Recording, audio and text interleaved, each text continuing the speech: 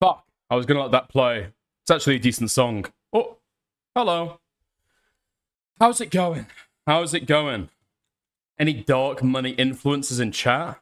Hell yeah. Hell yeah. Oh, me personally, I've got some very, very dark money influences. Tyrone 9000, for example. Yeah. He gives me money. He gives me money. Every now and again. He's alright. Every now and again. Ugh! Hey, yo! Oh, man. I was up late night prepping Dickers. Dude. That's not necessarily true. Okay, Kathy? That's not necessarily true. I was prepping, and you were there. Fuck. Dude, I'm so fucking ready. I'm so fucking ready. I've taken all the Finny, that I have. I've taken half of Viagra. You know, just everything. Everything I could possibly need right now. Yeah, that's it. I've got it. I'm good to go. Dude, I'm actually looking forward to it. It should be good. Take a shot? I don't know if I will. I don't know if I will. A cider? That's tempting. No, probably not a shot. Oh, it's 2 already in Mumbai. When isn't Kathy up late? Kathy lives his life by the moon. I think that's it. I think that's it. Kathy was up with me, or at least bipping and bopping around VC until... when? How late was it? I don't know. It was pretty fucking late, though. I don't know what the time was. Also, it's not Mumbai. It's not Mumbai. It's Calcutta, okay? Don't try... If you're gonna be racist, okay? At least be accurate. Fix the left side of your face. Right side for me. Right side for me. Okay. Your hair reminds me of Wick's tooth. Just one? Just one? Okay. Fuck me. Okay. Yeah, it looks okay. Doesn't look too bad at the very least. How are you? I'm doing alright. I'm doing okay. Yeah. Dude. Listen, I'm in dire need of a fucking haircut, okay? In, like, desperate dire need. Who's hosting the panel? Well, Wick. Yeah. Wick is. Yeah. Should be good. Might be better for the hat at this point. What do you think I've been doing the last several streams? Okay, I've been going fully hatted. Hold on. I just been sent something. 51c3 plus LLC. 51c3 bills 14 million to the LLC in some year. Then LLC pays them for the services renders. Might not even seems not even close to the 51c4 undisclosed donors max amount stuff. It's just obfuscated. Okay, cool. Yeah. Dude, the entire point that people have tried to make to connect this, like, in any way, to act as if Taylor Lorenz is doing, like, the same kind of stuff, it's not even close. It's not even close. It's kind of shameful, in my opinion. Like, you've got so little of a point that you have to just lie. You have to just lie about what the facts of the matter are. Okay. My headphones are charged. I'm all ready. Listen, okay. Nate, listen, mate, I saw your post in the Discord earlier. I've seen what you've been saying. Oh, if Dickers fucks this one up. Oh, if Dickers fucks... You know, it's like... Come on. Zog Chow reference. Zog Chow reference. It's like that episode of Rick and Morty, okay? It's like the episode of Rick and Morty where here we are. Yeah. Okay. You're Morty. This is me being possessed by the spirit because it's not inside of me, right? Like, that's not me. That's not the real I'm being possessed by the spirit of bad debate performance right I now. am Voltimatron, destroyer of worlds! Grandpa Rick, there must be some scientific way to save him. Not scientific, but there may be a way. Morty, I know you're in there. It's me, your grandpa. I know I can be mean, but I love you. This is me, okay? I'm trying to bring the rhetoric. I'm trying to bring the debate performance. I'm trying to bring the smackdowns. I'm trying to bring the dunks, okay? Morty, we all do. You gotta fight this thing. I know you can. You're stronger than all of us. Morty, it's Mom. We love you. You have to fight it. Come on, Morty. Fight that stupid worm thing. We love you. We love you so much. Yes, Morty, come on. You're doing it. He's doing well in the debate. He's doing well. Should we pull it out? No, don't touch it. Just keep loving Morty. We still love you. But I do have a thing at 6. Oh God, do I have to keep looking? Jeez, Morty, come on, pinch it off already. No, oh God, sorry, Morty, I love you. God, is there gonna be an intermission? Excuse me, but I ordered the large evil space worm. I know, it's like, is that a demon slug in your stomach, or are you just happy to... Sorry. This is what is going to happen today. If you don't stop being mean to me, okay? You need to start being a lot nicer to me. Check Jizzy. Check Jizzy. No. Jizzy chat. Check Glizzy, you're done. Shocking scandal. Dickers caught popping pills live on stream. Rumor swirls he's juicing up to survive the Wick panel showdown tonight. Fuck. That is actually a banger clip. That is actually a really fucking funny clip. It's just me, like, drinking water. Fuck! Getting super fucking ready for it. Okay, dude. Well, I think you'll make a good rapist. Thank you very much. Thank you very much. Yeah. Fuck you guys, okay? I can see the faux fucking support right now. Hold on. I saw earlier, dude, the Denal B guy right now is like, is so fucking retarded.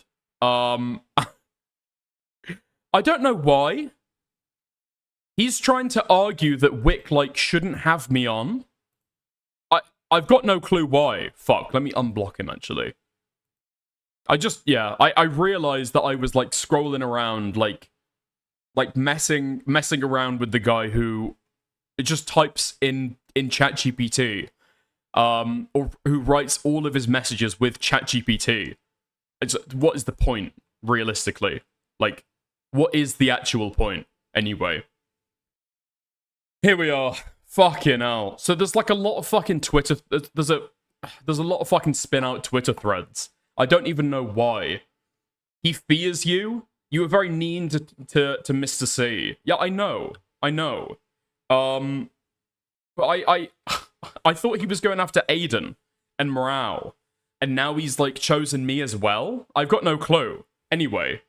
So Wick initially posts, like, the announcement tweet saying that we're, like, gonna have a debate panel tonight, right? Hey, gang!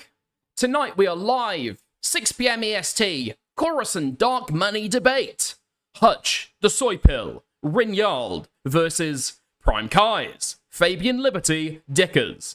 Can I just say, we haven't even got to the debate yet, right? Wait, like, the debate is, like, still an hour away. The Chorus defenders get commas, right? They're all nicely separated. The Chorus detractors, we're all just, like, slammed together in like a Twitter @turd. Should be a spicy one. Will right-wing extremist Hutch beat the allegations? Link below. Okay? So, hyping up the event, hyping up the panel, standard stuff, right? Our friend Denal Torres Burgos says, why Dickers? Which, I'll actually say, I got, like, a weird amount of support from, like, other people on the panel. Like, everyone who, like, got at it in this, I think, like, wrote a message to it. Hold on, it's down in the thread. Like, why Dickers? Why not? Because I think Rinyald says, what's he say? Rinyald, like, speaks to this as well, which I didn't actually expect. But, yeah, Fabian says, I just learnt who Hutch is, lol. If this is about relevance, this is a silly metric. Are they good? And is the panel full of diverse perspectives? Which, to be fair to Hutch, right? A lot of people give him a lot of shit. Like, this, at least from my side, I don't know about the other side, at least from my side, yeah, it is relatively diverse. Like, Prime Kais is coming at this through, like, the far left perspective. He's probably going to talk about, like, fucking billionaire influence. Fabian Liberty is only interested in, like, dark money. So, yeah, he's like an anarcho-capitalist. And then, yeah, I'm like a drama guy, so, yeah. Rinny Ald, is that his name? I've been calling him Rinyald. Okay, Rinny Ald says, if this is about relevance, I'm the smallest person here, lol. Which is, dude, okay. This might say more about Wick than it says about me, but it's cool to be on a panel where I'm not, like, actually the smallest person there. No, actually, I'm going to take it as a credit to me. I've got a great community. I appreciate everyone who shows up to the stream. I appreciate everyone who supports me. I'm going to take that as a compliment to my community. Yeah, that's a good way. That's a constructive, right? So, Vaxxed, we're going to come to that in a bit, okay? I don't know if you've gone ahead. I don't know if you've jumped ahead in the timeline. Going to get to that in a bit. Why Dickers? Why not? You may as well platform Queeman and his other doxing orbiters. You'd better play along with his bad faith arguments. I mean, okay. I thought this was going to be like a critique of me, but I guess it's through my association with Queeman, which, like, the Denel guy, obviously he's like a Twitter A-logger who seems to be targeting anyone that Tommy C doesn't like, and it seems like he's latched onto, I guess, the Destiny community to, like, do that as well. Fucking crazy that he's now graduated to, like, contacting panel hosts to, like, unironically get people, like, deplatformed. It's so fucking weird. Denel's account is complete AI, lol. Yeah, I know. Fabian Liberty says, oh, I didn't really follow all the degenerates and Twitter people, drama people. Guilty as charged. AIDS riddled. I only hear in passing that there are doxing communities and wars. Is this guy definitely someone who engages in doxing, or is that a mere accusation? So, Denal says, meet Lumpy Willy, Dicker's top Discord user.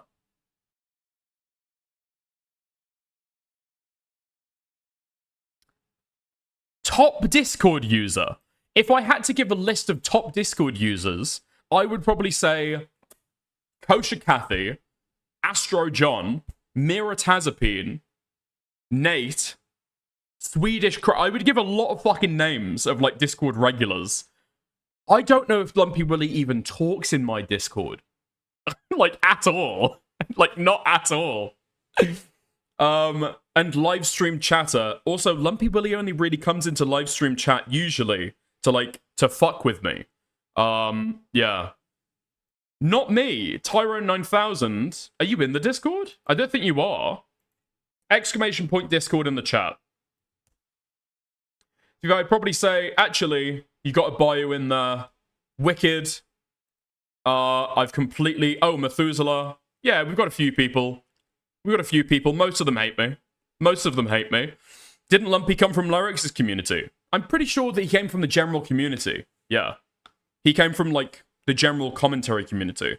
Maybe the Orgy side? I'm not completely sure, but yeah. Ask him on stream. Ask him why he attacked Tommy C and called Hum a pedo. I'm sure he can explain or show evidence of his allegations. I never actually called... What are you talking about? I disavowed you. When did I disavow you? What? Lumpy, feel free to call in, okay? Lumpy, please. Lumpy, please don't. I'm sorry. I've heard about you now. Denel TB has told me all about what you do, okay? Please, just let me go. Let me live. Okay. What the fuck? Kathy is lying? Yes. Lumpy Willy has now met an equivalent Lumpy Willy. What the fuck? This Discord user is lying to me? What? This Discord user is lying to stir up drama. What?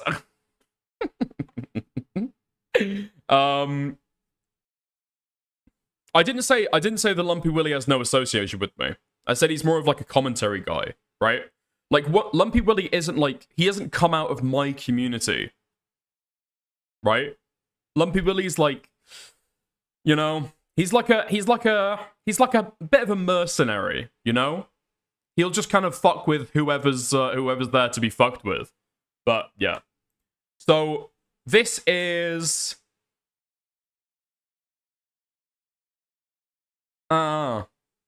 he's posting a screenshot here of Stylo that seems to be cut off and says, dude, what the fuck is this guy's problem? I'm guessing presumably about Tommy C. Yes, Tommy C, you are right. I don't have a problem with this. After I'm done with Simpman, you are next. Agent Hellbent is on the case. You are finished. Hashtag Snorker for life. Fucking hell, I'm not reading out the second hashtag. Okay. Okay. Trying so hard to disassociate. Okay, here's the thing. I've had this exact same thing with, like, Queeman, right? There are people who are, like, in the milieu, right? They're around me. They're, like, in my community, I guess, and they're in other people's communities. Now, I'm not trying to cut off any of these people from my community. Right? I haven't banned Lumpy Willy. I haven't banned him from chat. I haven't banned him from the Discord. I'm not going to ban him from anywhere. Because so far as I've seen, Lumpy Willy has done nothing. And I don't ever expect that Lumpy Willy would do anything, okay? Lumpy Willy's a fucking troll. But he's not a malicious person, okay? And to be honest, let me stand up and say right now, metaphorically stand up. Like say I took that Viagra earlier. But let me stand up and say now, I love Lumpy Willy, okay? I will never disavow Lumpy Willy until he pisses me off too much. But anyway, yes, Tommy C, you were right. I don't have a problem with this. Okay. I don't even know what that is in reference to, but anyway. So through my association with Lumpy Willy, I am being disavowed, and people are telling me, people are telling people not to have me on their panel. Like, I mean, I don't want to be too fucking gay about it, right? But it's like unironic deplatforming arguments. I'm finally getting a deplatforming argument made about me. So Fabian responds, and to be clear, like, I actually don't blame anybody on the Wix side of things who are like, what? Hello? Huh? Right? That wouldn't surprise me at all, yeah? Jesus, stop explaining yourself for people who follow you. What? Explaining myself? I don't know what you're on about. Anyway. So someone active in his chat is threatening doxing and crazy. I'm genuinely trying to understand this. It seems like a tenuous connection. Is there any evidence Lumpy Willy actually doxes people, as opposed to just being a crazy person? Or that they do so under the direction or aid of this Dickers person? Lil Bro doesn't even know who the fuck I am. Dickers do be explaining things. Dickers always be explaining things, to be fair. Like, my chat has groypers and schizos in it. They break TOS, I give them a chat timeout, and I move on. I mean, yeah.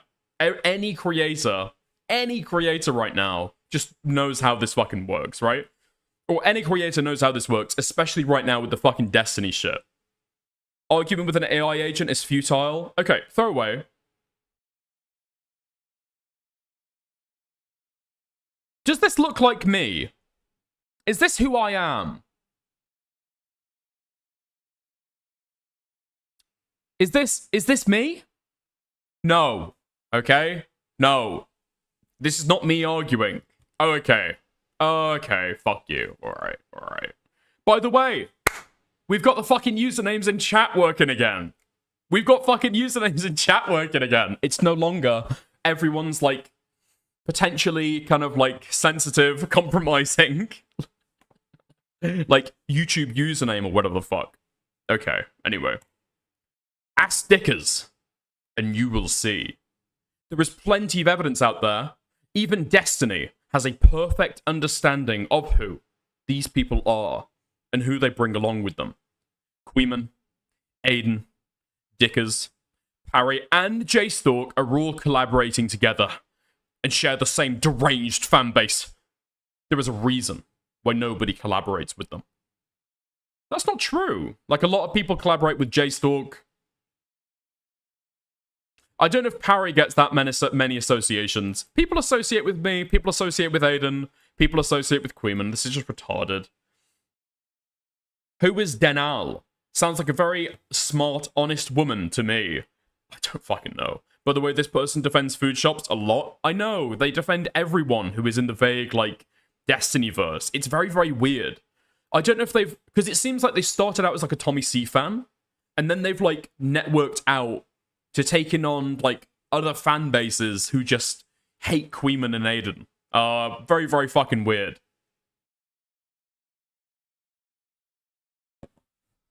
Anyway, Fabian responds, dude, the best thing about this as well is that Fabian is just, like, a normal guy. He's got no idea who I am. He's gonna have, like, a vague association, probably of who Queeman is. But he's got no knowledge who any of these drama people are. He's just, like, he's trying to figure out what the fuck is going on. Okay. Can you send me a video, or article, or collection of this evidence? I promise I have no connections to any drama farmers, etc. I just followed J-Stalk the other day after I saw a reaction pop up to me, taking down Connor. I only overlap on these occasional debate panels. Isn't he a Lolbertarian? He is like a Lolbertarian plus 17. He's like a full-on ANCAP. Which, you know, okay. He's defending me in this thread. I don't want to shit-talk his political opinions, okay? We'll just leave it there. He is a strong, proud libertarian, and I'll be honest, I'm questioning whether we even need a state. Maybe market forces should rule the world. I don't know. I'm considering it for the first time. Anyway. Denar says, I understand. My views are very biased. I would advise you do your own research and come to your own conclusions. This guy never shares any evidence, by the way. You said you were familiar with Queeman and his reputation, so it's a good start. He never said that. As I said, they are all Destiny's anti-fans. Hardcore anti-fans. They all share the same community. They officially disavow doxing and harassment. However, it's always their community that does it. It's best to ask other creators who interacted with Queeman. I think Hutch had some experience with it. Dickers is a loyal Queeman soldier. Which I am, to be fair. Every day when I wake up, I send Queeman a message. I say, good morning, sir. What is my commission today? He said, oh, you know, dox this guy, dox that guy. Try and get this person to kill themselves if you can. You good at that, you know. I believe in you. I say, yes, sir. Orders understood. So Fabian says, if you have a video or something digestible, I have no issue looking into it, but I don't deal with these people except in passing. My channel is debates, sure, but mostly reactions based on anarchist and objectivist philosophy. Yeah, this guy loves Ayn Rand. This guy loves Ayn Rand. I'm not interested in a do-your-own-research response. It screams anti-vax mom, who can't provide any evidence for her claims. And to be honest, I just don't care about the entire space of clickbait drama tubers who farm engagement off of shock content. Yeah, okay, fair enough. You have a strong opinion, and I am engaging with you. Is there not a single YouTube video documenting these claims in the entire drama-filled YouTube space? If so, I highly doubt you are anything but hearsay. They are anything but hearsay. Denal, literate as always. That is the best evidence that it is Tommy C, to be fair. That it is a Tommy C alt account. All the mistypes, all the misspellings, because you can tell when he uses AI and when it's actually him typing, because the mistypes are insane. True. It is all heresy. I'm a crazy person. Nice try with the anti-vaxxers. Bravo. I have no skin in the game. I'm not debating you. Okay. So I'm not asking to debate you. Trust me. This is me being nice. Ooh. Ooh. Ooh. Oh, fuck me. Wait, check reaction. 32-second clip. What's this? Fabian Picardo has denounced you. Who's that? The Chief Minister of Gibraltar. Fabian! Fabian! Fabian, you Oxford-educated twat! Fabian! Debate me! Fabian! I know you're out there, Fabian! You're out there somewhere! I will find you! No. Nate, you misunderstand. Fabian is on my side, okay? Fabian is on my side, both literally in the debate, okay?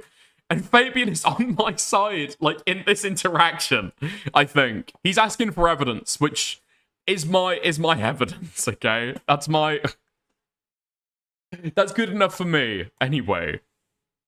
Is your side white supremacy? Yes. Anyway.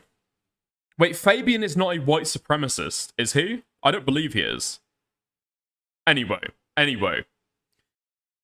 You're claiming someone is part of a doxing network, and I'm a content creator going on a panel with them in a few hours. One with children and radical politics. A debate panel with children? Okay. He is Czech Glizzy. Look, okay.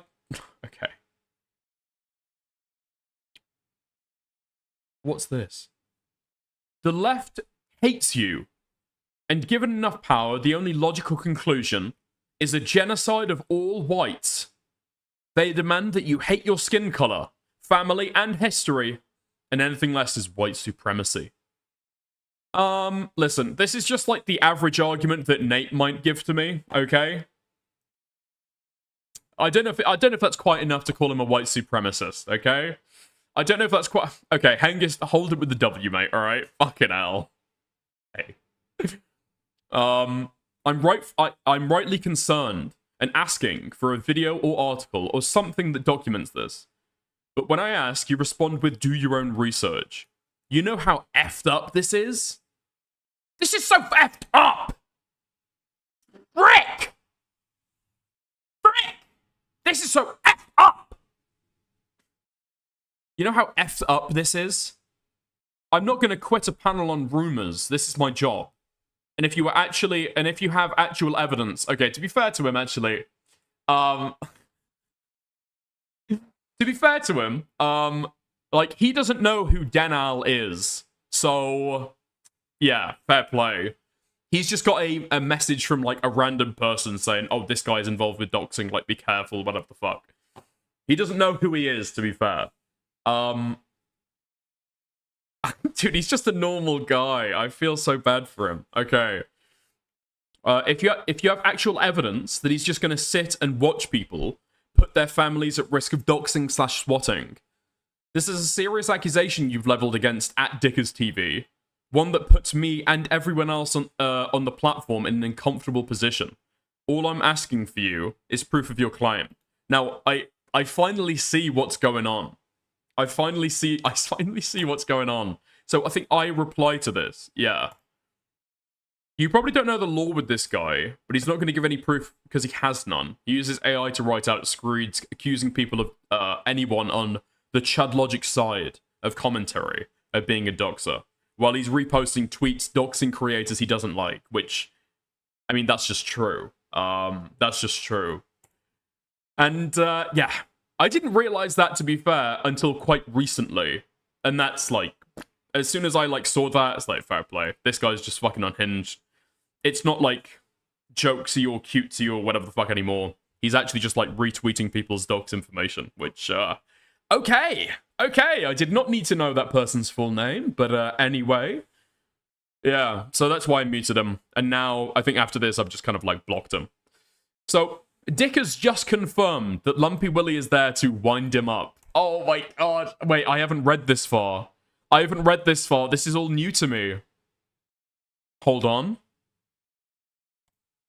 Let me go to my reply. Where do I say that? Oh, here we go. Dude, I forgot I responded to him. Yeah, why Dickers? I thought you directed all your AI-augmented A-logging towards Morale and Aiden. When did I get added to the prompt? And then he says, nice deflection. So he says, why Dickers? I respond being like, what? It's his nice deflection. Anyway, this guy's lost the plot, but nice deflection. Tell me I'm wrong. Tell me you don't orbit Queeman. Tell me Lumpy Willy is just all friendly banter. Show me why you call Tommy C a drunk and a pedophile. No debate both phrases. Just facts. Huh?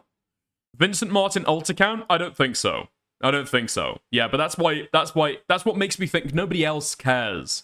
Outside of Tommy C's community, nobody fucking cares about Tommy C. So, yeah.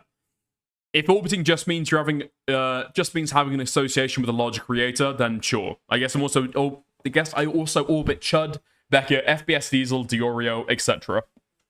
Lumpy is a troll. I don't feel he's malicious when he tries to wind me up. It's definitely not friendly banter though, Lumfow.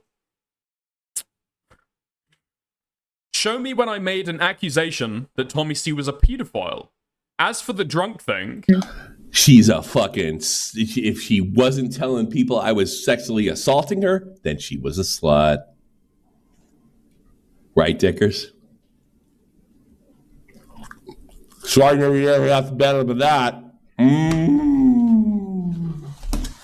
So I conclusively proved the drunk allegations, but in any case... So we got another chat from that. Now... This is where I think he is just like, he's either copy-pasting something, or he's probably just copy-pasting AI. But I don't know, okay. So I encourage everyone to watch Dickers debate food shops on Destiny. It's a prime example of who he really is. Food shops left that call, by the way, as soon as I tried to find the last time that Queeman and I spoke. You criticize Diorio all the time, and repeat Queeman's talking points regarding his integrity. I actually don't. I feel like, if anything, I get a little bit of flack for being too nice to Diorio. Like, the clip that Tommy showed on his stream, being like, oh, well, you're saying he's just acting under plausible deniability, huh? It's like, no, I'm arguing that Diorio has plausible deniability. Anyway. He isn't in your orbit. Not even close. Diorio retweets me. Diorio references me on stream. I have a lot of audience overlap with Diorio. Yeah. Nice list you've got there. Forgot to add a few prominent names like J-Stalk. Yeah, fair play. Morale, about the same size as me. Aiden, slightly bigger, maybe. And Parry, same size as me. Yeah, so that wouldn't be bigger creators, but anyway. Chud doesn't acknowledge that you exist. He totally distanced himself from all of you. That's just not true. Chud hasn't distanced himself from like anyone. He just doesn't engage in like the back and forth war. Yet prominent names like Morale and Purple Parry Gaming. Try again. Reg? Tommy C? Didn't you say he had sent the picture to a minor? Stop with the semantic debate. The semantic debate. I'm not bringing up, dude. Even Tommy's fucking deranged A-log Twitter accounts don't understand what semantic debate is. That is what convinces me in part that this is Tommy C. He just speaks the exact same fucking way. The exact same fucking way. Take the L, like you did in a debate with food shops. She ran. The best example of what you stand for. And then it's just a copy and paste. It's just a copy paste of the first line. So after that, I just figure he's typing with AI and I block him. But anyway. Here we are. Dick has just confirmed that Lumpy Willie is there to wind him up. Below are 2 examples of who Willie really is. More hardcore stuff was wiped from their discords as soon as word got out. On top of that, from Aiden's, who is Dicker's top guy, a funny little dono regarding the user Aiden showed on screen. They all have a funny sense of humor. Thank you. Thank you. I don't have a docket with evidence. I just found this in the last 10 minutes. Spare me your do your own research BS. It's your job to do background check on your panelists. This guy doesn't even know who Fabian is. This guy doesn't know who Fabian is. I wish Dicker didn't block me as soon as he wanted me to respond. In fact, I blocked him after he typed out a fucking an AI essay. But anyway. Yeah. Then he stops replying after this. But there we are. Nice. There we go. There we are. So, very controversial. Very controversial. My place on this panel today. 40 minutes. Yeah. In 40 minutes time, I'll be there. Oh my god. Did I want to catch the very, very beginning? The very, very beginning of the debate that Destiny had with Taylor Lorenz. I think I do, actually. Dude, Taylor Lorenz actually fucking raped Destiny. It's insane. Oh, man. And Destiny hasn't uploaded that to his channel, which is a shame. Ooh, an awful shame. You look tired, are you okay? I'm fine. Pick up. I need to make sure you're ready for the panel. Okay.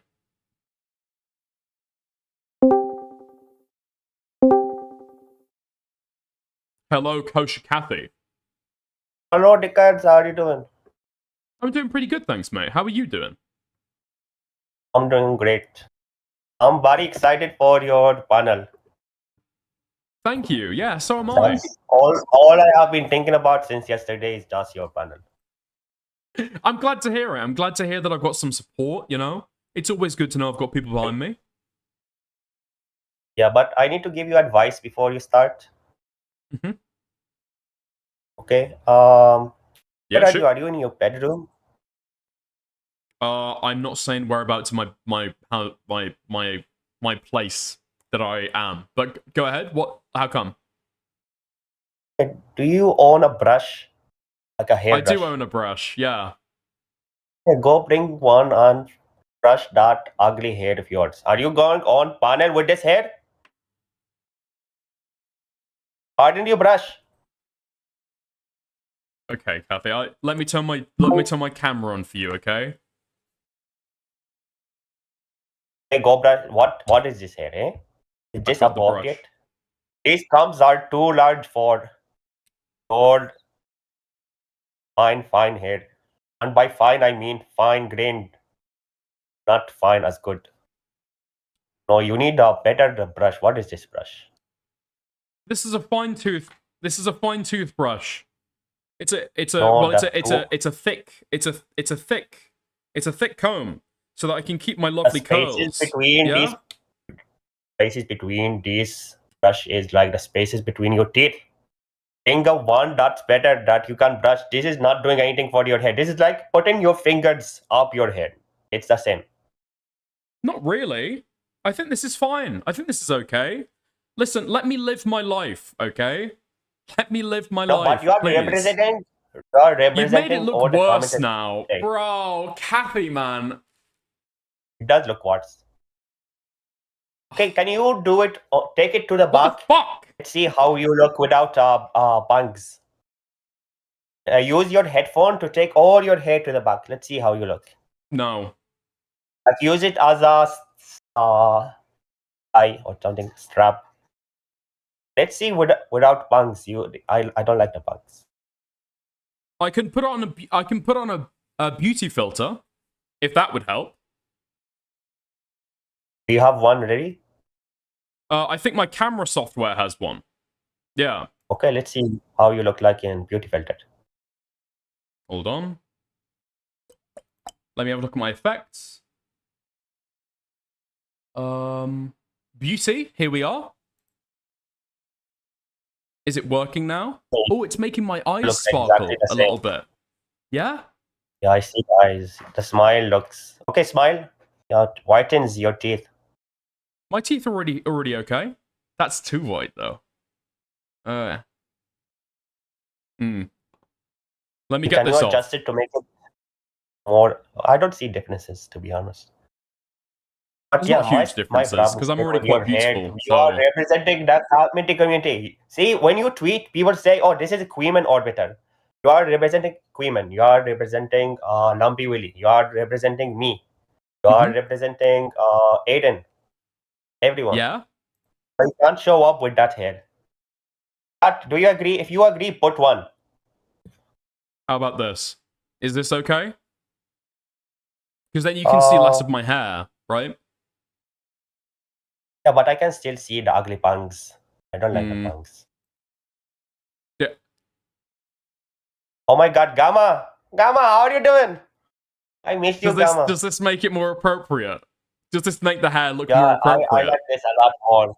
Yes, Yeah? this is good If I- for debate, yeah. If I turn... But they didn't invite Gamma, they invited Dickets. Yeah? Okay. So maybe this wouldn't be the best. Let me go down and let me see. Threads on your head. Oh! Can you... Oh my god. Look at him. Yeah, now your stream is a little bit more interesting. Look at him go. That kitty Wait, where's has he some gone? There he Parkinson's is. disease or something. Hmm? Why your cat disease has Parkinson? Why shaking like this? Yeah, I don't know why he's shaking like that either. Hey, can I'm not sure. Dickens, if you don't have any hair product, you can spit in your hand and just put it on your hair. That's what we do in India. This would be better, maybe. Yeah, I think that's the best. We don't see your face at all. Yeah, this might be the best idea for us, actually. Although maybe you can see a little bit of the on my eye, so this would be yeah. Okay, we can just have it like this. Can you see my hands occasionally? Kind of. Yeah, we can't see your hands. This fixes so the hair don't- problem quite. Yeah. Okay. Yeah. I didn't think about it. This is a great solution. I appreciate it, and yeah, that's all I needed to say. Thank you for fixing the problem. Yeah, it's all right. I'll chat to you later. Thank you. Bye. Love you. Bye. Dude, I didn't realize how many... What the fuck is going on here? I didn't realize how many little effects I had. How have I never played with these before? I can mute my background. I can make it look perfect white. That's cool. That's cool.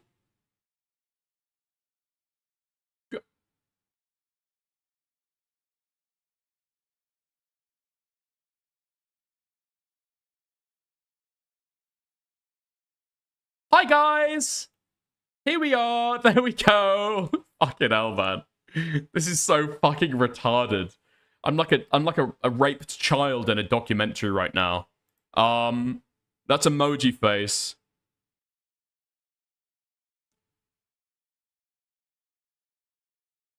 Okay, this is really fucking weird. What the fuck am I doing, dude? I'm supposed to be getting ready for a fucking debate panel. Okay. bro, you're getting too big for your boots. You're so gay, brah. Okay, thank you very much. Thank you very much. Fuck you. Shut the fuck up. Accidentally turn on emoji during the debate. I think the Jaguar works the best. I think this is hands down the best fucking It's so fucking stupid, dude. Okay, I'm not doing anything. I'm not doing any of these stupid fucking filters. Okay. Leaked the padded cell. All that I leaked is like I have a printer. That's all that I leaked. Anyway. Your curls just aren't very defined. That's fine. That's fine. That's all okay. There's not a blackface You filter, got I don't dicked. think. Okay, bro, you're getting too big for your boots. Is there? Hmm. Make yourself black. If they ask about Docs is racist. Now, one of the things that used to be here, okay, because I did know that this was a thing, was that if you held up your hands, you'd have like emoji hands. That was really fucking stupid. Wait, is it still? No. Okay, never mind. Never mind. All right. Yeah, no more of that. No more of that. I can't believe they didn't embrace diversity. Well, we do have a black guy on the panel. You know, Prime Kais, he's there. He's a black guy. Anyway, let's get to the Destiny thing real quick. Just in preparation, okay? It's really, really weird actually having like a panel set up and like organized, like before you're actually gonna, you know, while you're streaming. He knew It's Laura really, Lynch was really taxing. fucking hard to find anything else to do. I want to go out and do like other stuff, but then I know that it's just gonna anything that I do now. I've got like 15 minutes basically until I probably need to start getting in the call. Anyway, let's watch Destiny's interview with Taylor Lorenz just to get started up with it. All right, there we are.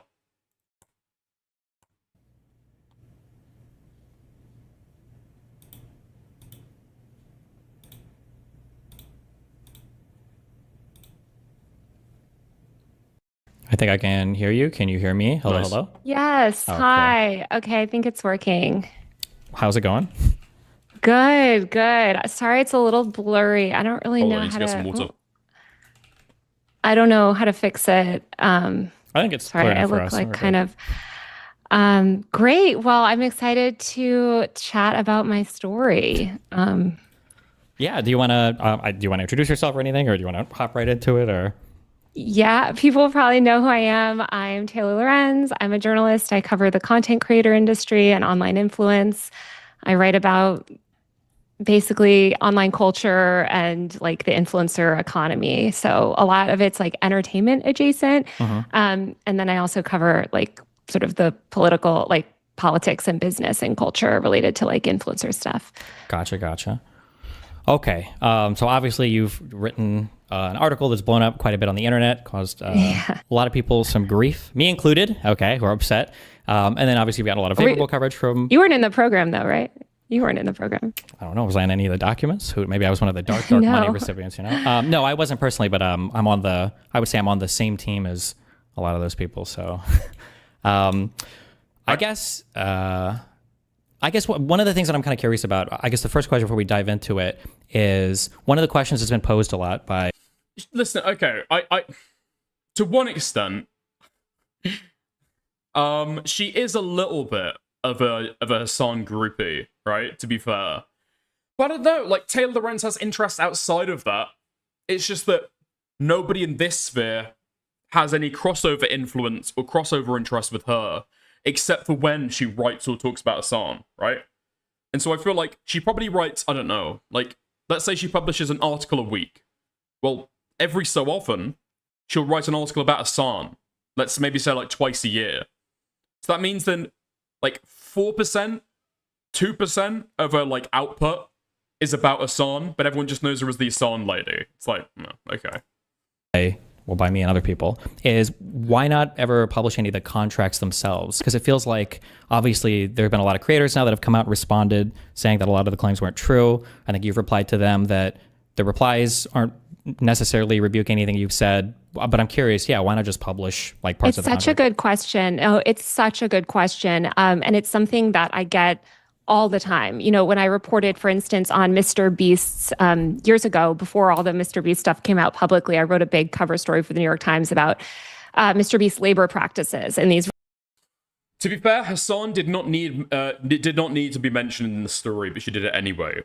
The thing that the purpose of that, right, is to kind of have the idea that some of this is to do not with a broad left coalition, right, but a certain type of online left creator. That's the whole point of it, right?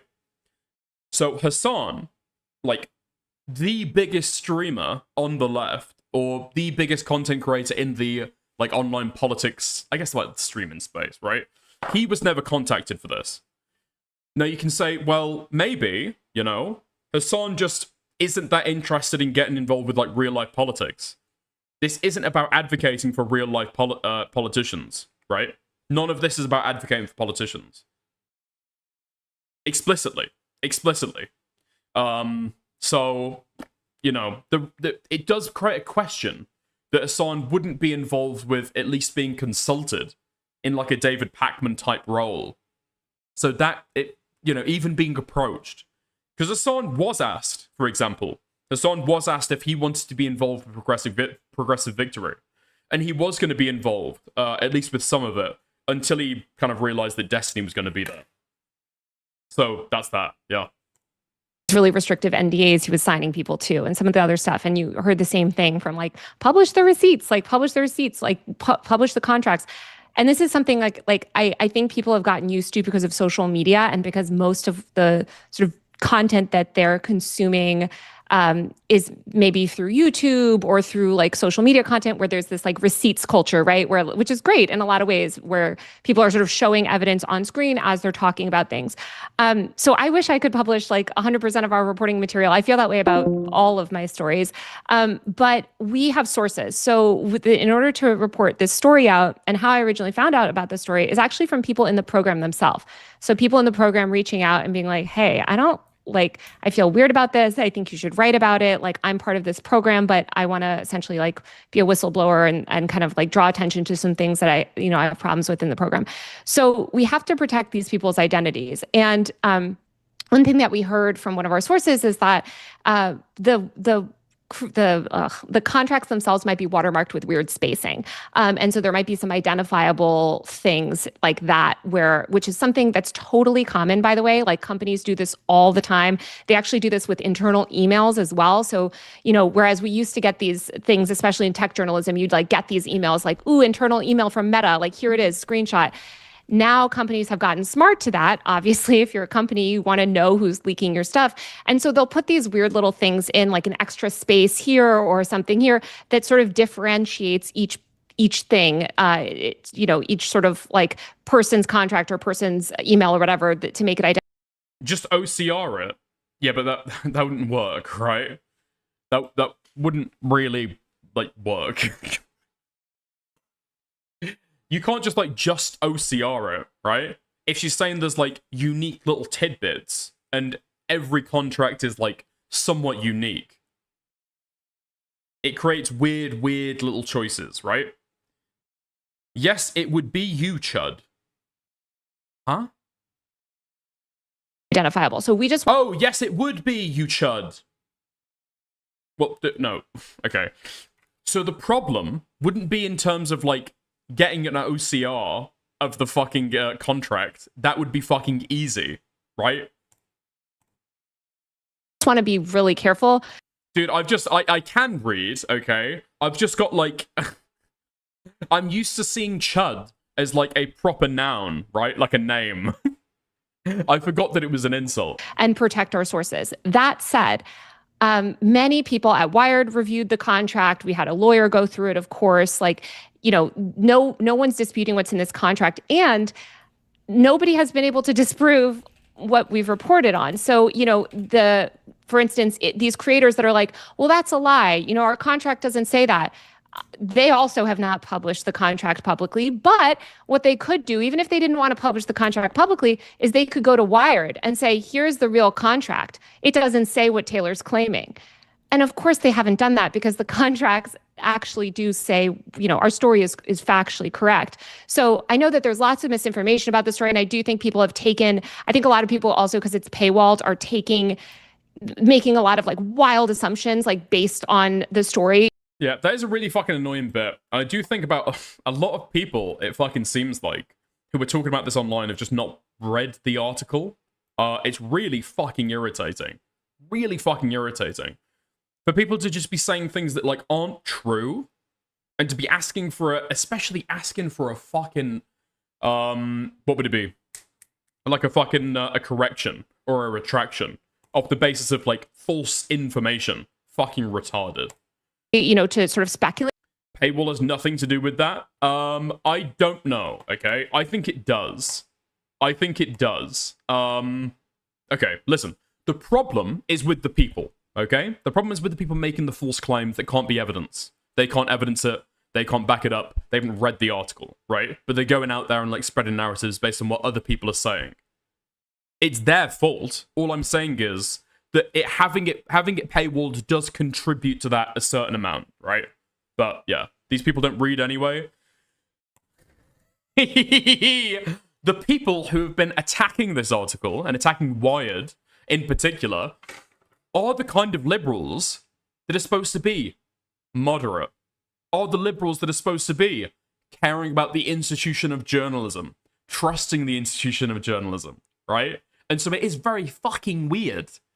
You've essentially got a lot of people who, for all intents and purposes, should trust an article like this, but because it's against somebody that they like, or an organization that they like, they just like dismiss out of hand. It's like complete fucking hypocrisy. On a lot of things, but I would encourage people to actually read the story, because it is pretty straightforward, where we're just reporting on sort of like what the contract says, if that makes sense. But that's why we can't just come on and not just by the way, our reporting wasn't just based on the contract, right? We also had recording of an entire Zoom call where all of this was discussed. We have screen recordings of all of the group chats where all of these influencers were discussing the contract and discussing the program and discussing the nature of the program. We have internal emails from the company about the contract and about the program. We have negotiation. We have copies of receipts. Ethan's been attacking the article too. Dude, who is fucking feeding Ethan the sources on this? It's fucking retarded. Yeah. I've got no clue. Has Ethan? I haven't seen Ethan say anything about it. To be honest, I don't even know if I would have wanted to see Ethan say anything about it. Dan Saltman? Yeah, perhaps. Yeah, perhaps. Hutch is live. Let's watch what he says to prepare.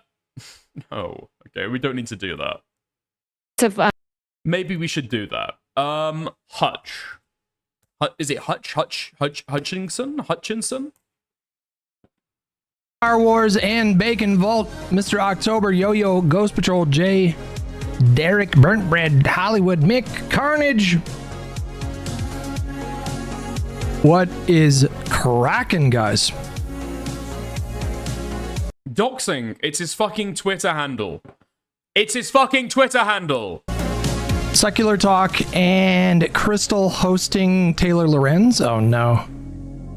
Are they doing that live, or did they already do a video for that? Kyle, you were doing so good. Okay. I feel like I'm being fucking trolled, but even so, okay? Hutchinson is his fucking Twitter handle, okay? Don't fucking gaslight me. I know what I'm talking about, okay? Obviously, not that I'd ever show this on screen. Don't smoke on the panel. I'm not smoking. I'm vaping. You weren't weighing in on the controversy. Oh, God. Are you going to shout out some of your favorite chatters during the panel? If I do, I'll probably mute myself. That actually kind of surprises me, to be honest with you. Thanks for protecting liberals. It's a thankless job. Dude, everybody hates liberals, bro. Huh? I asked Kyle a question about Hutch and Destiny and stirred up some stuff, and I got clipped. Hutch, can you donate the ad revenue from the clip to me, please? Also, Eddington wasn't that good. I totally disagree, by the way. Did they already upload a video for that? Is there a link for that? Chris. Just because your name is public information doesn't mean it's not doxing. Yes, it does. What can I say? Listen, if something is like hidden, like technically everyone's name is public information, right? Because you've got like land management forms, you've got like bank records, right? So that's retarded. But if something is like there, it's not really public information. But if it's on your fucking Twitter handle, if you've talked about it on live stream before, it's not doxing, right? You've revealed that information on your platform. Crystal and Kyle and Taylor thing? Did that already go up? Barabas with the 2-month tier 1 membership on YouTube. Thank you so much. Midlife Maddie with... Hasn't he been like... He's been a professional gamer, right? Yeah, here we are. My name is Sean. My name is Sean Hutchinson. I'm 29 years old. I'm married. I have a dog. I have a cat. I live in Santa Cruz, and this is my apartment. Dude, literally doing like a face to camera. My name is Walter Hartwell White. I live at 30 and... Dude. Come on. Let's get fucking real, okay? Jesus Christ. I understand why this has become a talking point and why people have been talking about this because of the recent Banapinata Hassan thing. I will say, everyone else on that list, maybe, right? Yeah, probably. Hutch, no, right? So far as I'm aware, everyone already knew what city he was from. So far as I'm aware, everyone already knew his full name. There we are. It's already public information. He's made it public information. 14 months. Thank you so much. What is it? Breaking news for creators. No, okay, so I saw this, and there's some bad news. It says content creators, YouTube streamers no longer have to pay taxes on tips or donations from viewers. The Treasury Department added digital content creators in the list of jobs that qualify for the new no tax on tips deduction. The problem with that is that these don't qualify as tips. Super chats on YouTube don't qualify as tips, and I don't believe Streamlabs donations count as tips either.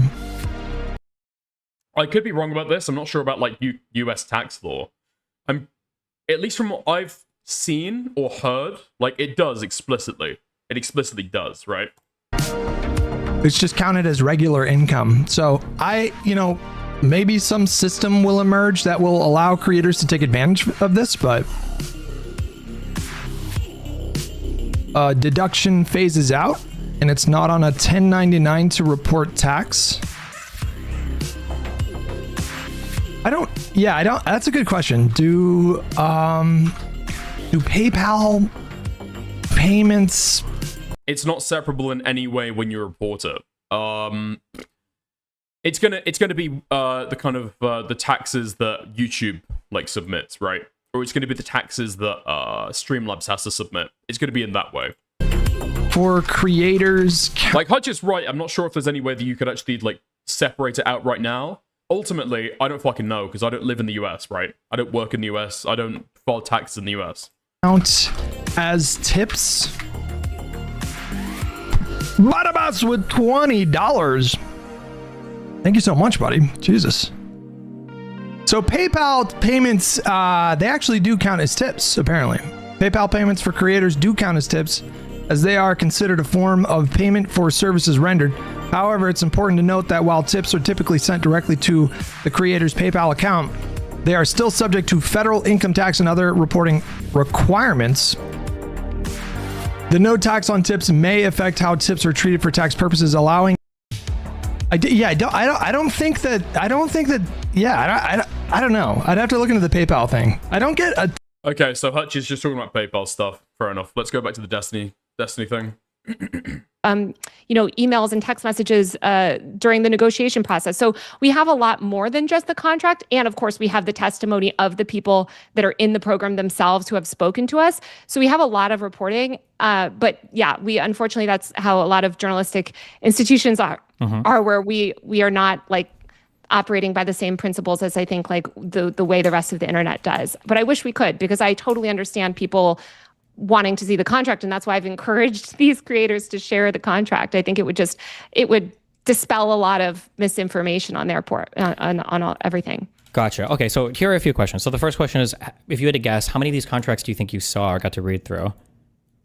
A few. Yeah, a few. I mean, there's a few tiers of the program, right? So, and we talk about this. So and we have contracts for multiple tiers. So most of our story is focused around the highest tier paid, version. Yeah, the 8,000 a month, whatever one, yeah. Yeah, but we've seen all the contracts, for the different tiers, and compared them as well. Is it not trivial to just like open up two contracts and look at them side by side or overlay them to see if there's like weird spacing or watermarking that happens? So there are. This is not real, Kathy. You've just fucking edited this. I'm actually gonna ban you. I'm actually gonna ban you if this isn't real, okay?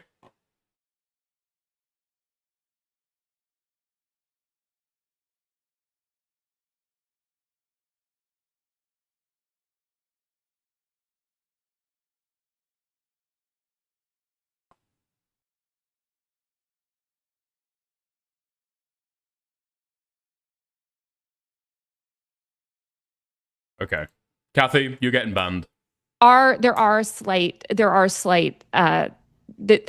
differences, and and also there's identifying info in some of them. So yeah, that is what sort of originally made us a little bit nervous. Because for the identifying info or for slight differences, so oftentimes for journalistic outlets, rather than showing you an actual thing, they'll show you like a reconstruction. So this is really common when people are reporting on text messages, for instance. You're not actually seeing a picture or a screenshot, but they can reconstruct the text in a program and then show you like what it would look like. Yeah. So I guess I feel like a lot of things that would be put to bed for. Listen, okay? If people are going to send me fucking tweets from panel organizers 10 minutes, well, 5 minutes before I'm supposed to actually join to go on, okay?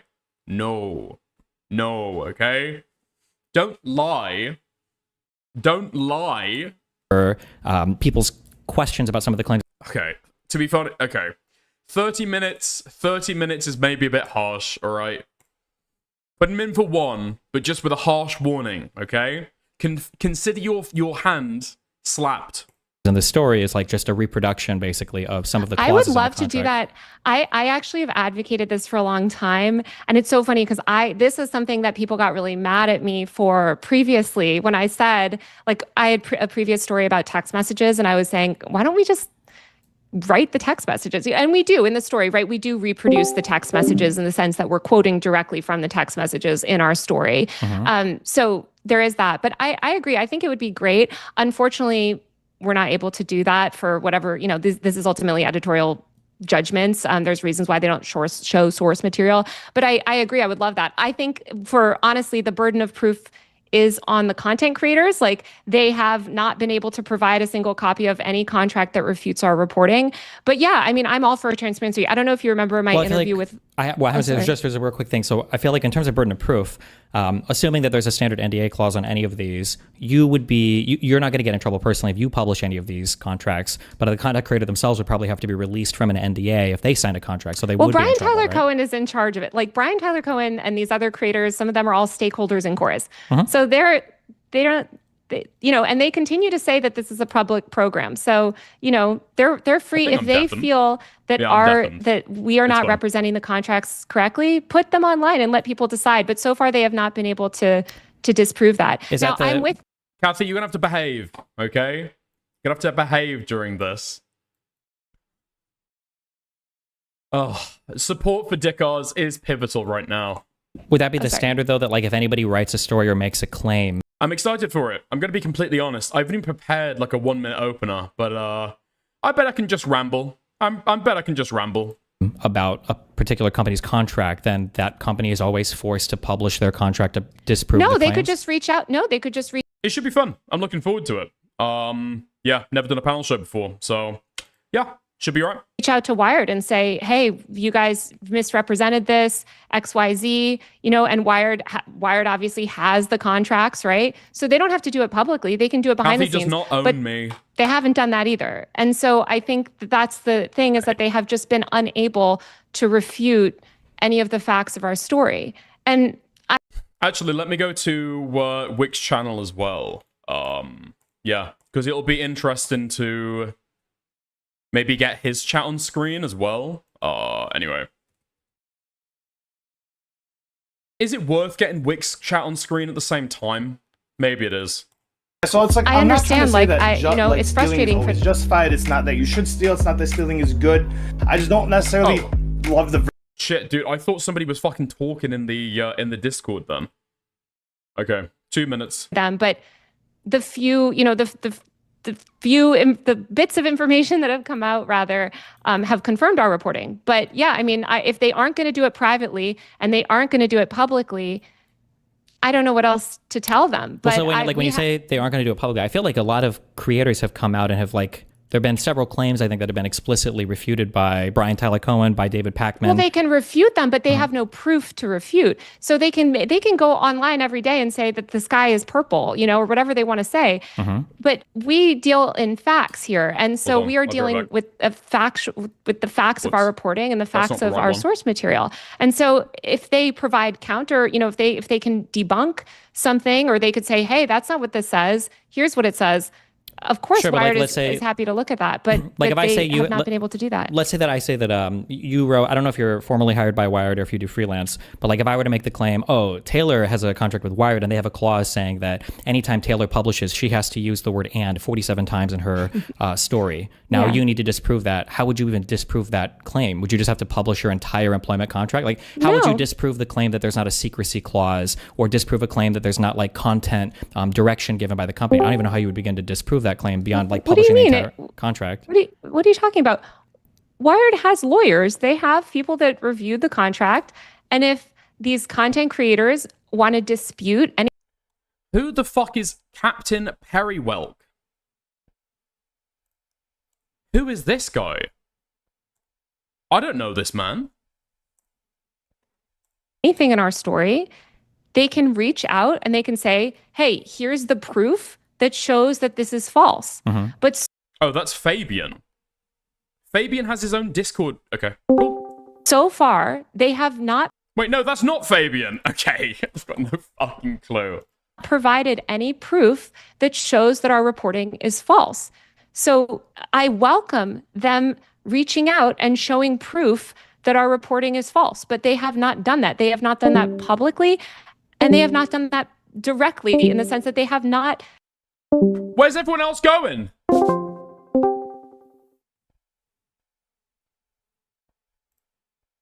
I'm going to use the restroom real quick, but you can hear me? Yeah, you're good. All right, cool. Who are we waiting on? Yeah, Prime? I'm still live right now. Is that right? Do you want me to deafen? I'll mute desktop. You're fine. Now everyone will know this Oh, okay. hat isn't glued to my head. Jesus Christ. Okay. Okay, cool. Give me 1 second. Let me see where Prime is. Check how blue my tongue is, Wick. I look like I just sucked a Smurf off. Why are you showing me this? Isn't that funny? It is kind of funny.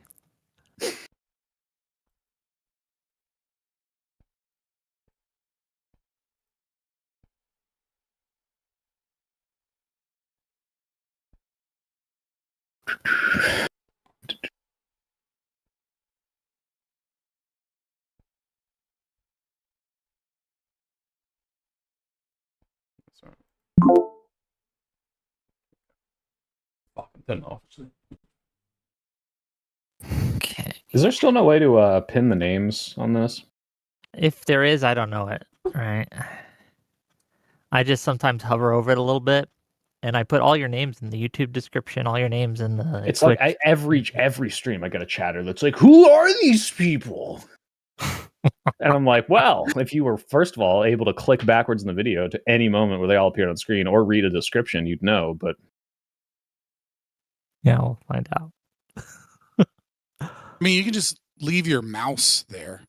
I do. You have to have it move. No, because slowly. It can't eventually it just view stops. Like, Yeah. and so you I have need to buy. wiggle it. What I need to do is I need to like buy one of those things that work from home people were using to like cheat during. You don't even need a COVID macro to, like, for. You can get a macro for that. You don't need There's- to buy it. You can just have Okay, something look, that moves back and forth. Look. This is embarrassing as a person that is a libertarian, right? Because we're all autistic, computer, math, econ-minded people. Okay, More and embarrassing one of the than being few libertarian. libertarians that came from. No, there's nothing embarrassing about being right. We are not doing a libertarian debate right before the show. We're not doing that. Right. I'm putting. But I'm just saying. But I will say this.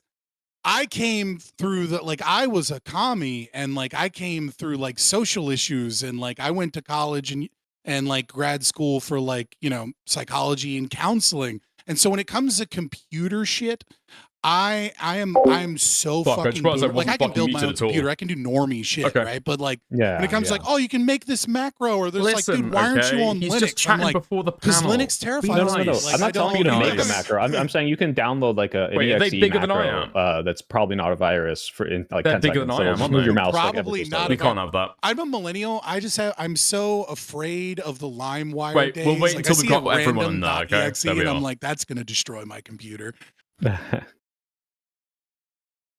No, just me. All right. Wick knows what I'm talking about. Oh, I'm very aware. Speak of the I devil. don't know how to use this controller or this computer. Okay. Hey, thanks I'm for gonna the get sub. some water and then I'll be ready. Sorry. Yeah, we still got like a minute, so. Hey, apologies, Wick. I was just wrapping up that of the stream. How'd it go? Oh, it went well. It went well, I think. Good. I'll go. I'm gonna go to the bathroom. And I'm also gonna get some water, but I'll be right back. Okay. Yeah.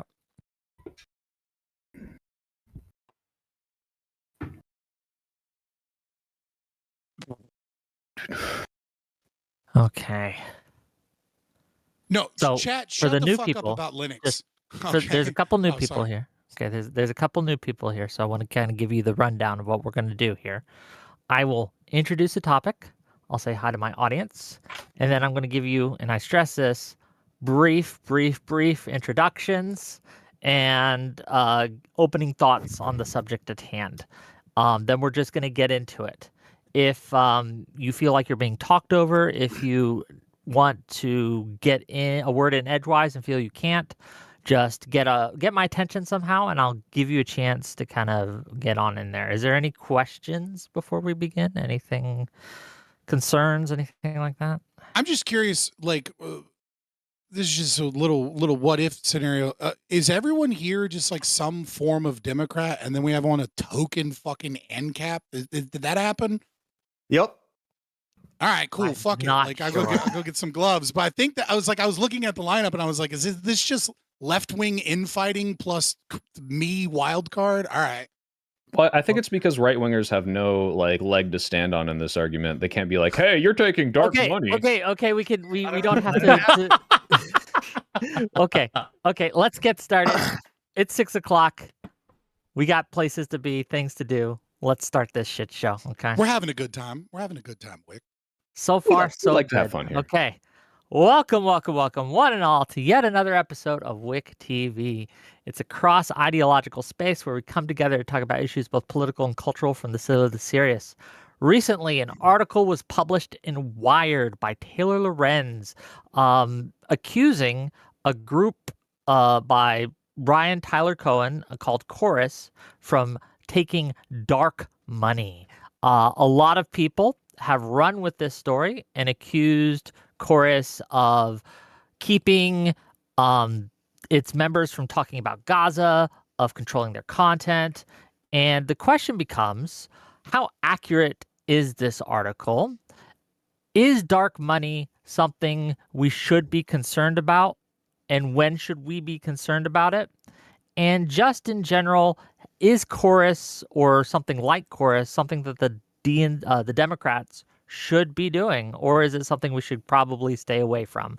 Okay, we've got a great lineup for you guys today. We're going to start with Dickers. Dickers, tell people who you are and what are your thoughts. Go ahead. Hi, yeah, I'm Dickers. I'm kind of like, I guess, moderate leftist. Usually I do like drama commentary or trending topics coverage. My thoughts on it right now is dark money just seems to be the way of the world with how politics is going, especially after Supreme Court decision with the whole Citizens United thing. It seems to be the way of the world. However, it still doesn't mean that we can exclude things like transparency, like levels of openness, at least if we're like using the money. More fundamentally, though, I think I have a strong critique of Chorus as itself, like how the organization is set up, than necessarily dark money itself. it seems to be the way of the world. So on that aspect, I don't really care too much, but yeah. Okay, we'll get into it as we go. Thank you for being here. Fabian Liberty, thoughts? Yep. I'm Fabian Liberty. You can find me on X, Twitter, Zitter, whatever the fuck you call it, and find me on YouTube as Fabian Liberty, or just Google me. You'll find me. It's fine. Just please don't follow me on Twitch. I haven't done a Twitch stream in like 2 years. Every time they do this. Yeah. So I think overall, obviously, I'm going to be against dark money. I don't care if it's right wing. I don't care if it's left wing. I'm against the concept of it. I think that, principles matter. And more often than not, when I see people take this money, they do so against their principles. And there's a chilling effect that happens with speech and the way that narratives are controlled. And I think we're going to get into like a lot of nitpicky shit tonight. And so like, I want people to just think of this analogy as we're like getting lost in the weeds of like how many millions here, or, what was in the contract here, which is just imagine that I was going door to door in your neighborhood and I knocked on your door and I said, hey, I would like to offer you $200 so that I can cut your grass and wash your car. That's a great deal for you if I knock on your door. But everyone should be wondering, why the fuck are you paying this person so that you can render services for them? And if we're trying to hide behind non-disclosure agreements and contracts and things of that nature, that should concern us regardless of the political affiliation, that we don't know who is doing it and we don't know why they're doing it. And so, yeah, I would kind of agree with Dickers here that like transparency is the bigger fight right now on that. Okay, well, thank you for being here, and I'm sure we'll get into it. Hutch, right-wing extremist Hutch, go ahead. Hasbar is Zionist. True. Yeah, my name is Hutch. Thanks for having me on the panel. I do think there are reasonable conversations to have about the level of transparency that should be expected in these kinds of programs. However, I think the much bigger story out of the last week is not even necessarily the article itself, but the surrounding discourse and the really insane narratives that started springing up.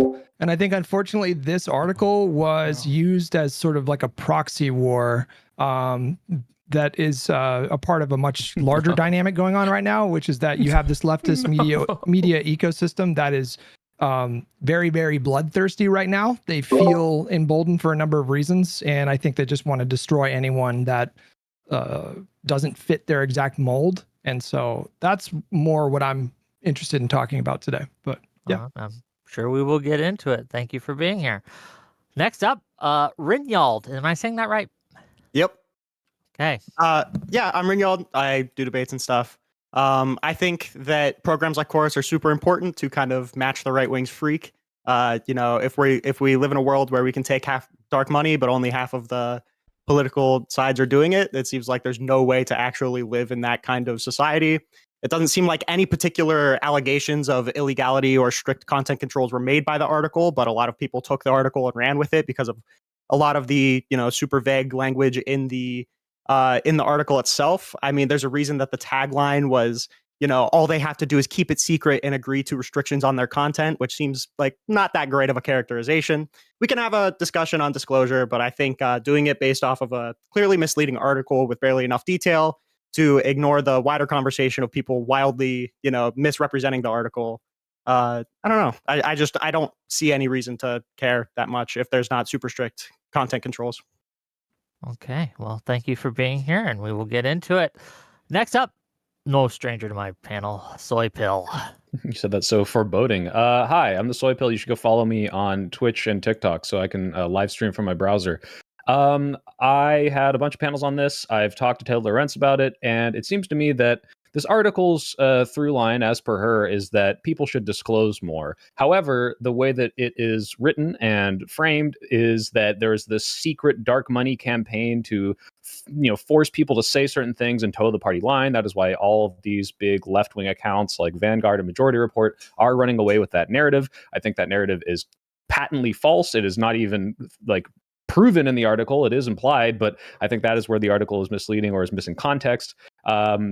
The idea that any of these people had to change their opinions for money is completely unfounded so far. I think that if that was the case, I would be against it. I think there's a very legitimate conversation to be had about whether or not we should disclose if we're getting money. But this was an incubator program. It wasn't even the Democrats paying them. It was, hey, how can you make better content? I think that's totally fine.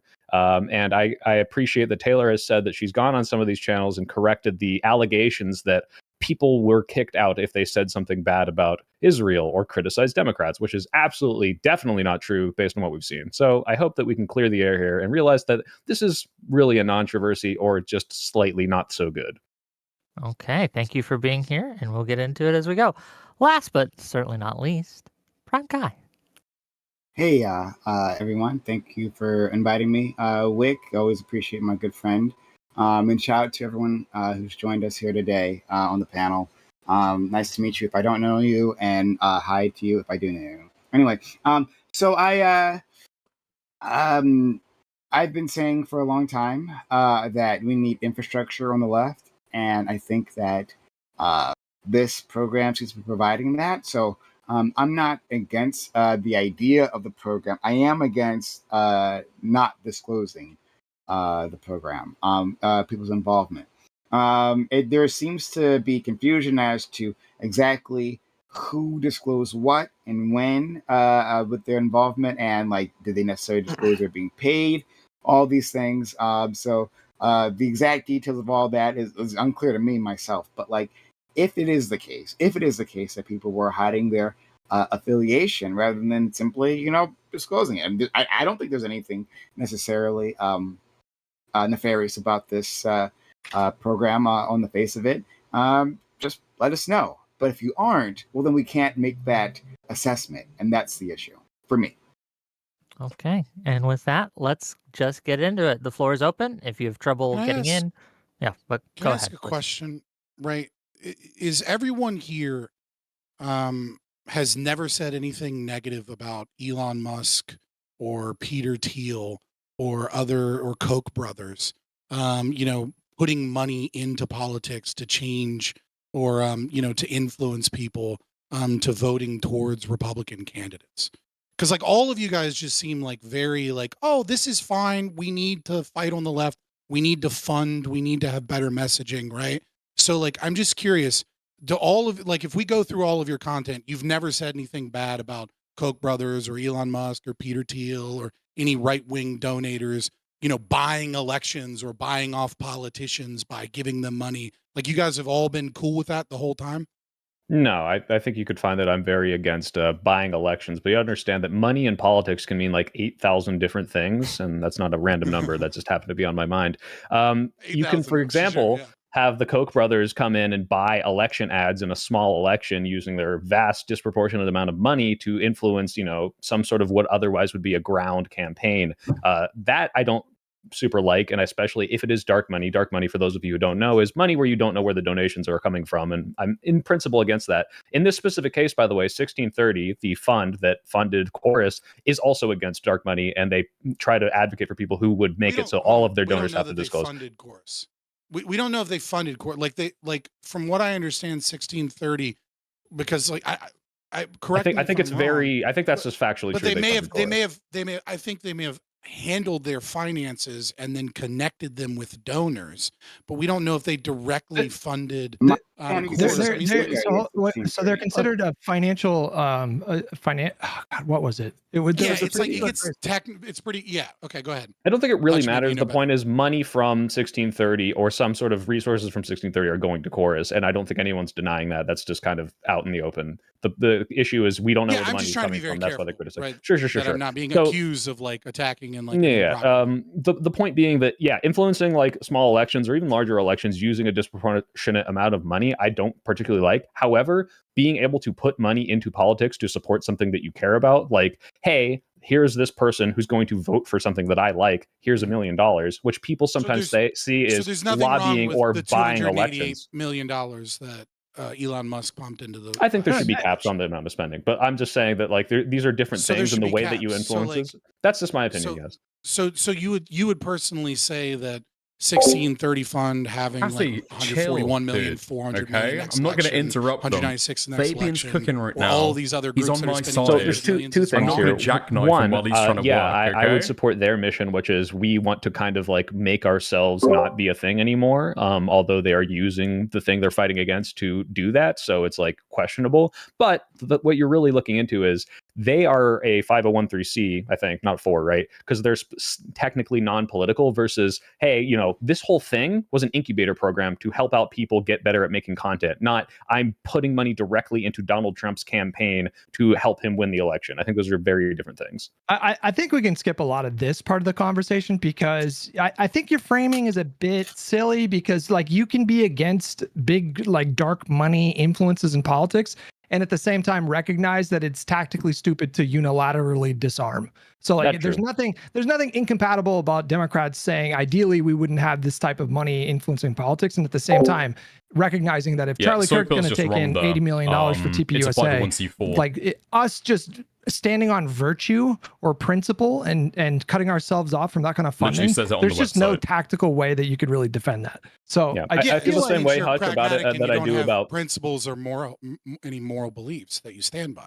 No. If I'm against killing, but I'll kill someone in self-defense. The weapon of the enemy is bad, therefore I will pick up the weapon. But there's no self-defense claim here, right? If you're against the very weapon itself, then you can't say I'm against the weapon, but I choose to pick up the weapon anyway. What's the point of having a principle if it's an existential threat to your entire party and their morals? One at a time. It doesn't make any sense. Well, it's not really a principle then.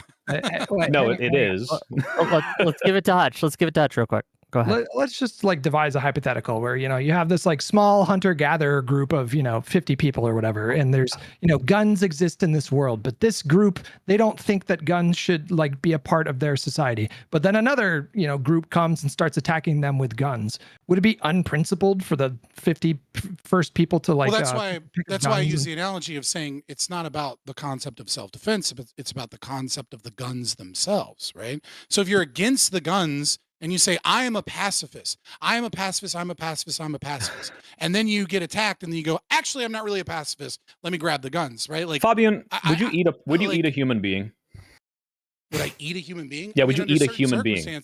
Yeah, sure. Oh, wait. So it's not a principle that you wouldn't eat a human being. I never said that I had a principle that I wouldn't eat a human being. So you would eat a human being. Well, isn't it implied that everybody else and they're dead? Okay. Do you think? Yeah.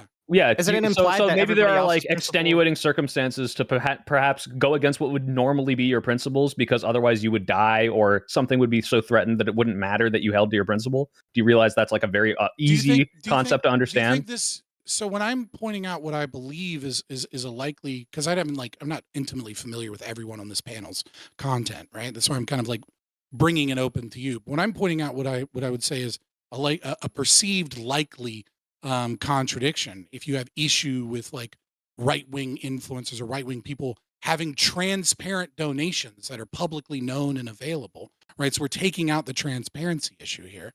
How is that analogous to this to this concept of like how is that analogous to like cannibalism or self-defense? So the idea I was doing with the cannibalism, which you can say that's just analogous and that's then? fan. No, that's fine. I'm just showing you that sometimes principles need to be violated for certain extenuating circumstances. And in this case, if I could show you, now this isn't necessarily true, I'm not asking you to believe this, but if dark money would be ended by electing Democrats, would you not use dark money to do that? Would that be unprincipled?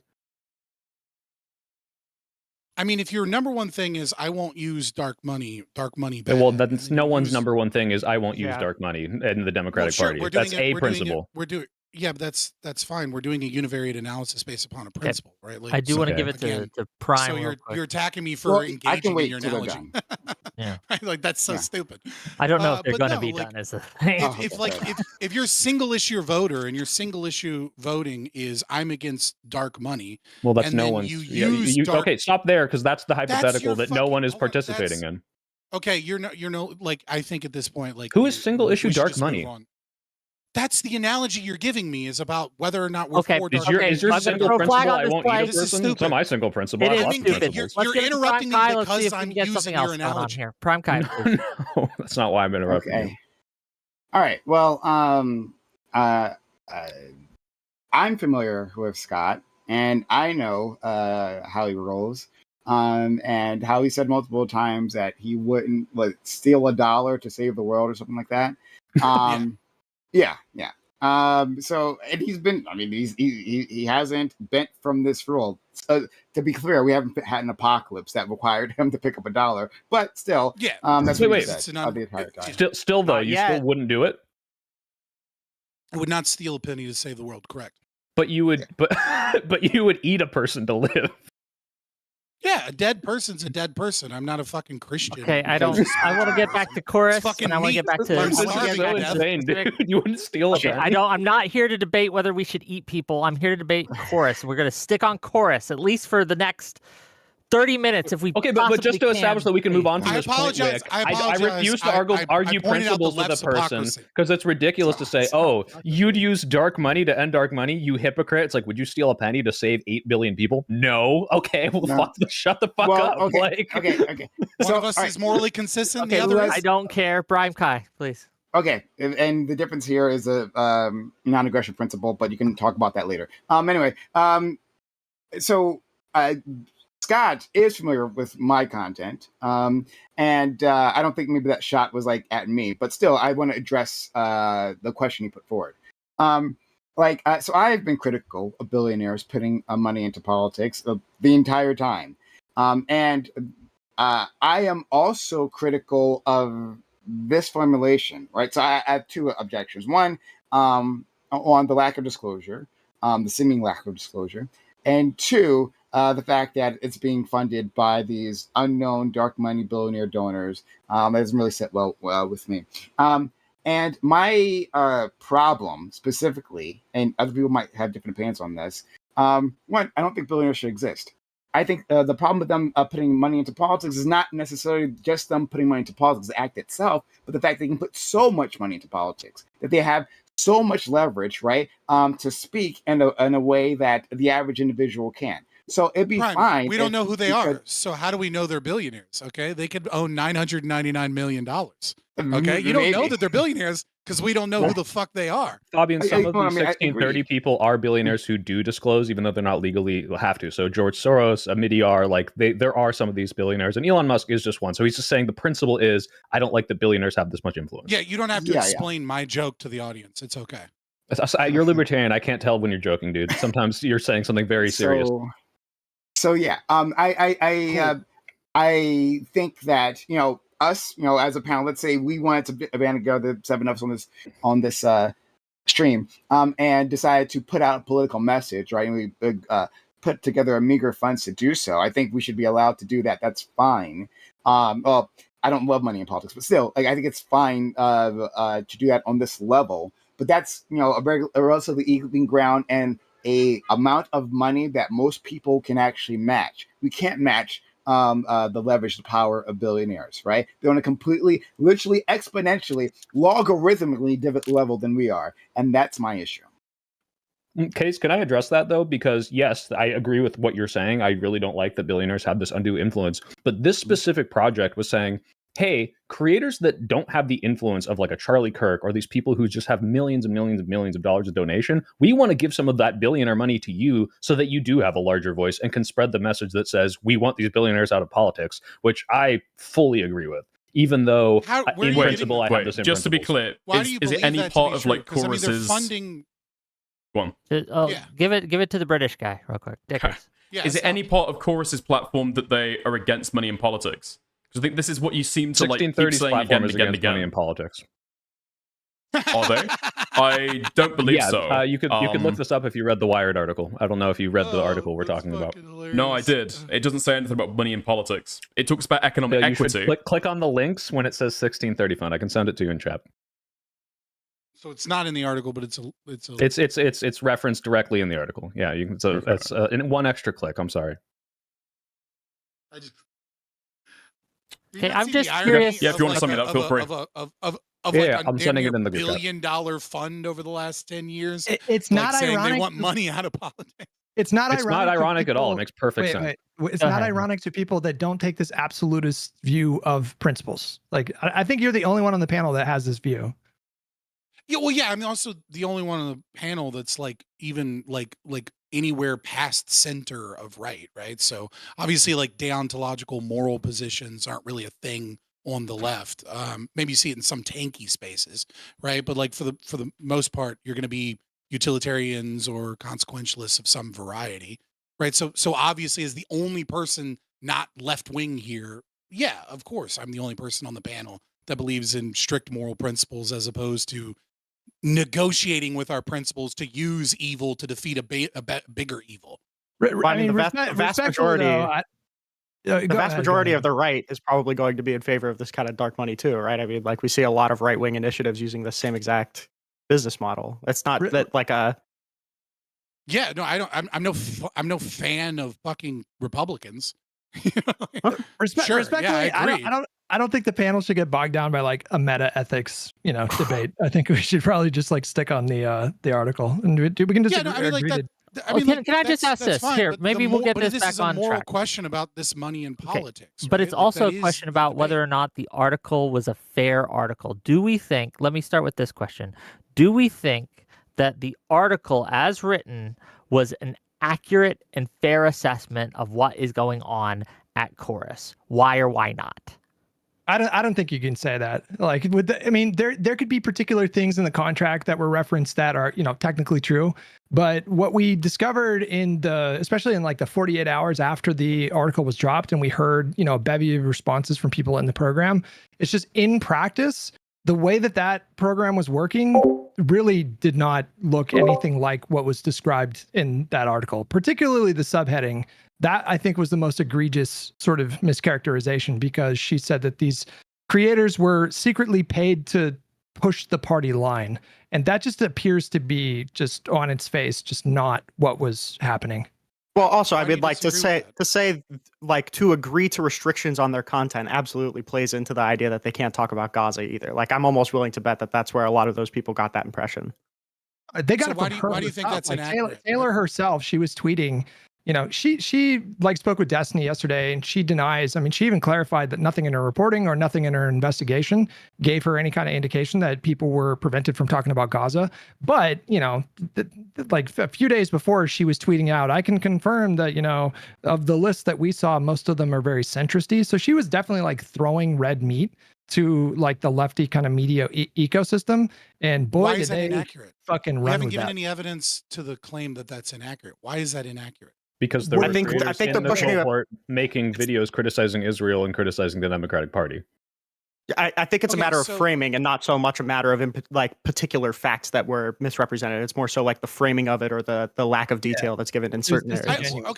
Maybe so like my read, right? And maybe you guys can then, so I'm not trying to get you to prove a negative, right? Like my read of it is when you are supporting people by giving them some level of funds, right? If we want to talk specifically about the incubator program where they're getting like somewhere between $250 and $8K, right? A month. Like if you're giving people money and you're giving them presumed opportunities and you're saying, we're going to give you access, we're going to give you funds so that you can have a bigger platform and do more things. We're going to connect you with other people. And also we want you to sign this contract that says you're not really supposed to talk about it. And also you're supposed to, coordinate messaging twice a month, or at least get trained in like the Democrats' messaging, right? No. That's not what it was. Yeah. Okay, that's not what her article said. She even clarified that the DNC had nothing to do with this. So yeah, so I the said check-ins DNC that you're talk points. referencing. I'm not saying literally the DNC. I'm talking about So the program that is the check-ins that you're referencing the are program that is check-ins the program that is supporting these people, right? That is obviously has a message of their own, even if it's not direct party line, perfect messaging that the DNC wrote for them word for word, right? This is a program that is funded by neoliberals, centrist left, billionaires, because there's not leftist billionaires. They don't fucking exist, right? And so, Yeah, they right. So absolutely you do, have by the that way. messaging. There Sure. are, I don't know. Well, I don't. It's a leftists maybe not, contradicting but of sure. Yeah, right. Like I that's think a they're liberal contradiction in and of billionaires, itself. but not Sure, leftist sure, yeah, billionaires. Right, we're talking about Okay, liberals, well- sure, stakeholder capitalism, corporatist, socialist, neoliberal, whatever fucking term you want to use, right? But these are center left portion of the party. Maybe they have some progressive values on like healthcare or some shit. But we're talking about like leftist. If you have all of those things and you know that, okay, this is the messaging that my program that's paying me and giving me opportunities and I'm not supposed to talk about is putting out. How is that not having a chilling effect on speech? How is that not what they're paying for, which is to control the narrative? Because there's no indication that this was happening. Like wait, Hutch, wait, Hutch, I do have to, even though I'm on your side, the chilling effect thing I think is a valid argument, because it is true that some of them do give testimonies of, I'm worried that maybe I'm not supposed to talk about certain things. Yeah. Now, whether or not those were valid concerns, they could have worked out with Chorus. Clearly, they were people talking about Chorus. I think like people are confusing, hey, don't disclose other members because that might be private information. Hey, don't disclose like when we have events before they're publicly announced, as like you weren't allowed to talk about Chorus. These are very different things. But there could be an effect of, hey, what if I want to suddenly become MAGA today? Would I get kicked out? That could be a concern, but that's we also don't know what everybody's Fabian, just to be clear, because I wanted to give some validity to that, but to push back, that's everything. That's audience capture. That's like, hey, what makes money with the algorithm? There's always a chilling effect somewhere. Now, I don't. This money wasn't coming as a political amount of money. This was an incubator program for getting people off the ground and expanding their reach. It wasn't, here's your talking points. The daily check-ins were, hey, we taught you how to do shorts. Let's see if your shorts are doing well. Hey, let's see how your thumbnails are doing. Like, these people weren't being paid to just do whatever they were doing already. It was trying to expand them into having more of a voice. That's not true. That's not what the daily messaging check-ins were, though, right? Hutch and then Dickers. Hutch and then Dickers. That's I what did we're interrupt doing. Hutch. He's not addressing the argument, but okay. To be clear, I was going to get there on my own. Have more faith in your pod, brother. I'm sorry. It's fair to have that kind of thought, right? Because as soon as you hear that some creator is being paid by some source that is involved in politics, that's of course going to be the first question that pops into your mind. However, what became abundantly clear, again, in the couple days or subsequent week after this reporting, is that this was not happening in any kind of material sense. Like there's no actual evidence of this happening. There are 90 people in the program. Don't you think that at least one of them would have gone on background with Taylor to tell her, like, yeah, I wanted to talk about this thing, and then they pushed back and they told me not to run the story or whatever. You're saying this isn't happening, but you're not addressing the argument that I made. What you're doing is you're bringing in outside factors of what you saw on Twitter, so that you can defeat that straw man that has nothing to do with the argument that I'm making. The argument that I'm making is that when you are picked and you are chosen to be a part of a program that is they're going to pick people who align with they're going to be picked with people who align with their policy goals, of course. Yeah, but I never made that claim that like they're forcing this type of speech on people. But there's a difference between that and quote unquote pushing the party line. That's what was the big mischaracterization here. That's not a mischaracterization, though, right? That's not a mischaracterization. You admit that they have picked people with a particular ideological bent. It is to push the Democratic Party line. Bend ranges Whether you're from saying it's like to particulars, Joe Biden's or whether you're saying that they're going to get kicked out. How is that? Okay, so what I'm saying is, if you're taking contention with the fact that they're not allowed to talk about something that, for example, if they're like taking anti-abortion stance, they're going to get kicked out. That's not what that's alleging. These are Democratic influencers. They do already push the Democratic Party line, and now they're being paid to do that. What is the Democratic Party line, Dickers, if they're allowed to criticize Democrats? Wait, that's nothing to do with the Democratic Party line. In terms of policy points that they advocate for, criticizing Democrats has got nothing to do with disagreeing with Democratic Party talking points. It's not the DNC party line to criticize the party. There's a lot of people here. Let's give it to Hutch to respond, and then we can let Dickers respond back if he wants, and then we'll get some other people in here. Go ahead. There was one of the creators, and it's kind of a small sample size that we know of right now. I think it's like 12 or 13 or something like that out of 90, right? And out of that, like 12 or 13, three or four of them were pretty outspoken about Gaza. In fact, one of them took it to the extreme of accusing Pete Buttigieg and the Democratic Party writ large of being complicit in a genocide. If that person was not only in the program, but featured in a picture on the webpage, I think that annihilates the idea that this, secretive dark money group was picking people to like gas up the Democrats. Well, wasn't the other person also like trying to get Schumer to step down? Like that's absolutely not in line with the DNC. But yeah, Brian Tyler Cohen himself was complaining about the gerontocracy, complaining about Democratic Party leadership. I mean, like this is just not, it's not congruent with what was characterized in that article. Okay, but trying to find people who will never criticize their own party, or never criticize members of their own party. Every person in politics does this, right? You can't do that. And even if it's not, I don't think they'd even be preferable. Parties want to have influencers and political pundits to talk about their own party. Yeah, absolutely they are. Politicians criticize each other. All that they ask is that all they're going to expect is that you're going to talk about general support for the Democrats, not that you're going to support every single member of Congress. Every single person in the Senate. This is a ridiculous interpretation. This is a ridiculous interpretation, especially given the fact that it's only taking a single line from the very beginning of the article. If you're confused by that, scroll down. It's extremely easy. I mean, just to go to the point, actually, you said that I hadn't read the article. You tried to criticize that I hadn't. You said that I need to click through a link, and then when I go to it, I was actually correct. So Chorus actually hasn't got anything in their program about being anti-dog money.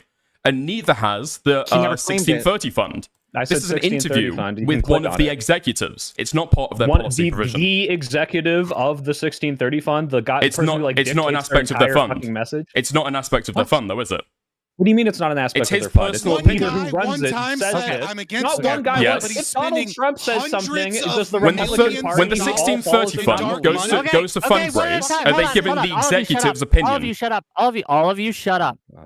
No one can hear you when three people are talking at once. We have to at least have some order. Gen Z. They're so good at Fabian, you're talking while I'm talking. Stop. What have you ever used the mute button? I am fucking soy pill. You're doing it too. Let me fucking finish my point. Okay, I will have to start beating people if you guys don't at least exercise some self-control and wait your goddamn turns. Dickers, finish your point. And then we'll get into it, okay? And I will mute the motherfucker who interrupts. Go ahead. Okay, so I was just making a simple point about, like, media literacy and what we're taking on this panel, right? So, at the end of the day, I was right. It's not part of the Chorus platform to be anti-dog money. It's not even part of the 1630 fund to be against dog money. It's the personal opinion of the executive of the 1360 fund to be against dog money. That's fine. That's not what they're going to fundraise on. That's not the organization. That's the head of the organization, you might say. But he's not the king, right? These are complex organizations with multiple people. Their personal opinion, that might be worth something, but no. The advocacy that this campaign is doing is not against dog money. It doesn't say it anywhere. Okay, so one, I don't believe that you've read through the Medium article from the executive, not just one person, but the person who helps dictate the entire agenda of the 1630 Fund, her organization, which is a 501c4 nonprofit that advances progressive causes through advocacy and fiscal sponsorship. We do so using the legal rulebook in place today, and we are donors feel compelled to give us. I fucking lost my plot here. Give me a second. Let me find this again. Okay, it's super easy. Yes, let me go to the second point. Second point is I never said that Chorus was anti-dark money. I said that 1630 was. So let me find the passage and read it to you. But first of all, when you're talking about God damn it. Hold on, I gotta stop doing two things at once. Hutch, take over for me while I read this. I don't know what to say. Loud noises. Somebody else. Or I guess I can just respond to it. So yeah, in terms of when it comes to like rubber meat in the road, in terms of advocacy. Yeah, in no part is it published that it's any part of the platforms that they try and encourage to be against dog money. That's just a true statement. Now, you might want to add the nuance that the executive of the fund has a personal opinion that she's against dog money. That's fine. All my point is, these organizations don't actually have it as a part of their program. They're against dog money. And the reason why I brought that up was the fact that people are saying that we want to support it. What would you spend money on if you wanted to get rid of these organizations isn't being against dog money, right? What would you spend money on if you wanted to get rid of dark money in politics? Advocacy groups that would be against dog money? I don't know what you're talking about. Okay, so yeah, okay. In the article, hold on. Maybe stop. They're going back and forth. Let them go back and forth. So it says it's a point of emphasis for the group and its backing of campaign finance reforms that will require it and other nonprofit groups to disclose donors and potentially reduce their influence on politics. So this is not the opinion of the executive. This is the executive saying our group does this. Now, if you're saying the executive is lying or misleading about what her group is trying to do, and the group is completely contradictory to this in their message, and you can show me that somewhere in the 1630 fund like method, show me that, please. But it appears to me right now. Okay, show unequivocally, me. It's not illegal for a 501c4 to publicly disclose who their donors are. If they're against dark money, they can just disclose it. People want to donate to dark money. They're not because against dark money. People If the donors don't want to get disclosed, they don't have to be disclosed.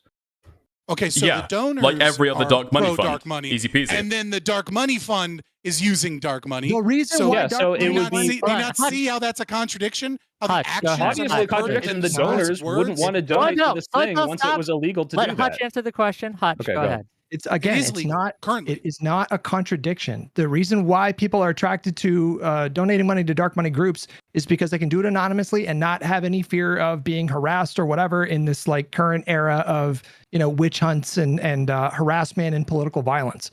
So the reason, like, so 1630, like collecting. You're defending dark money. No, you're doing the same thing we did before about like stealing a penny to save the world. You understand that? Like, if you can solicit more you're donations memeing through to dark, try and get out of the fact that you're nobody in contradiction. gives a fuck about your crazy moral system where you would somehow let 8 billion people die by not stealing a penny. Logic. There's nothing. Logic. there's Not nothing- contradicting yourself. Very logical. Crazy. There is nothing morally inconsistent about using a tool that is available so long as your enemy is using that same tool to their like massive benefit.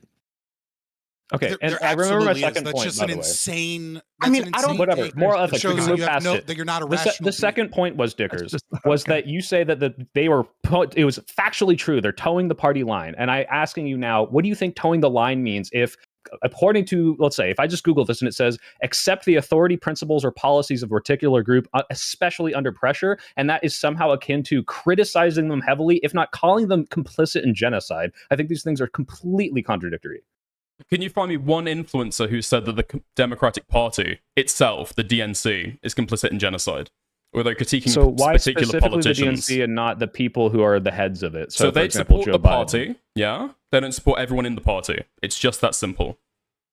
What I'm saying is you Okay. can Is it take a totally very hard to negative argue with influence that? from Okay. it. If you don't want to read the Okay, rest let's of give the it to- article, let's that's give it to fine. Rinyald. Rinyald, I want to hear from you, please. Yeah, it's not towing the party line to ultimately end up saying we should vote for the Democrats. That's not towing the party line. When somebody says we're towing the party line, it means that we are largely like 90% in accordance with the DNC. Like I don't consider myself to be someone who toes the party Can line. I just but point I'm of a fact here? Democrat. One sec. Can we Talking clarify- about can we actually clarify? having It's read not the toe. article, It's not okay? toe. It's not toe the party line. It's push the party Yeah. line. Do you guys understand that? She said that they were being paid to push the party line, not step over, like not step over any lines. So it's even more of an intense of an No, if allegation. anything, that'd be worse, I just right? wanna You're remind being paid everyone to of toe my the party intro line, segment as in where you I can't said that you deviate were from it, all versus push the party gonna line, get as in into this be generally nitty-gritty supportive of it. That's actually You think toe a the party lesser line? statement, Is you there realize. more The difference, and the push the difference, party Dickers, line? is one is you just shut up and just let them push their agenda. The other is I'm a paid propagandist who must do exactly what the Democratic Party is pushing. Neither of which are That's true, not the but one is implication of the worse. article. Absolutely not. That's not the implication of the article. It says that in No. the header, dude. Do you think It that pushes the party that line. Lorenz These are should have- democratic. How could they have phrased that? Okay, how could they have phrased that? That there's no way that somebody who just wants to read the byline at the top of the help elect article Dem- couldn't possibly misunderstand, while To still help being elect catchy, Democrats. while still having like an attention-grabbing headline. What is it? What do you? You could say help elect Democrats. The last No, I thing mean, might go be ahead. a little harder. But what do you think factually happened here with these chorus people? Well, okay, Just so we've in pivoted regards from to the the point. Democratic messaging. They got received No. like a This certain is- amount this of is money like- to be an 'cause I wanna see incubation what you program. think happened. Okay, sorry. Can you start over? Sorry, I was talking over you. Yeah, they got a certain amount of money to be an incubation program that have daily messaging, Okay. that have twice monthly advocacy trainings, and there'd be check-ins for how they can do their content. Okay, what about that is pushing or towing the party line? They're being paid, yes. Mm-hmm. Yes. Okay, and these are influencers who support the Democratic Party. Already, In some before they get capacity. in there, they're pushing the party line. They've been giving daily messaging check-ins Okay, so to help them. Your definition of pushing the party line is anyone who is a Democrat. I don't know if you think anyone who's a Dude, I'm just Democratic asking, if that's your influencer who definition, makes I can't political argue with that. content It's a dumb to definition, but push that's the a party, definition for sure. sure. Listen, can I you can zoom say out? that. That's a perfectly good summarization, especially when people can scroll down zoom out and yet? read the rest Can of you the define the article. party- It's can you define the totally party benign. line? No, Don't you zoom can't, out yet. Fabian. Can you- Give it a hold second, on. Fabian. Let him go Can back you- and forth. Hutch, please. Can you define the party line? What is the party line? Can I define the party line? It's going to be particulars. democratic issues that, by and large, all Democrats will support. What Such do you mean? as? Wait, so Gaza that are maybe overwhelmingly would be popular. not the party line, that you are- might say? No, that are overwhelmingly popular. Obviously, Gaza is one of the most controversial subjects in the recent years in politics. Retard. Okay, what Wait, about isn't that keeping Joe different than just Biden and trying Chuck to- Schumer in power? Would you consider that the party line? Say that again, sorry? Keeping Joe Biden and Chuck Schumer, the gerontocracy in power, was that the party line? Actually, there was controversy around that too. What? Every time you're going to point out an issue where there's controversy, I'm going to point out that there's controversy, and so no. There's controversy around every that's the nature of politics. There's controversy Yeah, around what's the every Yes, single but you can political find issue key of our issues times. that you will get 90% agreement of Democrats on. So, for example, climate change, social equity. Hold on. What are the other ones? Is there Racial 90% justice, agreement on Gaza? affordable healthcare, voter access. Are Is these there not 90% core agreement on democratic Gaza? issues? Is the standard just trying to get Democrats elected, or is it pushing popular narratives within the Democrats? Because when we said, like, All what my statement has qualifies been pushing here. the party line, These all are you said people was who elect the generally Democrats. support the Democrats' policy agenda. I don't know why you're freaking the fuck out. It's true. Because your definitions don't make any sense. Dickers, do you know who Because that's Counterpoints not is? pushing the party line either. Of course Dickers, it have you is. heard of Counterpoints? I have heard of Counterpoints. Okay, he was paid by Progressive Victory. Progressive Victory has a mission to elect progressives. Would you say that he toes the party line? He was hired as a what was it? I believe it was a contractor to do policy. No, not policy work. No, he was paid as a contractor to do Do you security think work. Do you think he toes the party line? He was paid as a contractor Yeah, to he do chose security the work. Democrat Party line. Okay, well, he's a I don't Republican. think he does, So, no. like, he No, votes he's not. Republican. He's a Yes, he is. conservative. No, he's not. He's No, a now he conservative. works He's an for- anti-Trump he works for- Republican. he works Yeah, he's an for- anti-Trump Bears in the Republican. He's a coalition of towing rhino. the party line. I love Why is he that. not a Thank you. Democrat? About what? Soy Hold Bill, on, we're what not makes him a arguing today. Democrat? We're What not makes him a arguing Republican and today. not a Democrat? Please. We're not Like arguing all of his today about principles. hold on. Yeah, exactly. We're not. Okay. So he's not pushing the party We're not- line. No. We're not arguing today about whether or not Counterpoints is a Republican or not. That's not. It's the not an subject argument, at hand. to be fair. He is a Republican. It's just a fact. We're arguing today about whether or not the article A accurately portrayed what Chorus is doing, and B whether or not what Chorus is doing is okay, if it's something we support or don't support. Prime's Can I been trying go to after get in. Scott? Okay, if you, Scott you, would want to go in before me, so you want to go into Scott? Yeah, I'll give it your time to Scott. Go ahead. yeah, it'll Scott. take like 20 minutes. Yeah, I know, but Well, no, I just want to zoom out because, like I said in my intro statement, I knew that the people that were going to defend this. Dude, how fucking retarded is it that you claim that there aren't key issues that you can identify as broadly like popular amongst Democrats, or that these are broadly like democratic talking points or democratic issues, democratic stances? It's so fucking retarded. Of course you can. As if there is like complete random fucking distribution of views than Democrats. So fucking retarded. Well, first of all, I was never. I mean, Wick. That was didn't give a literally the prompt, topic right now. But again, getting nitpicky within one word as opposed to actually talking about does it adequately describe a situation and zooming out a little bit. What I would say is the real issue here is you're an average viewer of political content online. You're not super connected. You go to work a regular fucking job. You don't do this day in and day out in your life. And you go and you just go through your YouTube algorithm because the elections are coming up soon. And like, you're like, oh, I don't know shit about politics. I should probably like learn a little bit, get back into it for a little while. And you see all these large accounts that are pushing pretty much what the Democrat Party is pushing. Yeah, there's some issues on Israel-Palestine. Yeah, there's some issues about, this specific old person. Yeah, there's some issues about, Zoran in New York, right? But overwhelmingly, you have all of these large accounts that are super popular, and the algorithm is feeding you these big accounts, and it says, you know what everybody agrees on? Everybody agrees that the Democrats are the good guys. Everybody agrees mostly with these things. I'm watching American Girl doll YouTube videos, and they're pushing Democrat talking points. So obviously, even the American Girl doll people know what this is about. And then those same people are not telling you that they're getting damn near six figures just to push those talking points, even if it's not a specific. Wait, but Fabian, that's your issue. They're not getting paid to push those talking points. Those people were getting paid to be mentors in an incubator program. They were not getting paid to make content about Democrats. Actually, To be it's not clear, quite Chorus clear didn't whether even the have, mentors are being paid. This is so fucking stupid. They're getting paid money as a part of a group that's the entire goal and funded is to push Democrat talking points. Yes, there's going to be some fucking issues here and there. What they're doing is they're selecting people that are Democrats that want to get Democrats elected, that talk about issues that are important to Democrats, and then boosting them, giving them more opportunities, giving them money, allowing them to go full time, and increasing the popularity of those messages and making sure that those messages stream and that they're more seen. And then the people don't know that that's where that funding is coming from. And they have this false reality that these are like such normal issues that even the American Girl doll is talking about. Okay, gotcha. They're Even being Taylor lied to. herself. Taylor herself said that there was no evidence, nothing that she saw to indicate that Chorus was pushing them to do like specific messaging or influencing. This is so fucking Nobody's saying that. Hold on, let Just us engage.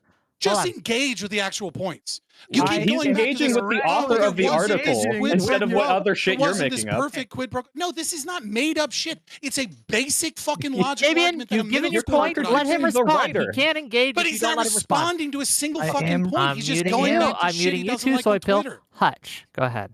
You're making these claims, these broad claims that the author of the article herself refutes. She never said this. Just straight up, period. You're end. fucking lying right now. Are you retarded? Okay, Are you you're- genuinely retarded? If you really want to do your like nuh-uh argument, go for it. But that is the No, it's not a author- nuh-uh argument. It You're is. doing the nuh-uh That's what argument. you're You haven't saying. actually You're saying, addressed bro, the argument. Bro, you're saying connect the dots, bro. That's not a very compelling argument to me. Okay, when I'm there's going to talk no to you like you're evidence of fucking this. five. Here we go. I'm going to talk to you like you're Unmute fucking him now. five. I'm going to If unmute you him now. get money, if you get money, okay, and then you get money from someone that says, I like Democrats. I like to give people that push and talk about Democrat issues money. And then you're getting that money so long, and that person goes, I could give this money to anybody. There's 1,000 people that could replace you at any moment. But I like you because you say the things that I like, and I want to help you. Does that not have an effect on both the algorithms, the channels that grow, and that person's speech any more than their audience capture that was brought up? Explain the presence of creators who were not only criticizing the Democratic Party, they were giving scathing criticisms of the Democratic Yeah, Party. this is Explain just why they fucking are stupid. Fabian, Fabian, We've take a addressed credit. this like Yes, 20 obviously. times. Wait, Fabian, obviously, yes, there could And you be a responded with, chilling effect okay, so there. explain. And you didn't fucking get, you just Fabian, immediately there went could to be your a chilling whataboutism. effect there. It's This so isn't dumb. what about. I'm just saying, yes, obviously the concern. If you're saying, is there a concern when someone is taking money from someone who could only be paying them because they share an ideology? Yes, there's always a concern there, and that's why obviously I think Hutch and I agree. Probably people should disclose that, especially when it's large sums of money at a certain point, because your audience has an expectation of authenticity. And if you're lying about it, if you're straight up just like, oh no, I'm not paid, I'm completely authentic, and you find this money somewhere, there might be coming into question, are you really on this side, or are you just being paid to do it? But that has nothing to do with what this article is alleging. This is just the concept of a chilling effect that could exist. Yes, absolutely. But now let's talk about what the article is alleging. The fact that everyone is running away with it saying, oh, these people were paid to say this. And I can't believe I'm going to defend Ted Cruz here, but what's the difference between Ted Cruz saying, I'm pro climate change, and then getting $10 million and then becoming pro fossil fuel, or being pro fossil fuel and a big fossil fuel company saying, well, cool, you're going to do what I want, here's $10 million. Obviously, he's going to feel some influence, but he's not changing his principle based on that. Yeah, again, you're not addressing the argument, because I'm not saying that these people are they have these 10 views, and then because they get money, they change 2 or 3 of these views.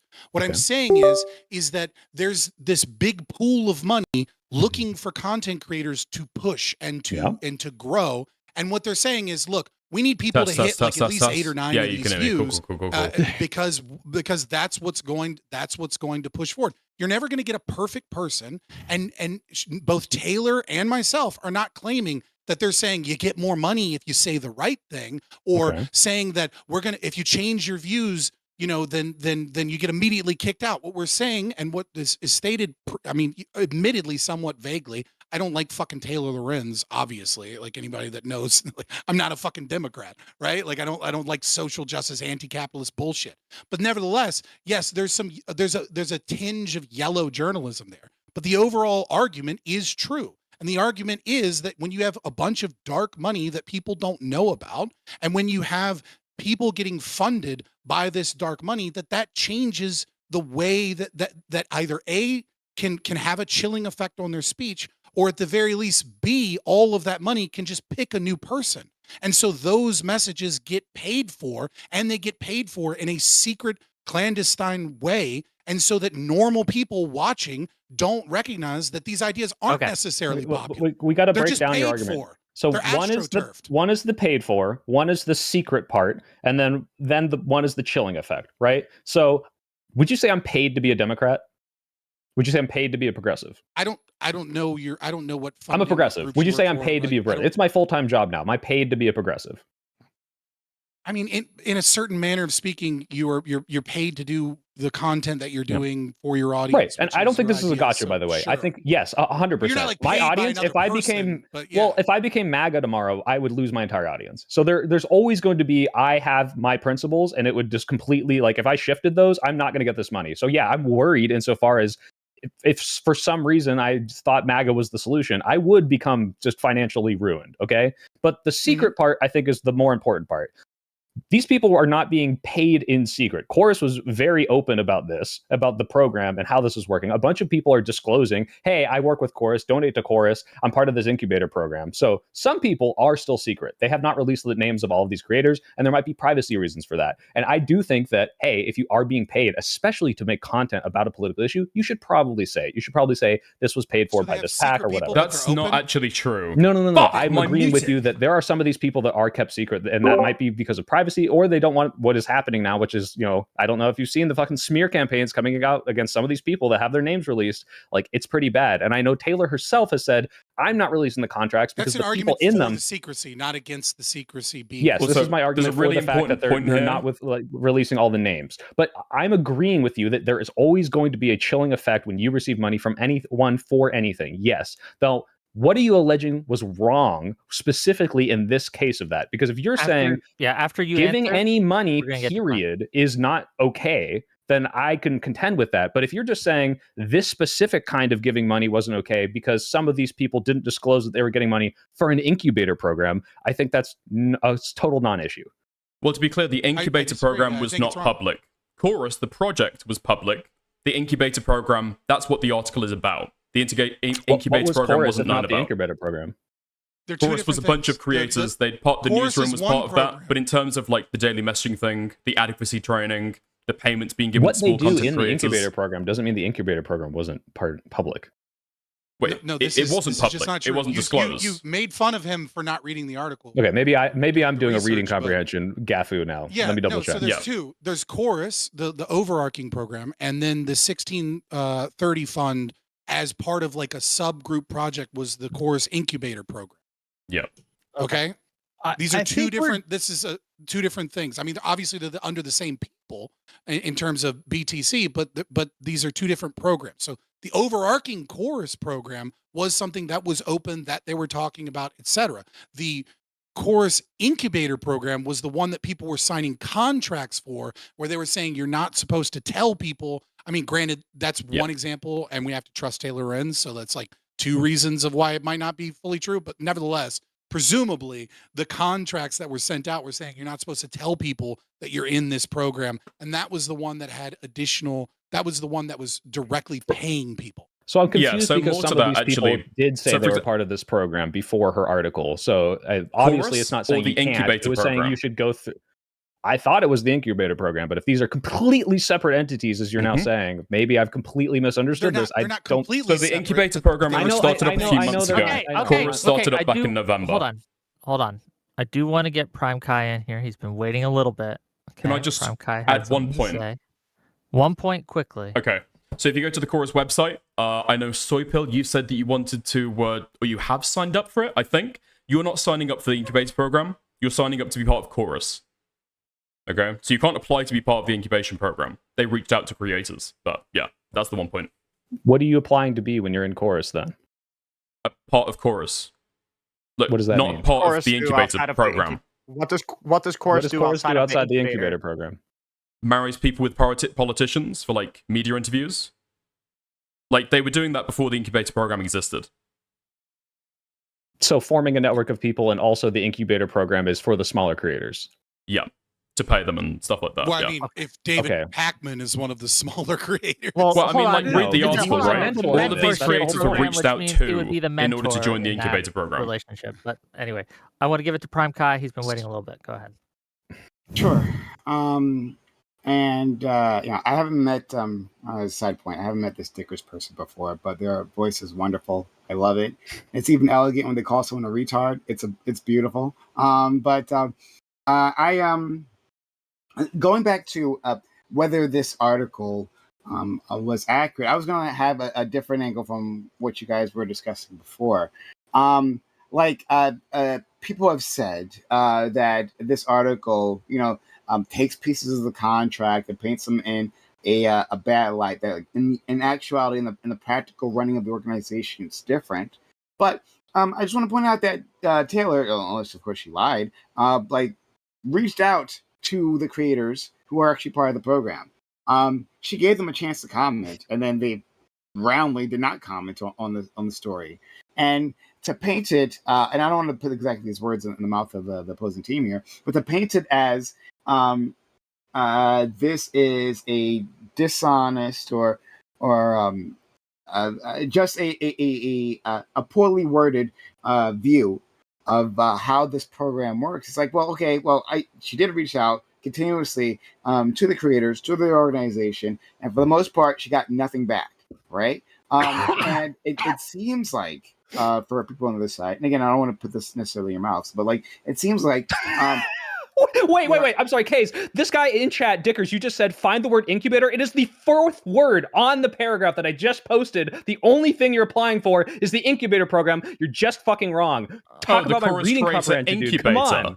That's the particular program. Or that's the particular program in the project. Of We Are Chorus. That's what it is. Yeah, that's not the main Chorus website, though, is it? Yes, it is. Fuck. I don't believe that it actually is. The incubator program is a separate part. Send me the link to Click the on website. Join Chorus. It is the incubator program. You have no idea what the fuck you're Chorus talking about. Creator I got swayed Incubator by your is a British particular accent. I believed you for a program second. within the Chorus organization. Okay. What is Send me the joining it if webpage. it's the only thing you can join Hold is on. the incubator program? Send me the webpage because I haven't actually have to seen this double check webpage. this. Send me I the might actually webpage be and I wrong on will that. be the judge. You might be But applying to Prime that. Pie can finish your point, but DM me the webpage. I'm really curious now. sure. Just that. Actually, I don't know exactly where I was, but I'm sorry, yeah, Kays. I had to think crash out. no worries, it's fine. She Yeah, so reached I out to multiple people and didn't get responses, so to frame it in a negative light. yeah, I think it's dishonest to do that. This It's a Wikipedia article right now, and it a says standard- Cohen is also the co-founder of Chorus Creator Incubator Program. So I'm not seeing what you're seeing in terms of there being like a separate chorus.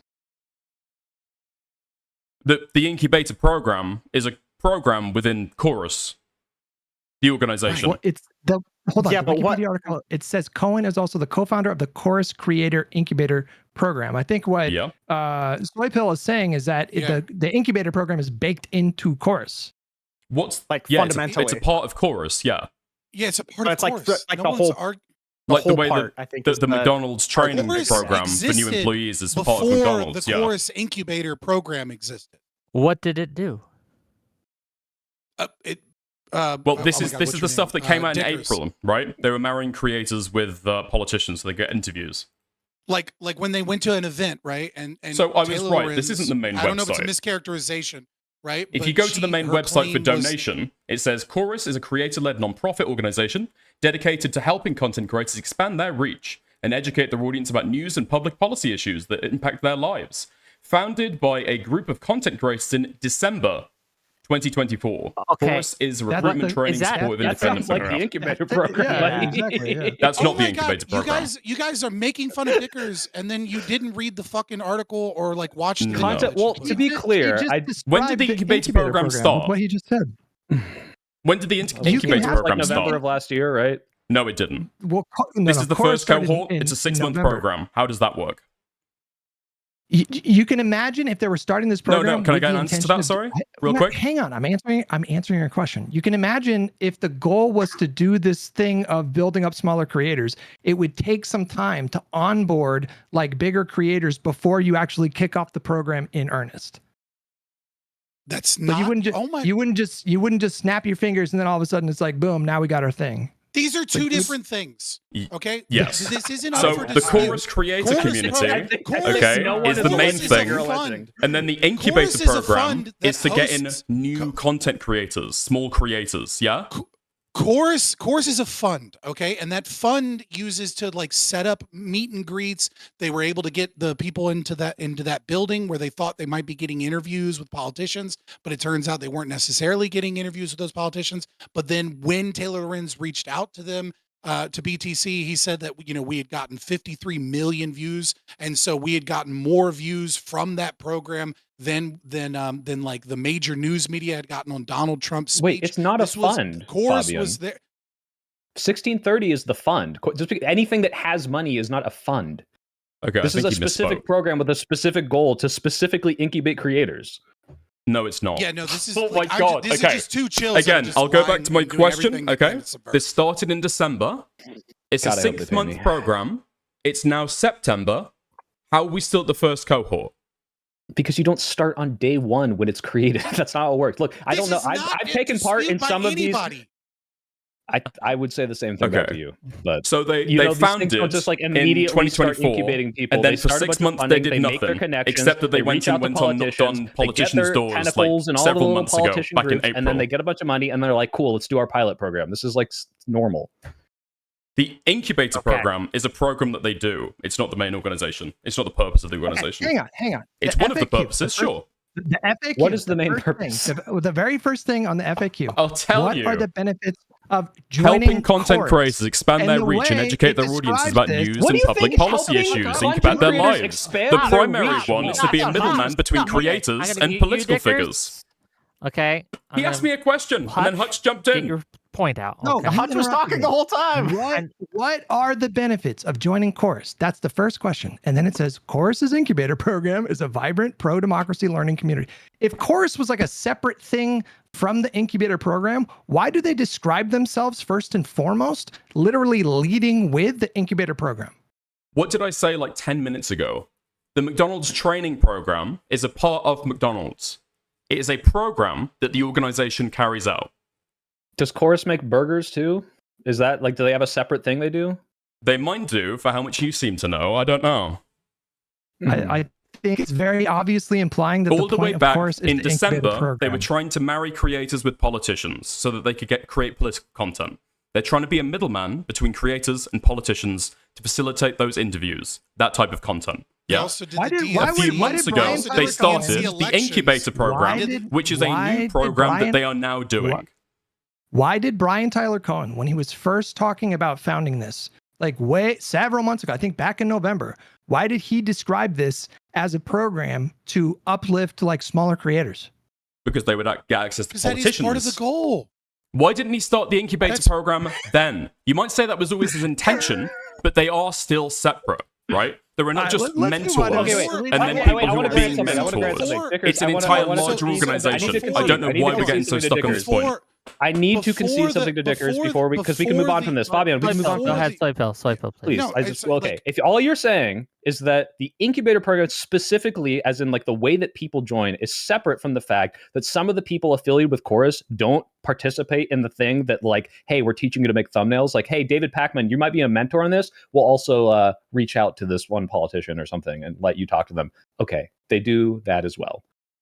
Nice. Cool. No, it's an incubator program. No, before the incubator program, they had Chorus had at least according to Taylor Lorenz and according to their own like I wrote it down in my notes, so I didn't give you a link because I feel like you're going to ask for a link for everything. But go watch Taylor Lorenz's video. She showed where they were doing the Zoom call meeting, where they had bragged before they created the Chorus incubator program of working with the DNC and Impactual LLC to be able to host a Zoom meeting that was sponsored by Chorus of all of the DNC candidates. They What were was the doing Zoom meeting other for? things. They were hosting like a discussion with all of the DNC candidates leading up to was it one of the elections for the one of the DNC leadership elections. Okay, as long as we can all agree that this is clearly trying to get creators to expand their reach without telling them what to do, then that seems to be what so it's I think for. you've forgotten the original point. So the original point of this is that people disclosed that they were a part of Chorus. There was not disclosure that the Chorus incubator program existed, or that people were part of the incubator program, or getting paid as a part of the incubator program. This is the point. Getting paid to participate in the trainings is different from getting paid to do any of the other stuff, all of which are purposely. We don't know if the mentors are getting paid. The stipends are for the incubator program. We don't know that David Pakman's getting paid. He hasn't claimed that. Brian Taylor Cohen isn't getting paid. I know he's a volunteer. You made the claim that it was proof that there wasn't secrecy about being in the program, because that people had already said that they were a part of Chorus. And then we had to explain to you, and you went through this semantic shitstorm because you're so fucking bad faith that we had to finally nail you to the wall that these are two different things, and that it can be true that someone could say, I'm working with Chorus, I'm a part of Chorus, but not necessarily, and also true that the Chorus incubator program was a portion of that had a contract that said you're not supposed to talk about this. Yeah, we've said enough. So have you guys seen the Ali O'Brien video where she says that I was part of Chorus before any of this happened, and that there was implication that there was payments received as in some sort of financial assistance? Did she say that? Was that in the post that she was getting paid? Did she disclose that months ago? She disclosed that she was part of Chorus.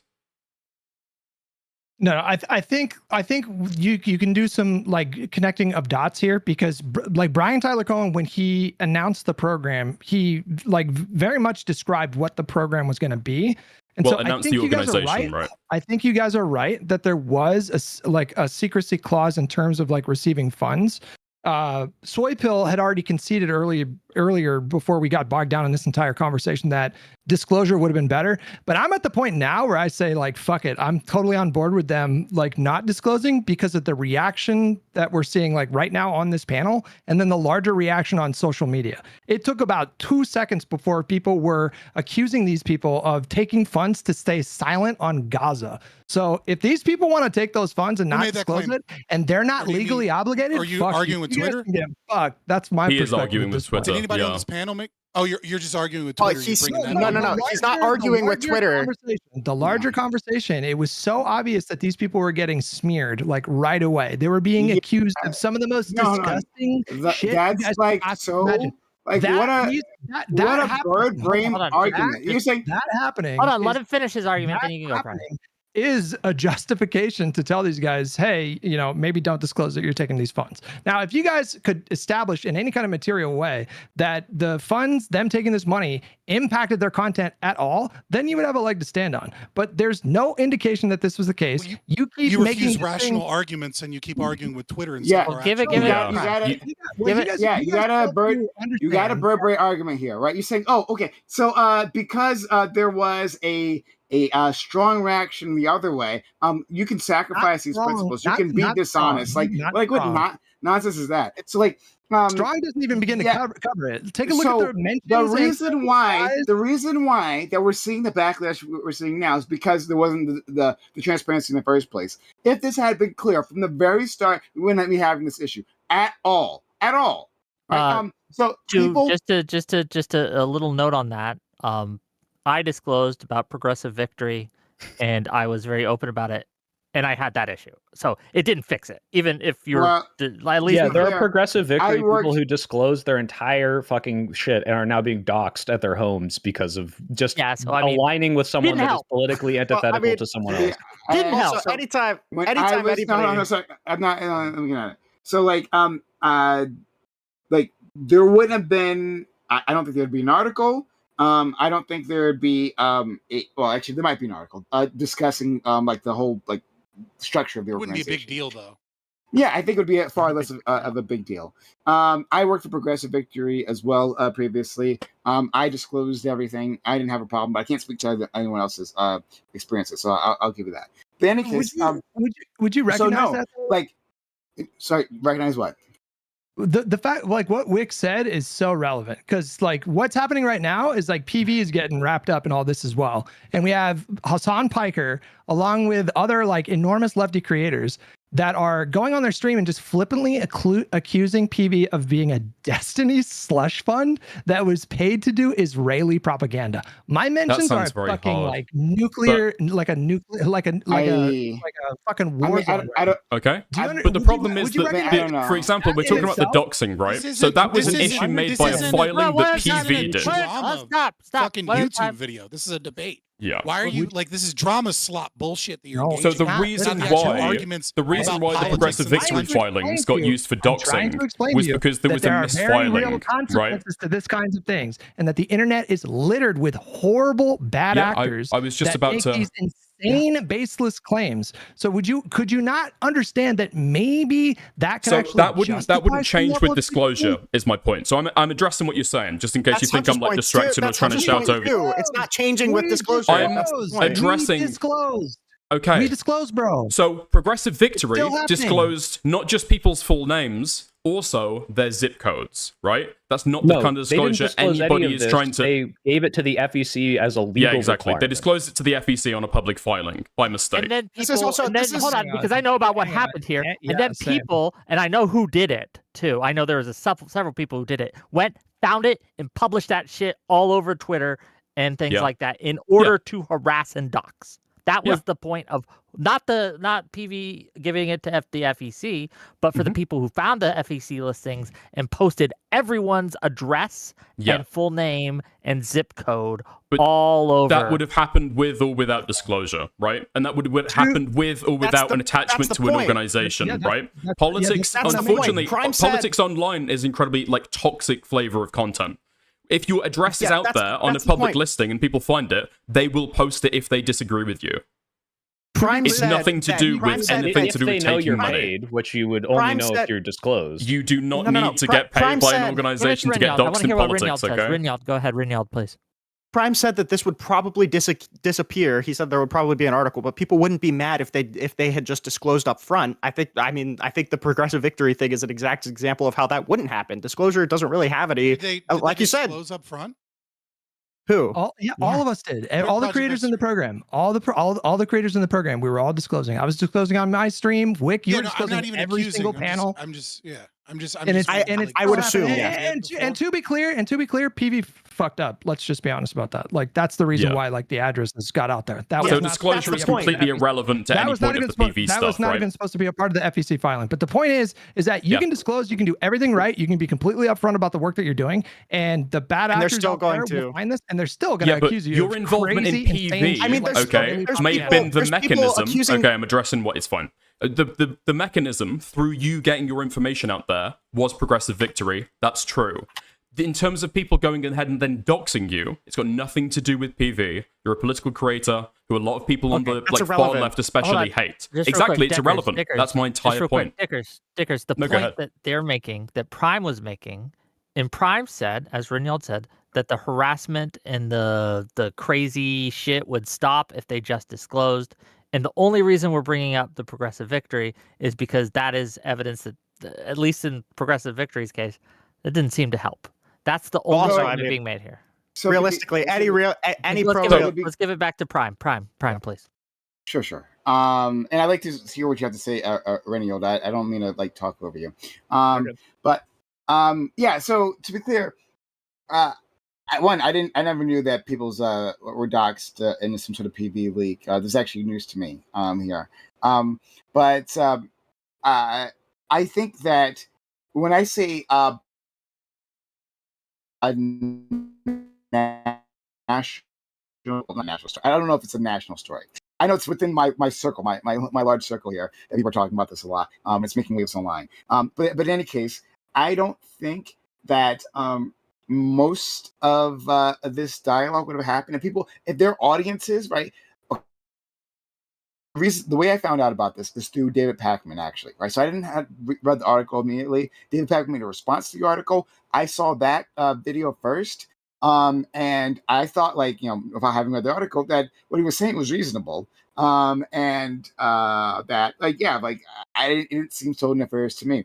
I went to his comment section, and people were accusing him of all kinds of crazy shit. But guess what? This is the fucking internet. They do it all the goddamn time. That's going to happen, right? I appreciate what Scott was saying. Like, are you arguing with Twitter? Yeah, they're going to say craziness to you. People were saying about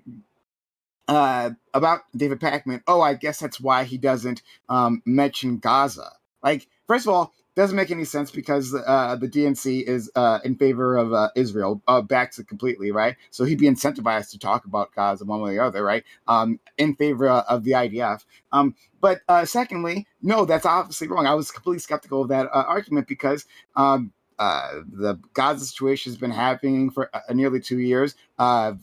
This incubator program is brand new. And I think the most likely answer is that Pakman is a disgusting dog shit Zionist who understands that his views are unpopular and just not going to talk about it. That's the reason why he hasn't said anything. But even then, still, people took that opportunity in this moment of friction, of contention, to put that out there. Oh, now I see, right? There must be something shadowy about that. I get that happened, right? But like the way to help mitigate that, I'll say this instead, right? Rather than stop it completely, the way to help mitigate that is always just be upfront with your connections, right? Especially your financial connections, and then you have to let the chips fall where they may.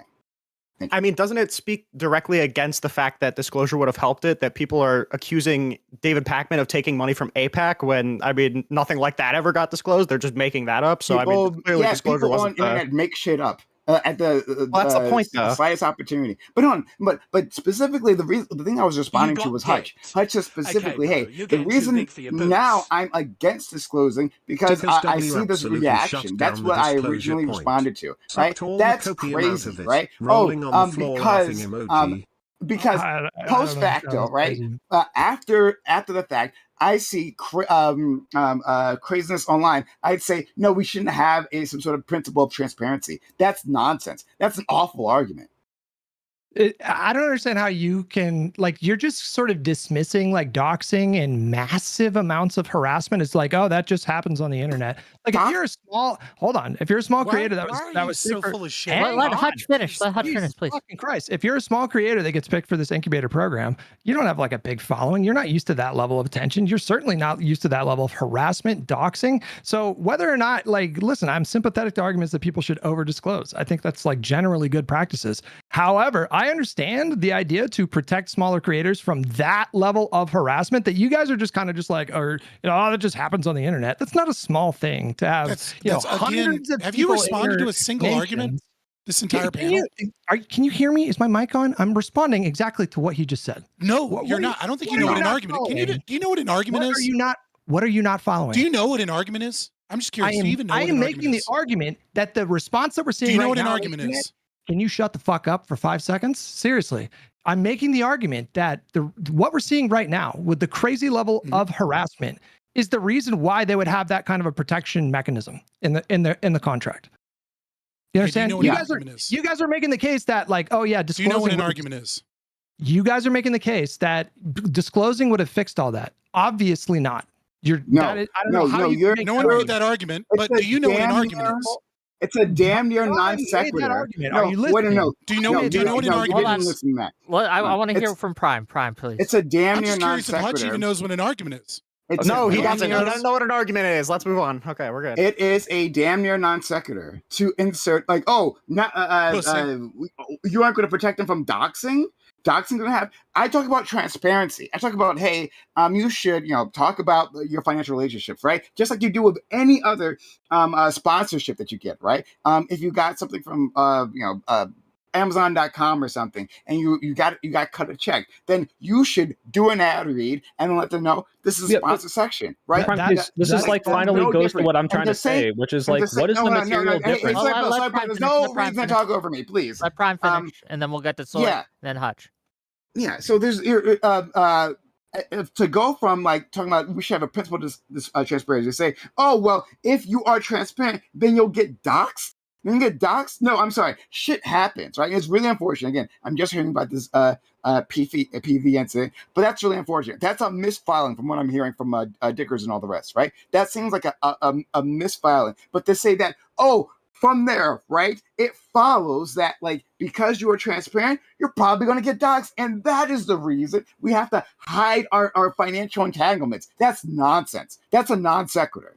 I wonder. The idea, Case, is that there are people in this program who have zero online presence because they're part of an incubator that may or may not want to be immediately public before they get expanded. And if you're a figure in your contract, it's like, hey, don't just go in public and say, oh yeah, Case, he's part of that. Oh, Hutch, he's part of this. Yeah, he's getting money from them. And then all of a sudden, you've got to. I'm not asking. No, hold on. You gotta let Slay finish responding. That is the implication. No. Case, I know you're not saying the chorus. Because Chorus is not, I'm not saying Chorus should necessarily publish a list. I'm saying the creator should publish. So the creator will be saying it wouldn't give them more attention, right? If on my 5 viewer channel I say, I'm working with Chorus, that doesn't give me 6 viewers, right? It doesn't do anything. So that would be if Chorus put that published a list on their site. And I'm not even asking for that. Also, the idea that these are like tiny creators with no presence online just isn't true. In the reporting that Taylor Lorenz did, these people have combined like millions of followers online. Okay, now we're getting to a reading comprehension thing. The biggest people being paid the most were the big followers. Some of these people had millions of followers. Presence. These are that's the point of the incubators. People trying to get into streaming who are not doing anything and they need to expand their reach. This is a wide range. This is why some people are being paid $8,000 a month and some people didn't get shit or were offered like $100 bucks. You're saying there were people these are like brought into this campaign that had no online presence. They're not saying no online presence. They're saying negligible. No, I did say no online presence because I'm also confusing it, to be fair, with some people who literally have no online presence in a different program that I might be a part of. So, excuse me. Now, I am allowed to disclose that, to be fair. We don't know the vast majority.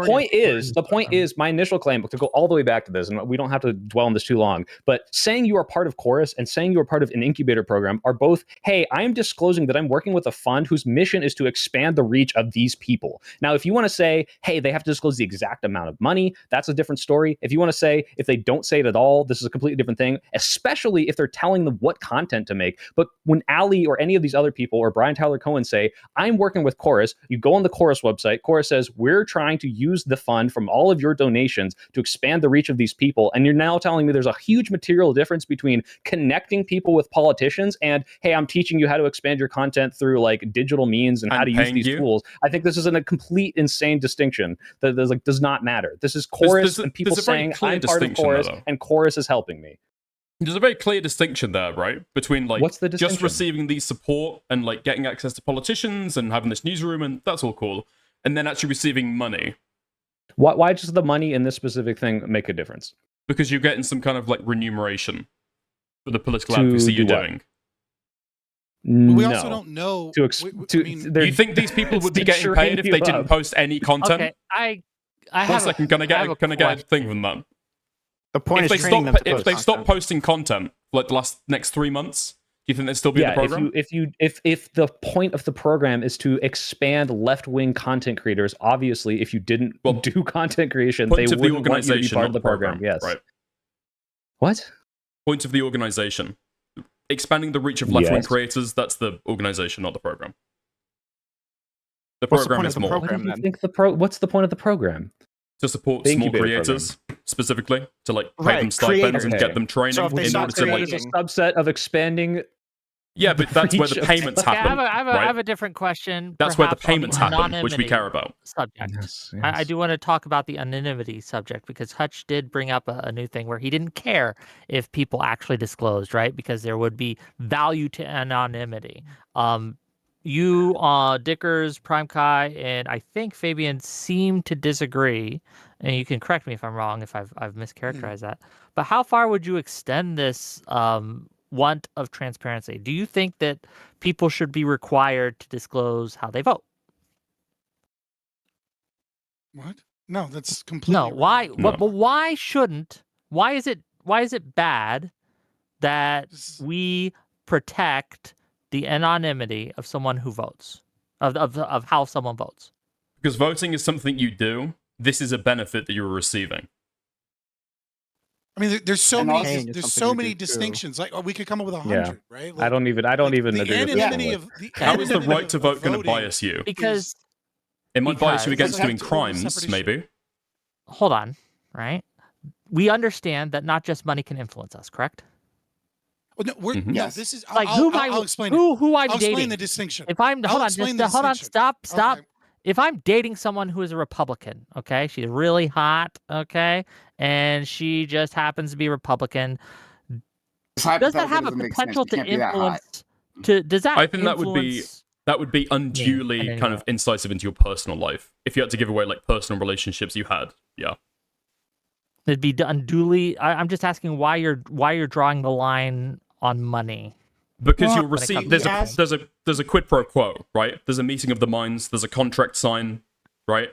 That's No, to probably be what fair, that's going to be though, the line. Journalists oftentimes talk about their personal entanglements with like, hey, I like this person was the best man at my wedding. I don't know, and I'm doing an article on their like organization. I think people like do talk about their personal entanglements, and you know.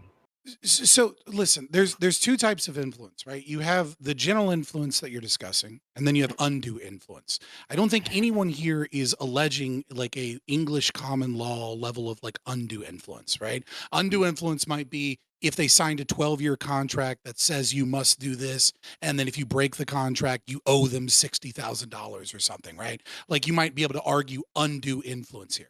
And I agree with you, right? If you had a Republican girlfriend, that would influence you.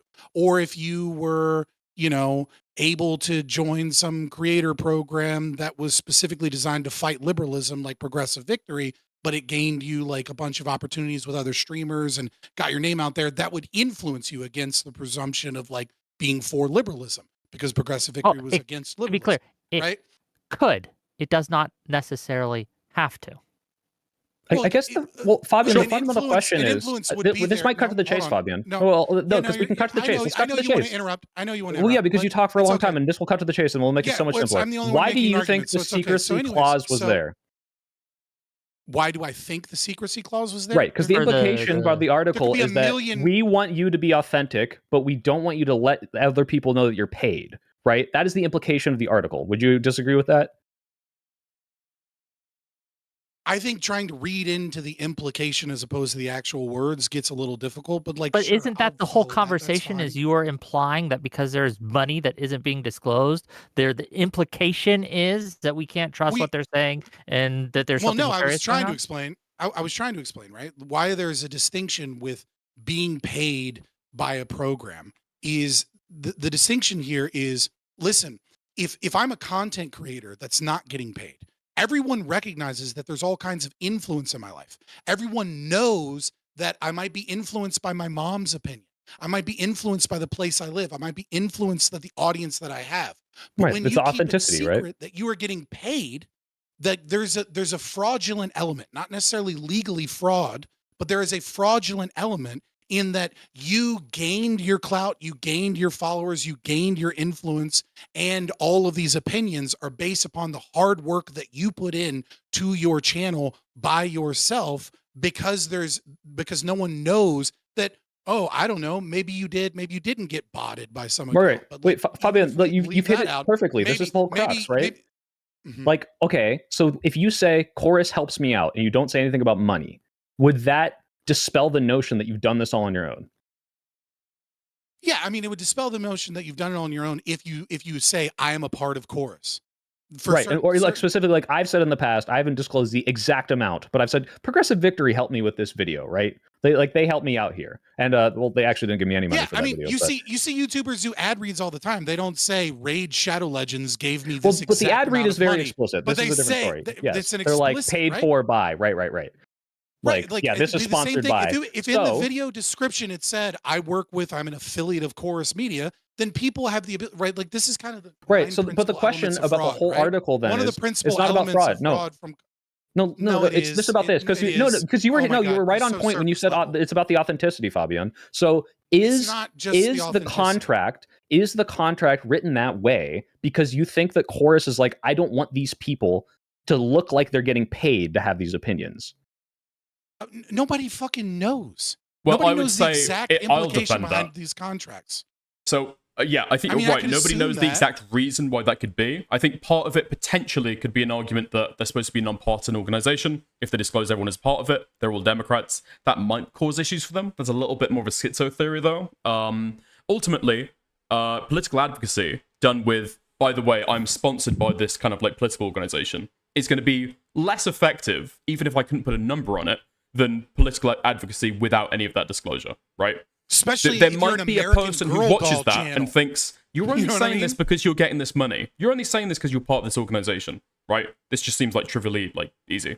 Right. So I don't know if you've ever read any contract from any sort of these things, but it's very common to say, hey, don't go around sharing all the information about other people or disclosing how much you're paid or all of these things because totally of fine. what Hutch was talking about. Hold on. Because of what Hutch was talking about with the like doxing or people being exposed and all the attacks that we're seeing right now. So it seems pretty clear That's to not me. the claim. It seems The pretty claim clear is to that me. you're not supposed to discuss that you are a part of One the sec, program. let me finish. That is the claim. That's the Yeah, issue. oh, yeah. You're not supposed to dox other people that are working or give out information about what goes on in the background. The claim, right? You can say the claim is wrong, or you could say Taylor Lorenz is lying, or that the contract isn't the same contract everybody else had. Those are all rational arguments. But the claim that you're meant to contend with is that they say, don't tell people you're in this program. Just to like Right. my side, And then okay? this- Can I just have a quick huddle with like my gang? Is anyone here making the argument that the people receiving money have to like disclose their entire contract, the amount that they're the amount that they're paid, any of the other people are in there, they need to disclose if they know like who's running this? No, the internal, just probably the fact they are getting paid, right? Yeah. Just kind of. Yes. Okay, cool. Just thought I'd clear that up. Okay, can I talk now? Yeah. Please. Okay, so the idea that they're asking you not to disclose potentially this pilot program, if the implication of the article seems to be that they're doing this because they, like Dicker said, ruin the what would otherwise be perceived as an authenticity thing, despite the fact that lots of people in Progressive Victory were disclosing their like connection to Progressive Victory or even like monthly stipends from Progressive Victory. They're not losing that authenticity because they're disclosing it, but they're still getting all these attacks of you're bought and paid for as this Zionist, Hasbarist, like, you know, collection fund. So it's part of protecting potentially the smaller creators in this program. And two, all these other bigger creators and some of the smaller ones were saying, I'm part of Chorus. Chorus is helping me out. Now, whether or not they're saying financially or not, I don't have the exact video, but the point is that it's like very clearly part of this. And this incubator program, if you're calling it a distinction, like, yeah, the secret program where they pay you money to figure out how to expand your reach, and somehow this is like the shady part and not like, hey, they're paying you to not talk about certain issues, which is like kind of what the implication of the article is, seems ridiculous to me. Like, wait, where does it imply that in the I'm a article? content creator. I get zero money from any outside source. I get death threats all the time. Talking about doxing and death threats is like a safety issue for online political commentators is a fucking it's an aside. It's a subversive, bad faith bullshit thing that you keep trying I don't to think Wait, it's just bad in faith terms to of worry like on about. that point of the that article. our disclosure. issue is whether or not it is transparent that these people are being I groomed, given opportunities, agree. and funded. That the transparency should be there. That is something I said at the beginning. I prefer if people disclose if they're getting large sums of money, especially if it's from a political organization. But the thing I'm keep trying to add nuance to this is, one, it's an incubator program that is not, hey, here's what you should do. It is, here's how to be better at content creation. Now, obviously, if there's a wink, wink, nudge, nudge, this is only picking Democratic people or people left of center. Like, this is like without a question. But that's part of the. Do we the think fucking- that's bad? Do we think it's bad? I that don't. they I don't only- think that's bad. Okay. Ad for left Dude, wing creators. I don't think so. If you, yeah, I mean, like I if don't you had think a. it's, I don't even think it's bad so long as it's disclosed. I'm worried about the fraudulent element of people that have gain these large audiences because they are astroturfed or not, and so people think. But that's the thing. It's not astroturf. It's not like they're buying bots or they're like saying, "Hey, this is how you lie to your audience to grow." And like I said, as someone who's just now trying to do something like there's this, no evidence of it, Tom. teaching you, "Hey, there's this no is how evidence, YouTube algorithms works. This is thumbnails that catch the eye. This is me. I'm the mentor, David Pakman. This is why I have millions of subscribers, and this is how you can do it too. Not, hey, like we're gonna dump a bunch of money into like pay people to subscribe to you. Like that's not astroturfing." Okay, Well, first I and don't think foremost, astroturfing your implies claim, botting, your right? claim, Right. Well, astroturfing First implies and some sort foremost, of your like claim- inauthenticity first of and like foremost- fake support. Like it's Some like, kind hey, of we're outside, paying it to not look like grassroots, right? As in these so people aren't first like and paying their foremost- bills based on first money and their foremost- audience is giving them, maybe Yes, based so on first stuff and that an foremost- organization is okay, giving all them. of you, First and all of you, you're foremost- doing it again. You're doing it again. Let's go, Fabian. Fabian, finish your point, Yeah. please. So first and foremost, what you are doing is you are saying we're going into the domain of unknown, right? We don't know whether or not they're botting accounts or whether. No, come on. We're not doing conjecture here, bro. Let's stick to what's in the reporting or like No, a reasonable inference. Okay.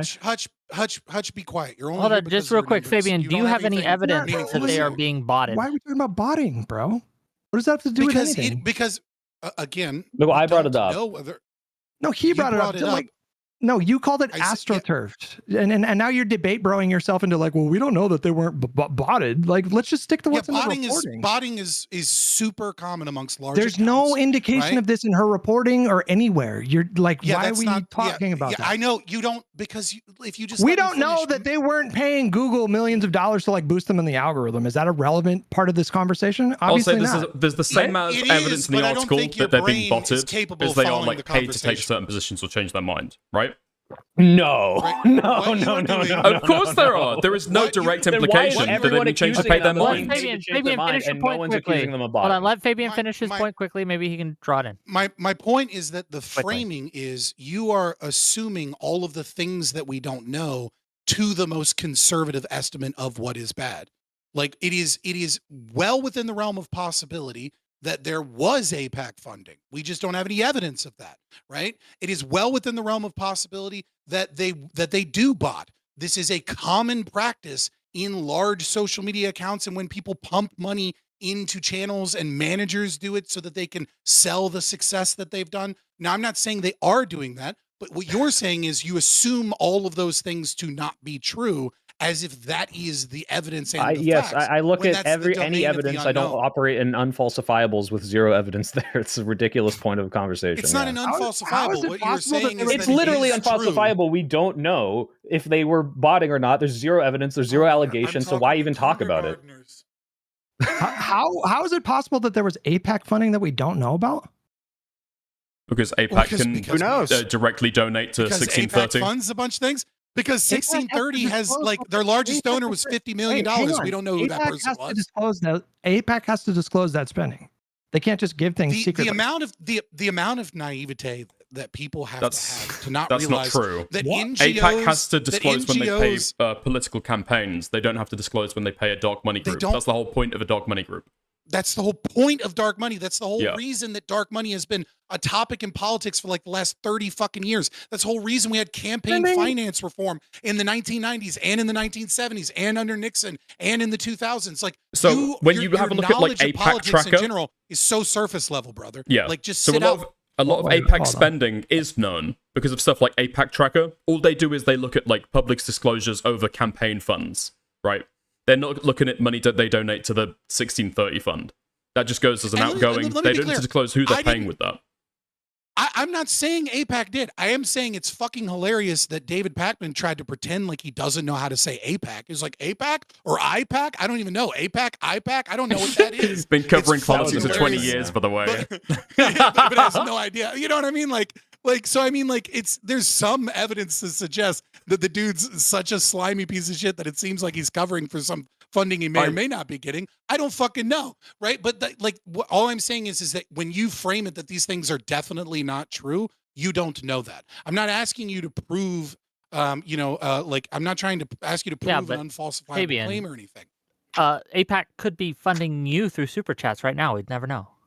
That's not true. It's possible. Super chats are publicly True. disclosed. True. I mean, but it's just, well, they don't have to, hold on. They don't have to publicly disclose super chats. Why would they? It's literally on the stream, bro. Like if APAC was going to give a bunch of money to some could be used to bring people, bots. and those people could be super chatting, why would they have to disclose that? Oh yeah. Well, no, APAC just is it's on the 501c4. screen. They could be funding me. 501c4s They do could not be have funding to me. publicly Let me- disclose. They let only me- have to disclose to the IRS, and the IRS can decide whether or not to redact You're or right. not You're redact right. that. Hold on, pause. You're right. You're right. You know how I can prove that they're not, or that they at least won't in the future? fuck the nation state of Israel, fuck Bibi Netanyahu. I hope you hit your big toe on your furniture every fucking night, because that's the closest thing I can say about. I mean, on the super chat thing, because I think it's been brought weren't up. a lot of the course people Reynald, saying that too? Reynald, please.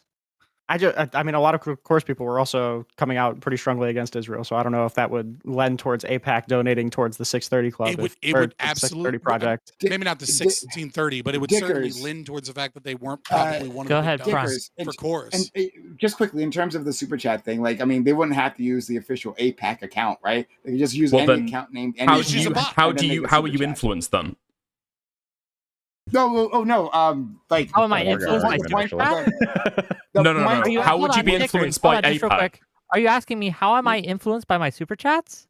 No, I didn't say that. I'm talking about the specific organization who's going to be funneling it through a bunch of bot accounts. If there's not a relationship there, there's no contract, there's no meeting of the minds. Fair. I think what's your that's problem fair. with dark money if you don't know where it's I coming think you were from? just saying that he could. I think the That's the whole implication point of dark money.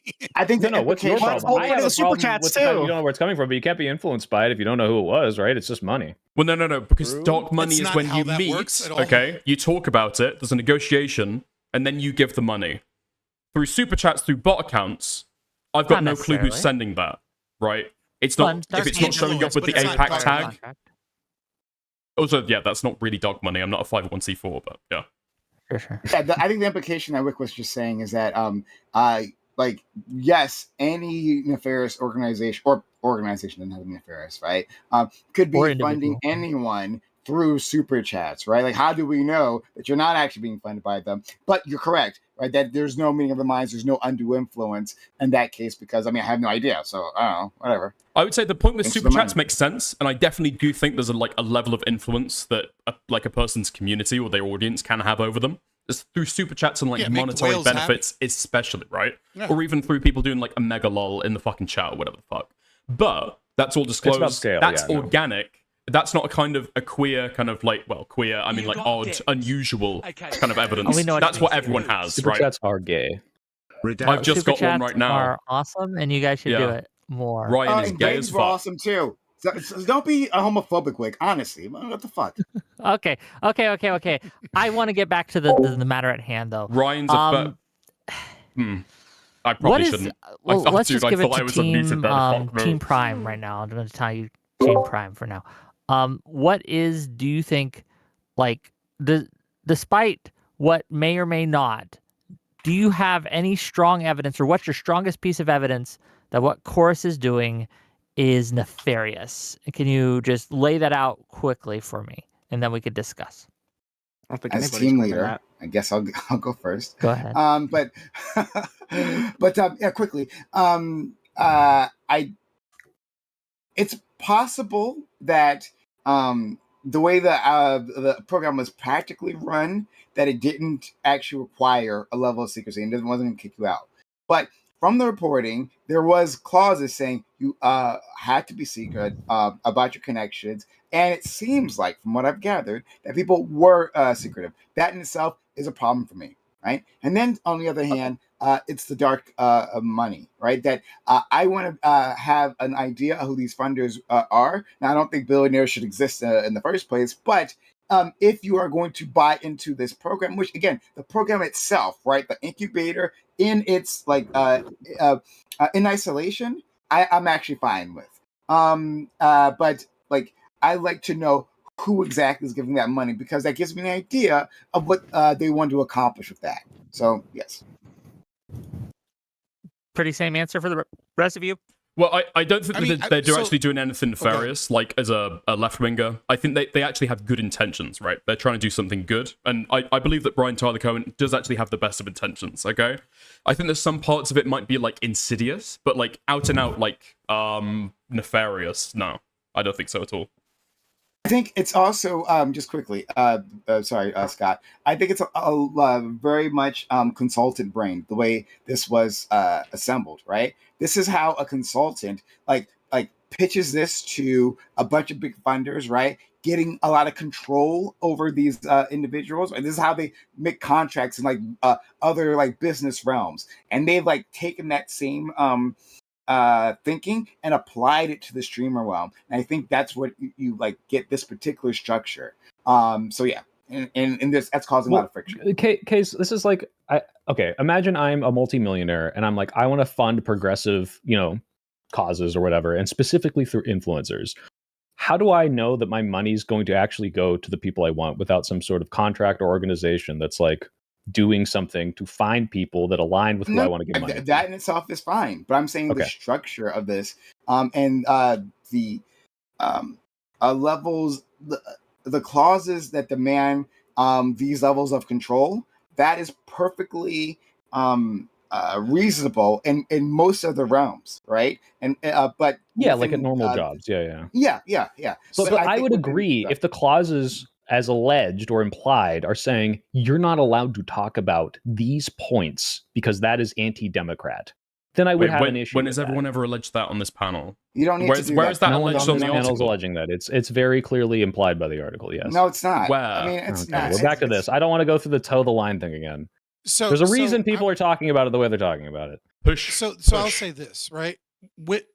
Research. So I'll say this on the last of the Prime team, right? Research seems to show that roughly 5 to 10% of the electorate is swayed by the bandwagon effect, right? Roughly 5 to 10% of people, if they think a president is going to win, they will vote for that president just because they think that president is the winner. And what I have a big issue with when we're talking about politics, especially in a democracy, obviously, I have issues with democracy, but insofar as that we're in a democracy, when you have people that are being funded or given opportunities and being able to grow their channel, especially, I think some of the more nefarious ones are when their channel isn't explicitly political, when their channel is like some reality or makeup brand or some other type of content, and then they're pushing these ideas. What they are doing in effect is they are pushing, they're growing above their competitors that have different political ideas or aren't talking about politics because they're doing a makeup channel, but they're not talking about vote for Kamala. And what ends up happening is what billionaires are paying for is they're paying to have these ideas seem more popular and be a part of the dominant narrative in a dishonest way. They're not saying, oh, this person says, oh, they're being funded or by some organization or they're being lifted up by some organization. When it is secret, there is this assumption that the audience has that these are just the popular ideas. These are just the good ideas that normal people have. These are the ideas that are winning. These are the bandwagon ideas that they take with them into the voting booth, and that small percentage of people in a nation where elections are often decided by 0.2 and 0.1% of the vote, that this money is paying to make a narrative seem like it's organic when it's not organic. I'll tell you, when I first saw that woman that Republicans were accusing of being the DNC's spokesman on men's issues, that Olivia Juliana, I believe is her name, right? I remember I watched her before any of this stuff broke, and I watched her and I said, guys, can you tell from her setup that this is all fake? Like we were all looking, we were like, this keyboard and this microphone and all of the way that she has her office set up is not like someone who's been like in the trenches and does this content all the time. And then this article breaks out and it's like, oh, she's one of the people that's working in this program. She's one of the people that is being given opportunities and given interviews and given mentorship and given these extra things. And so you have this inorganic growth from someone that might not have been popular but becomes popular and is not disclosing how that popularity comes about. That's my big issue here. Okay. To the other side. Why or behavioral nudging, sorry. Sure. To the other side. Team Swipehill, I guess we'll say. Right. Hutch is bigger. He should be the team lead. Fair enough. You're prettier. Oh, shut up.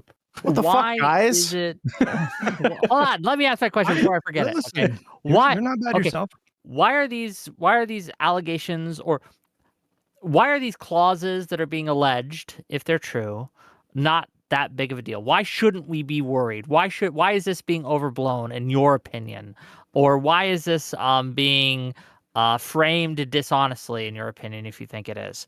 We'll start with Soy and we can see what you guys have. Yeah, I mean, clearly, obviously, like I've talked to Taylor about this, and there are very legitimate concerns that everyone on this panel has said about, even Fabian saying like, hey, like this can have influence on you, even if they're not telling you what to say, the money's going to have an influence. I completely agree with this. And that's why transparency is going to be as good as possible. The problem with the article is the way it's written and the way it's implicated. And some of the stuff I think is like directly contradictory, is leading people to this narrative that is, by the way, something that is happening. For example, when the DNC says, we want to spend $20 million to find the like Joe Rogan of the left, or the little masculine influencer of the left. This does happen.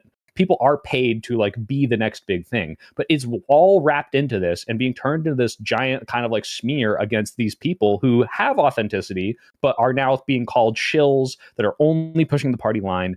I think this is a complete misrepresentation. And so like a very specific example of this is in the contract. There was this thing, and you can look at the screenshot from the Ali TikTok, where it's 3 clauses about how to organize talking to other people. The first clause says, if you're going to organize talking to some sort of like authority figure or politician with the Chorus tool, you must do it through the Chorus tool. Like that's how you do the Chorus stuff. The second one says, if you're going to do it independently, you can loop Chorus in. You have to loop Chorus in. You have to let us know, not we get to approve or disapprove, but just, hey, let us know if you're going to like go talk to Zohran Mamdani and you didn't do it through our tool.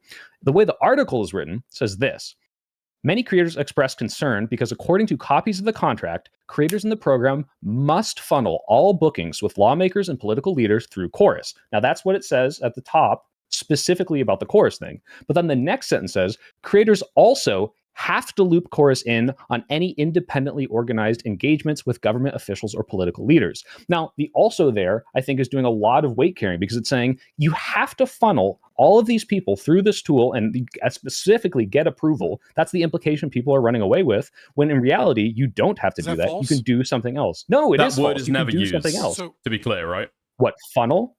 No, approve. What is funnel? Okay, this is again. This is no. semantic I'm game. just making it clear. Obviously, You're saying that they're people not have run saying away it's with that, funnel. but that's never The point directly is, alleged in the article. It Just on doesn't that matter if specific it's point. alleged. It's obviously the reason that people, if you go watch the majority of polls, go watch the things to Vanguard. quotes, and People, then once no, it does it's not that, about it adding agrees with anything. me. If a majority of people talking about this in the left creator space are saying, look at these paid shills who had to go through them for everything because of just reading this article, clearly the way it is written is playing into a narrative that is not true, even if it's not technically so people misinterpret factually the article alleged. and it's the article's fault. Okay, This is got it. political the way the article mudslinging is at the written end of the is day. pushing people to these beliefs. Yeah. The article I can't help it isn't, if right? so many people are people are taking as the stupid article as you. and then Like, it's that's becoming not- political that's mudslinging. not the article's fault. People are taking the way the article is written to mean something that it is not alleging. Yes. Yes. As in, you could write this in a less biased way, factually way recording of- all of this. I thing. don't know. I don't know. The way I, a political really, message I is don't know how interpreted you is could. super important. I don't know how you could write this and it not be used by like, I don't know, like super pro-Palestine people, You're the third like person Ben to say that. I Empanada, really in should order just to like rewrite this sling mud article at more people. impartially. Okay. Well, no, I'm just saying, like, I want to hear PV, from I want to hear right? from PV. Rinald, and I want to hear from Hutch at the same time. Right, Rinald and Hutch, answer the question right that I posed. Who first? Rinald and then Hutch. Go ahead. Okay. Yeah, I mean, generally, I agree that like for optics' sake, you probably should disclose if you're getting money. I think that just is a better look. But I mean, personally, I never really care that much about money in politics. It's just not something that really sways my opinion all that much. I do agree that the framing of the article was pretty bad. I think if she just wrote an article saying like, hey, you know, they paid these creators to get better cameras and market themselves better, and they didn't disclose it, I don't think that would have been like a groundbreaking article or anything. I think whenever it gets compared to like, oh, the right is more transparent with it, look at Tenet Media, which is like the worst example that you could ever give, or like in the tagline that they gave, like agreeing to restrictions on their content. I think whenever anybody reads that, they assume that there's like approval going through course that just doesn't exist. Well, they would read the rest of the tagline. article then, right? Tenet was good. In the tagline. They would read the rest of the You got article, the Tenet though. thing backwards. They said Tenet was bad Well, They said it was in bad. the article. Did they? Yeah, Yes, she's like, this is not. This is explaining- not new. She says this is not new on the right wing. Tenet did this. This is she's saying Tenet No, is but bad. she talks about But Daily even Wire. She talks about. I feel like Tenet, even she comparing talks this to about Tenet is Turning Point a USA. problem. But That's I was It's saying money that in comparing it politics, to right? Tenet Going is to a problem. creators. Yeah, sure. Sure, but I think we even know putting where us on the Tenet same level. Media's money came from. We don't know where this money comes Well, from. In fact, we we only- actually we knew only- who was being paid by Tenet Media, right? We didn't know it was being funded by Russians, but Tenet Media representatives in the media actually disclosed Yes. that they were Yeah, working with Tenet Tenet Media Media. was more And so it was actually more transparent than this. transparent. You're Yeah. correct. Whoa, wait. But No. considering their funding was coming from the Russians and no one knew it, probably not more transparent. just said But that, yeah. I mean, again, the framing is the framing is all of the problem. If somebody is giving a political message and it's getting hella misconstrued by everybody that reads it, that is a problem with the article. That means that they're not messaging effectively. I mean, You that's can't about write it. anything to like prevent any bad faith actor from misconstruing media it, literacy especially on in the left. politics. What Okay. You shouldn't put agree to restrictions on their content in the They do. tagline of the article. That's what I'm saying. But That's they do. factually They true. agree to restrictions on their content. Okay, when people But then read what that, restrictions are on their restrictions content? And then you read the rest of the article and bang. What content are they agreeing to be restricted? When they're going to chorus events, Probably they the can't non-disparagement. explicitly endorse political candidates. You know why that clause is in there, They're right? I'm saying that is the restriction, right? They'd lose their when you say 501c4 restrictions on straight their in. content and you're only referring to things organized through chorus, no one is ever going to interpret it like that. And I'm Yeah, but sorry, the main it's the main true. purpose People of don't chorus really read is to get them read- to speak to politicians and make content out of those interviews, right? So that is Sure, becoming when a you say mainstay of their restrictions content. on their content, we all know what that is implying, I hope, right? Well, Like hopefully, agreeing we'd be to able restrictions to. on their content. Hold on. Okay, I'll Hold on, teach you. let's Okay, say so someone is you already, read an let's article. say someone is already a large content creator, okay? And they already get interviews with politicians and government officials. And now, because they go, let's say David Pakman, for example, right? And now this has to be funneled, at least in some part, because that was the big word we wanted to use, is funneled, right? In Well, some the part word used through in the Chorus article. Media. Would that that's number one. Number two, if you go to a Chorus event, right, which is obviously an opportunity they gave you, but it is also alleged in the contract, right? Some people may have negotiated different contracts, we still don't know, but regardless, it is alleged in the contract that Chorus has the right to pull that content if it is a Chorus event. So if Hey, wait, Chorus hang is on, the I need to means by ask which something. I need you to ask start, Wait, if let me Chorus jump is in, the let me jump means, in. I'm gonna finish, right? Because Hutch, we know you don't have anything to add.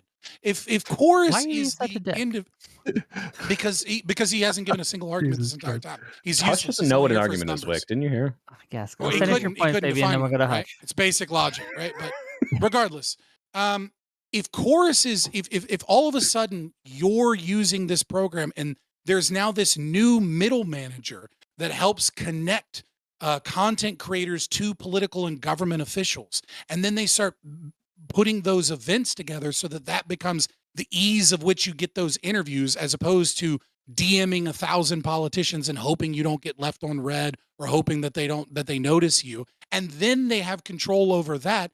That is another form of restriction on your content. There are multiple ways in which your content is restricted in some way. Now, Okay. if you're against the concept of journalists writing catchy headlines, then I don't know what to tell you. You've hated journalists since the 1800s. Welcome to the Republican Party that doesn't trust the media. The problem But isn't again, on the that's a article. bullshit It's on the person misrepresenting it. Right? Wait, no, Wick, I need to ask a question real quick. You're real quick, interrupting your real quick. buddy. Okay. Hutch, let me just ask a quick question. Okay. If I told you Hutch is my elder on the Live and Learn podcast, and he tells me what I can and can't say, what would you think that means? That he tells you what you can. You could take a negative implication on it. No, but only when on it's the part of a podcast. No, larger, just on the like podcast, hour-long spiel, where you go on to You didn't say explain that. how he kind of restricts what you talk about, then it would be on the person hearing that to listen to the other hour, right? Right. What would you? If you walk want to away take this from like thinking in and that? of itself, that's fine. The tagline. What's the that's fine. implication- But the what's the tagline isn't implication the of that? article, right? Taylor Lorenz didn't just write the tagline. Yes, it is. She wrote an entire article. I didn't say it's not in the article. I said it isn't the article. Yeah, and then they right? said that there are restrictions on content, and then said a bunch of other stuff about what they are and aren't allowed to publish, but didn't allege specifically things. That's just that there are restrictions, but I'm not even going to show you the contract about what it says. I'm not going to tell you what Hutch told me. I'm just letting you know Hutch puts restrictions on what I can say on the podcast. What does that mean? Well, again, you just it's changed it disanalogous from what you because can Taylor and Lorenz can't goes on say. to explain he puts exactly why restrictions. they're restricted. Okay, so you're kind of weaseling out of it. Now, what if I'm I not told you weaseling out Hutch of it said, at all. What you're saying don't- is disanalogous. Hutch told me not to tweet out his phone number. And that is Right. how I wrote about it. I said Hutch tells me what I If can you and went can't on to say. explain that, yeah, Would that'd you be say fine. that might That'd be clear it up. misleading? Well, that would actually be a lie, because if you say what I can and can't say. Yeah, you right, can like- post other things, but you can't post my phone number. This is what the right wing, MAGA Republicans have been doing for like years, sawing out over headlines. This is where the left is. Champions of media literacy and the institution of journalism. Sawing out over headlines. All those left-wing pundits think what they're thinking. It's I'm trying to give it to Hutch here. Hutch, go ahead. So Chorus is a 501c4. There are like legal restrictions on how they can frame their messaging. It's like a certain percentage of the output, the money that they spend has to be dedicated to so-and-so or whatever.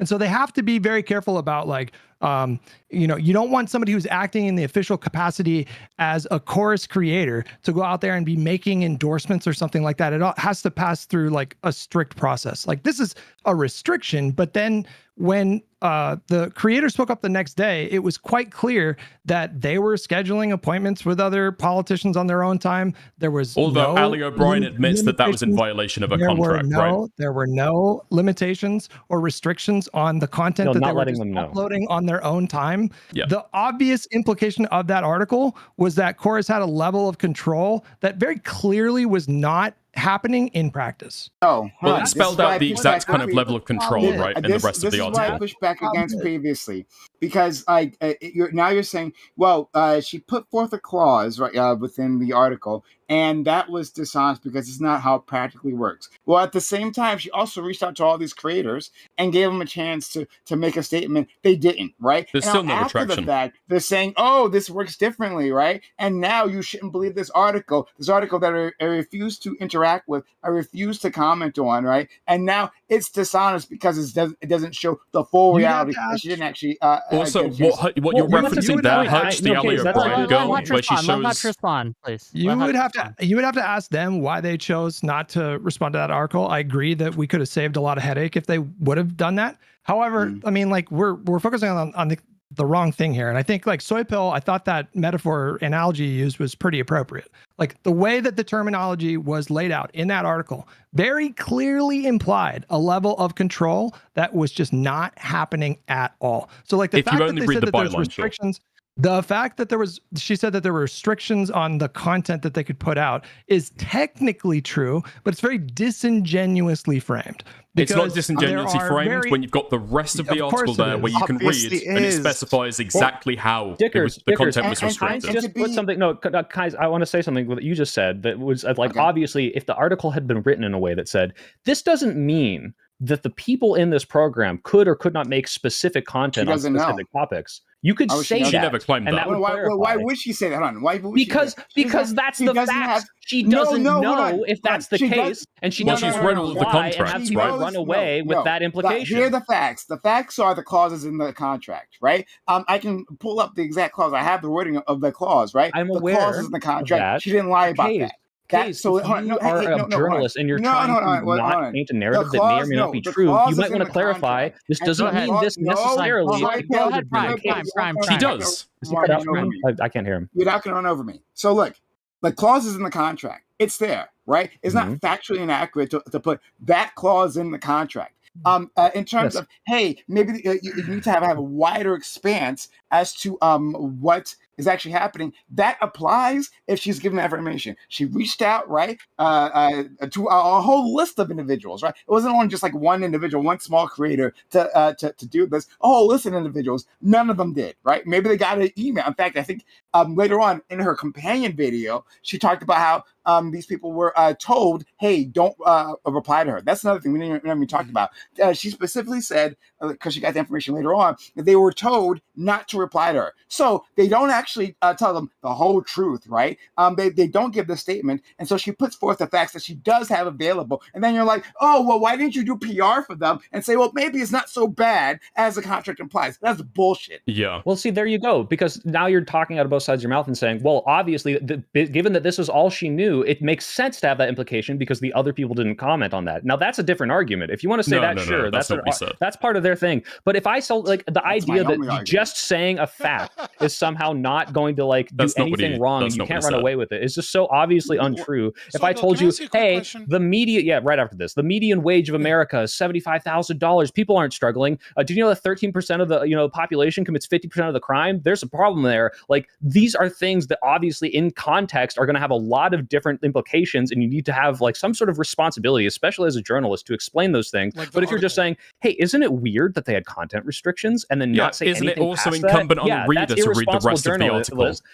And last thing, obviously she doesn't have to. She has no obligation to clarify that. But you asked, how could you possibly write this more objectively? And I just told you. I didn't say that. I said it's a fine implication.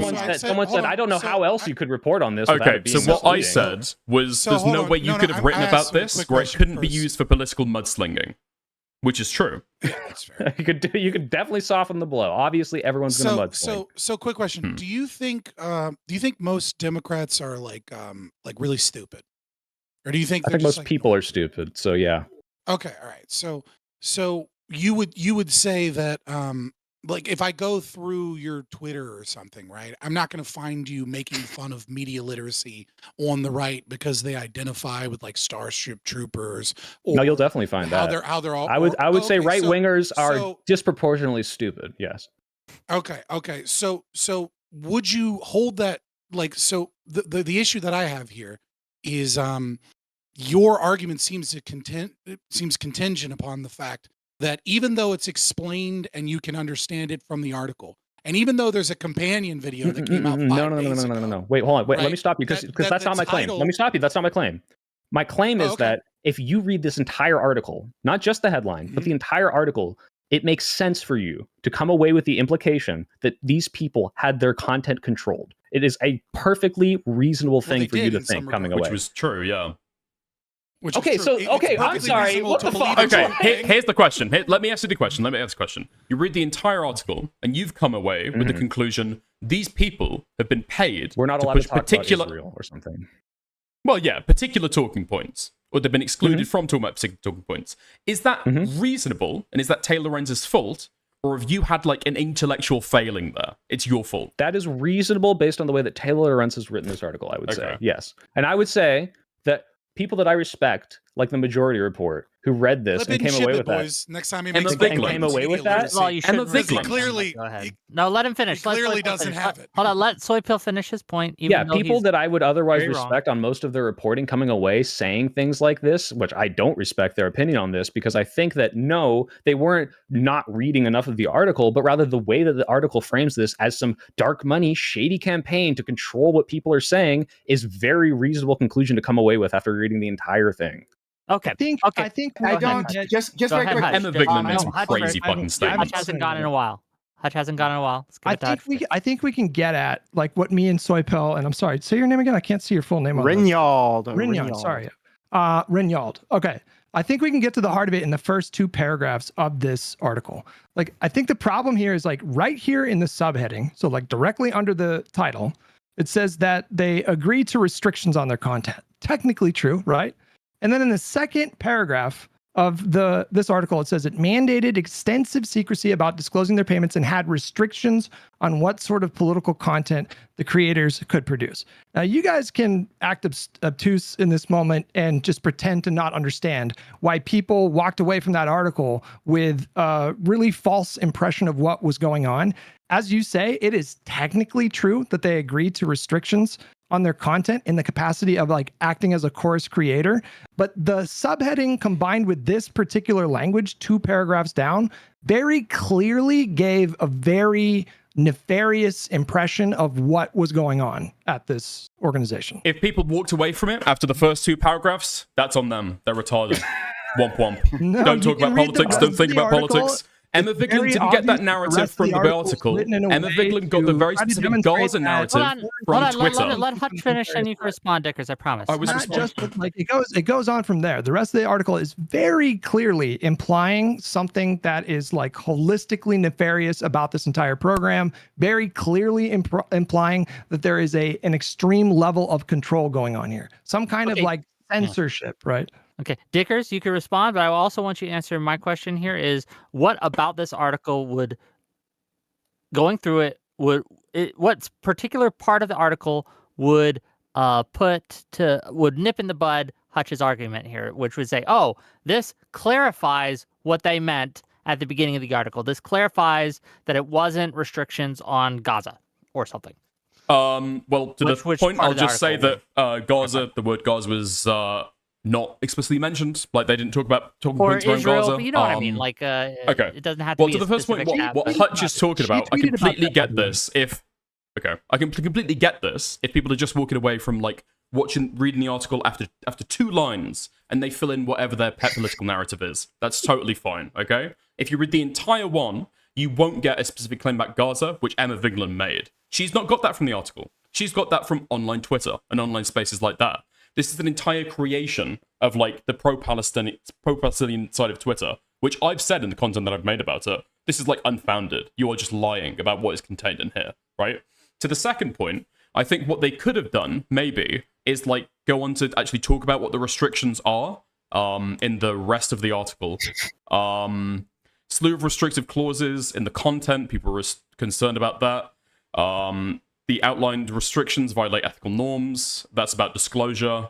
Chorus felt restrictive to some. I mean, this isn't what Taylor Lorenz is claiming, right? In and of itself, out of nowhere.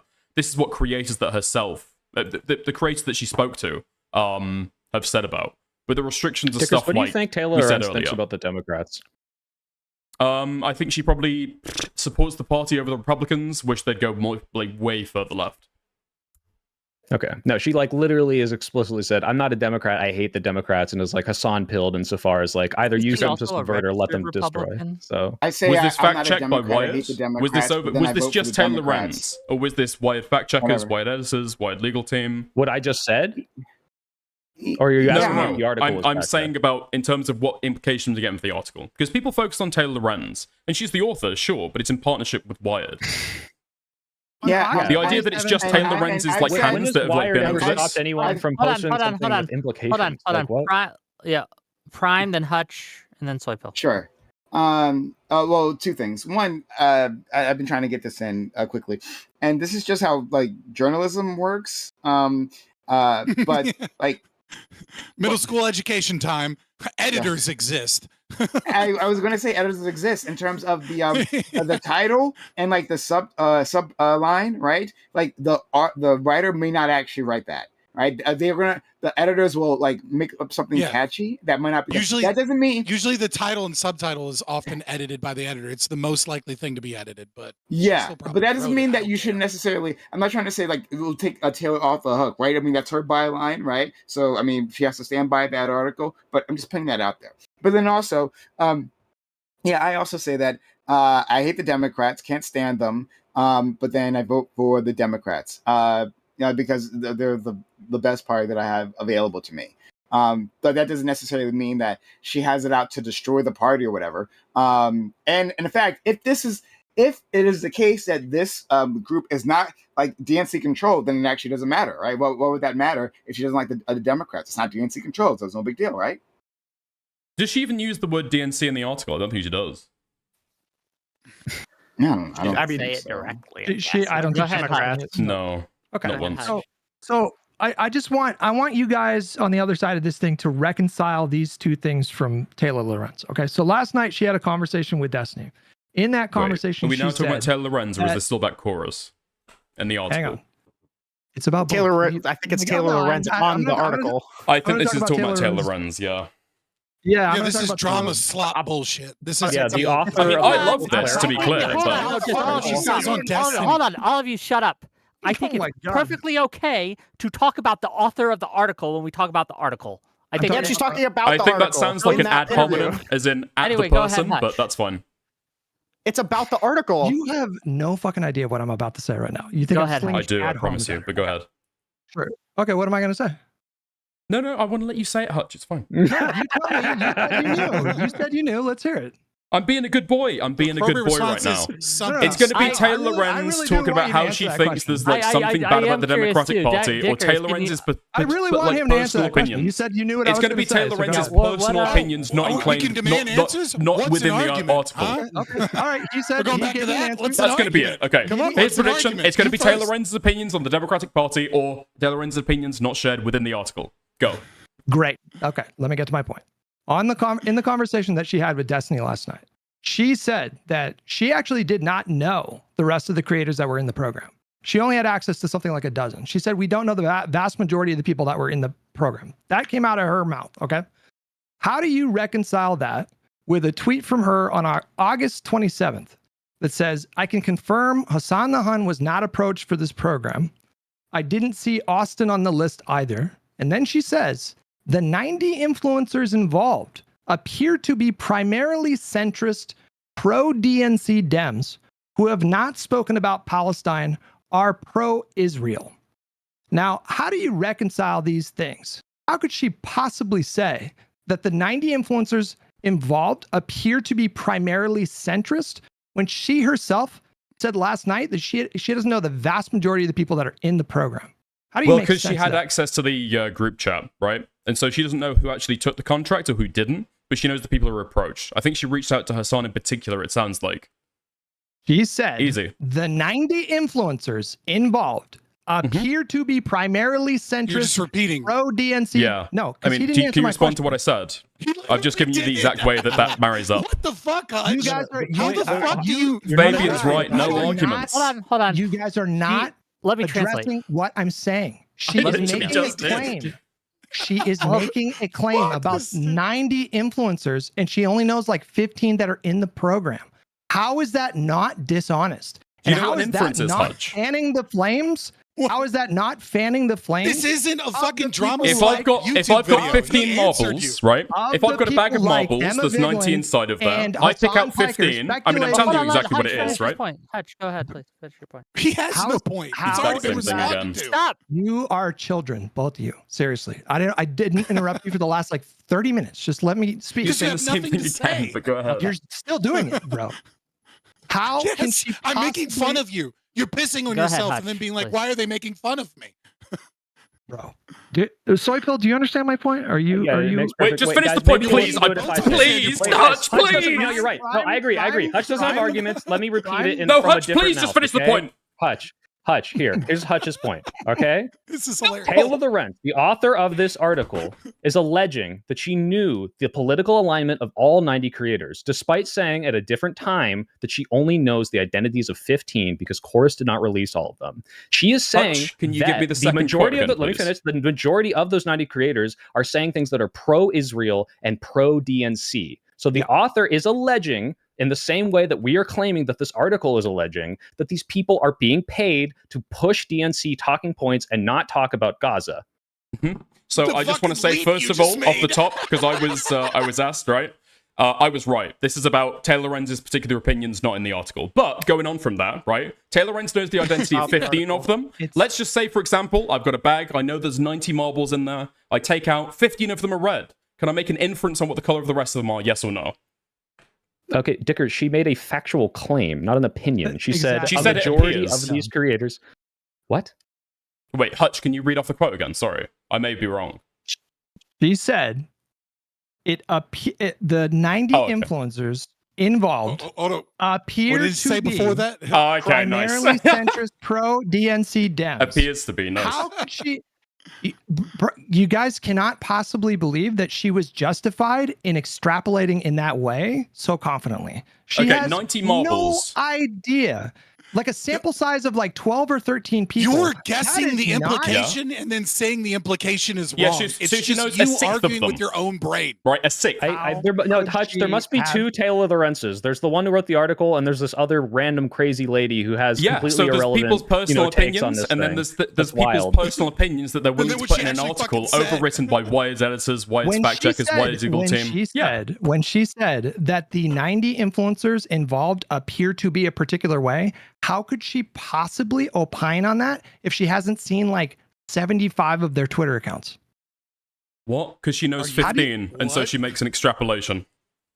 I mean, she's quite clear that she doesn't know everyone who's in there, right? You cannot be serious right now. that Okay, you so think it's 90 appropriate marbles, Hutch. for a 90 journalist marbles, to please, suggest okay? that We've we got can 90 just marbles in the surmise bag. the You pick out positions of 15, 15 are 75 red. people on Can you their make an position inference on the color of Gaza the from rest of the 15 marbles, people. yes or no? This is the most beautiful cope. It appears to be a bag full of 15 There's no marbles. way that you guys But red actually marbles. believe this, by the way. Okay. Hutch, please, can I get a yes or no? Moderator, I'm appealing to the moderator right now.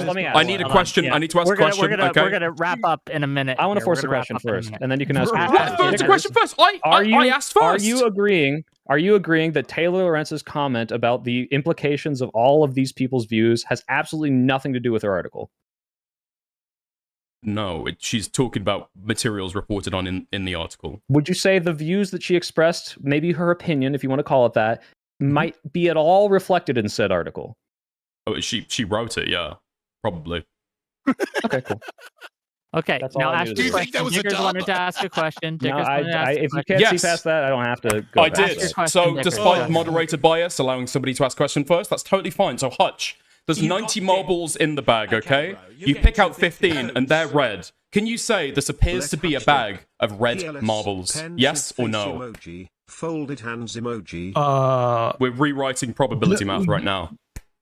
No, hang on. Your situation doesn't make any sense when 4 of the people that have been identified in this program were on the record speaking about Palestine and Israel. So by her own math, like a full one third of the people that she covered and knew of from this program had spoken out about Israel. How could she possibly say that it was primarily a group is speaking out of Israel a far left position? People?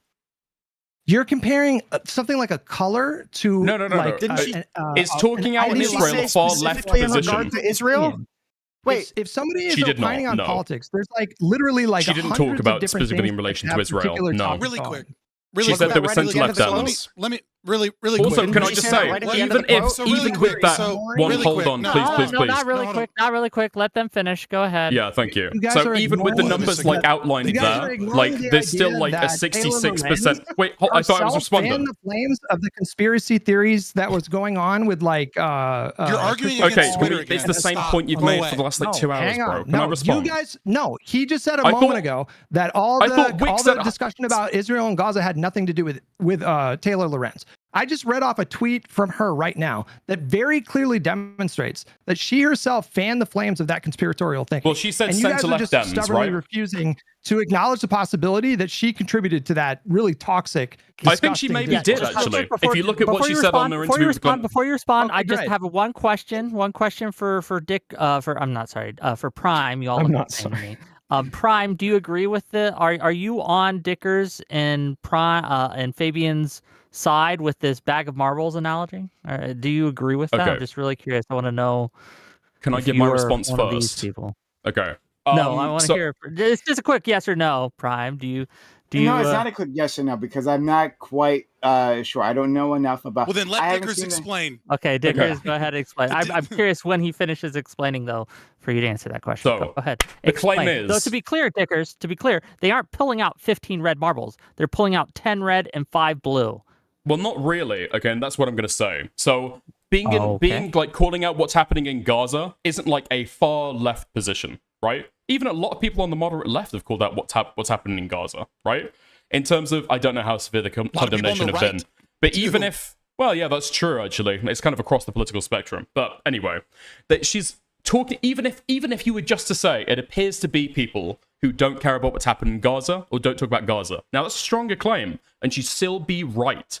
You found 4 people out of the 15 that have called out what's happened in Gaza. That leaves 11 out of 15 that haven't talked about Gaza. That is a vast majority. That's a super majority, in fact. So if she wanted to make an inference and say it appears to be, I mean, I can't believe we're equivalent on this. This is so stupid.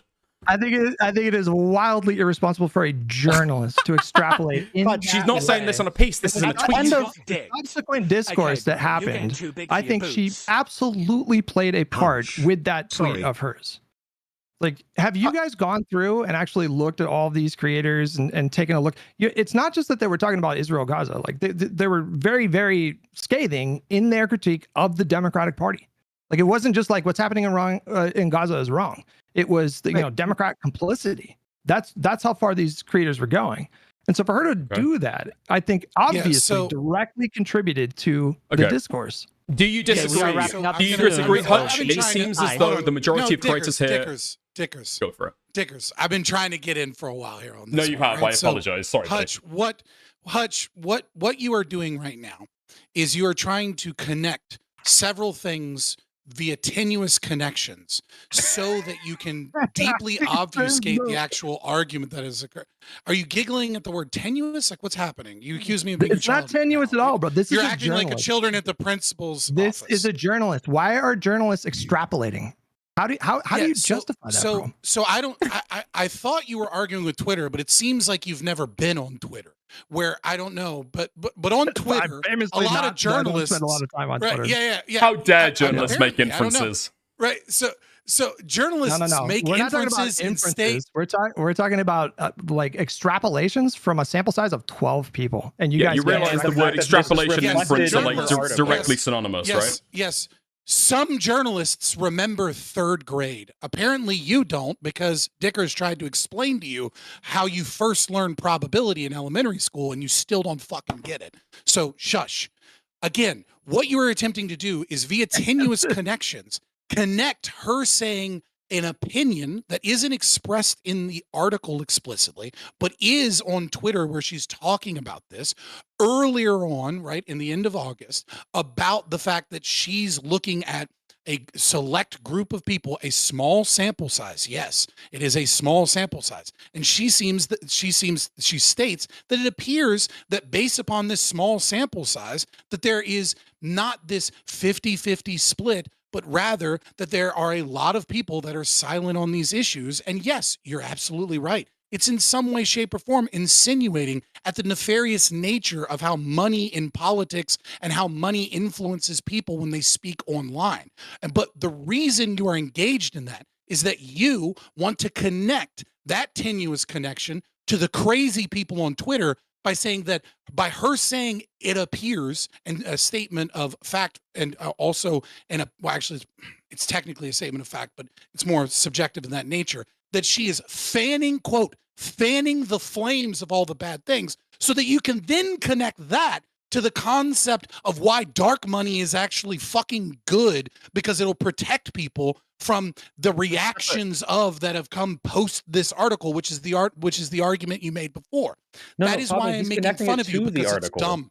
The author's tweet to the author of the article. And also, I can't actually say something that I know that is not going to be said publicly, and never mind, I can't even say it because I talked to Taylor about this, but this is just so fucking obvious that the person that would say in this tweet would obviously be the implication of the article. Everyone's coming away with the implication of what she said, not in the article, wrote it in a way that is like clearly, okay, all these people came away with this. Oh, I guess they're all just crazy and not, she was pushing to a certain opinion that she herself holds. That's a really quick sanity I don't check, know what the fuck we're talking about. From the creators that we know, are they or are they not kind of left, center, left Dems? Are there any communists, any anarchists? The Ali person is for sure a leftist. The Angela person was militantly pro-Palestine. Like, she was going so far above. But it's not like a normal leftist criticism. That doesn't mean that absolutely a further left position. It doesn't mean she's a leftist. You don't think it's? Wait, hold on. If somebody says there are Pete Buttigieg fascists will that never are screaming pro Palestine right now. If somebody says, hold on, if somebody if says, all right.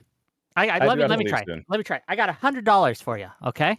And I'm going to give you a statement from someone. You have to guess whether they're far left or whether they're liberal. And the statement that they make is a militantly pro-Palestine statement. And you had to guess. Which way are you guessing to get that $100? Militantly pro-Palestine is doing a lot of work for here, right? I don't know if you're a fucking Zionist. And actually, I literally don't know. I'm not saying that you are, Hutch. But like, I don't know if you're a Zionist. A Zionist might say that, the IDF is committing a genocide that's militantly pro-Palestine. Like, I don't know your perspective here, so I haven't heard this statement. So if you can tell me the statement, then maybe I can readjust my expectations here. Just for my answer, just saying that means nothing to me. Just for me, my answer as a citizen journalist, it would not be up to me to infer, to generalize, or to extrapolate on that question. Wick, I have to leave. I have a panel right now. We got closing statements. Yeah, let's wrap it up. I know you guys got to go. I'm sorry for. We Let's had do a fun time. closings. I love you all. I don't know if this has been productive, but we're here. Let's give it to Soy first, and we'll go around. Let Hutch have. Let's let Dickers have the last word. So we get first and then last. So go ahead, Soy, and then we'll. Yeah, just to recap, I don't think that dark money in politics is good. I'm okay with people trying to stop it. I think people should be more transparent when they can. I'm okay with certain this article implies and the idea is like doing some completely unbiased examples of like that we could have cleared this up because we were able to clear it up. She could have written about it very differently. The reasons that people are coming away with implications that aren't necessarily true and not even technically alleged is because of the language of the article, and I'm not really okay with that. Fabian, if there was a trolley problem and there was a baby and a penny on the other track, would you pull the lever knowing that you'd violate the Currency Act of the United States? I don't give a fuck about the Currency Act of the United States. Let's give it to Hutch. Go ahead, Hutch. Bye, guys. I gotta jump. See you later. Bye. I think the article was written in a way that very clearly gave people a wildly distorted impression about how this organization was structured and how it operated. To Prime's point, I think that that's a legitimate grievance, or I think that's a legitimate argument to say that we could have avoided all this if they would have just responded to the article and engaged with her. However, it's nonetheless remains to be the case that the surrounding discourse that popped up after this article and the way that she herself engaged on social media in the aftermath of this article only served to obfuscate people even more, or obfuscate the truth even more than the article itself. And so I think my co-panelists here are being wildly obtuse, and I felt like most of this was a waste of time. Thanks, Wick. Well, some can't all be winners. Thanks for being here, Hutch. Dude, hopefully he's you had actually fun at least. fucking molding. Fabian, It's go so ahead. embarrassing.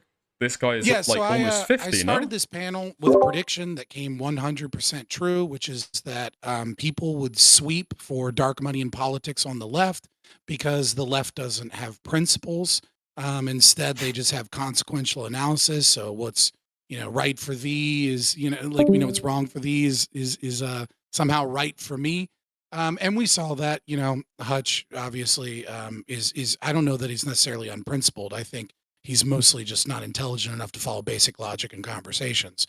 But the other, the soy pilled, I think we saw that.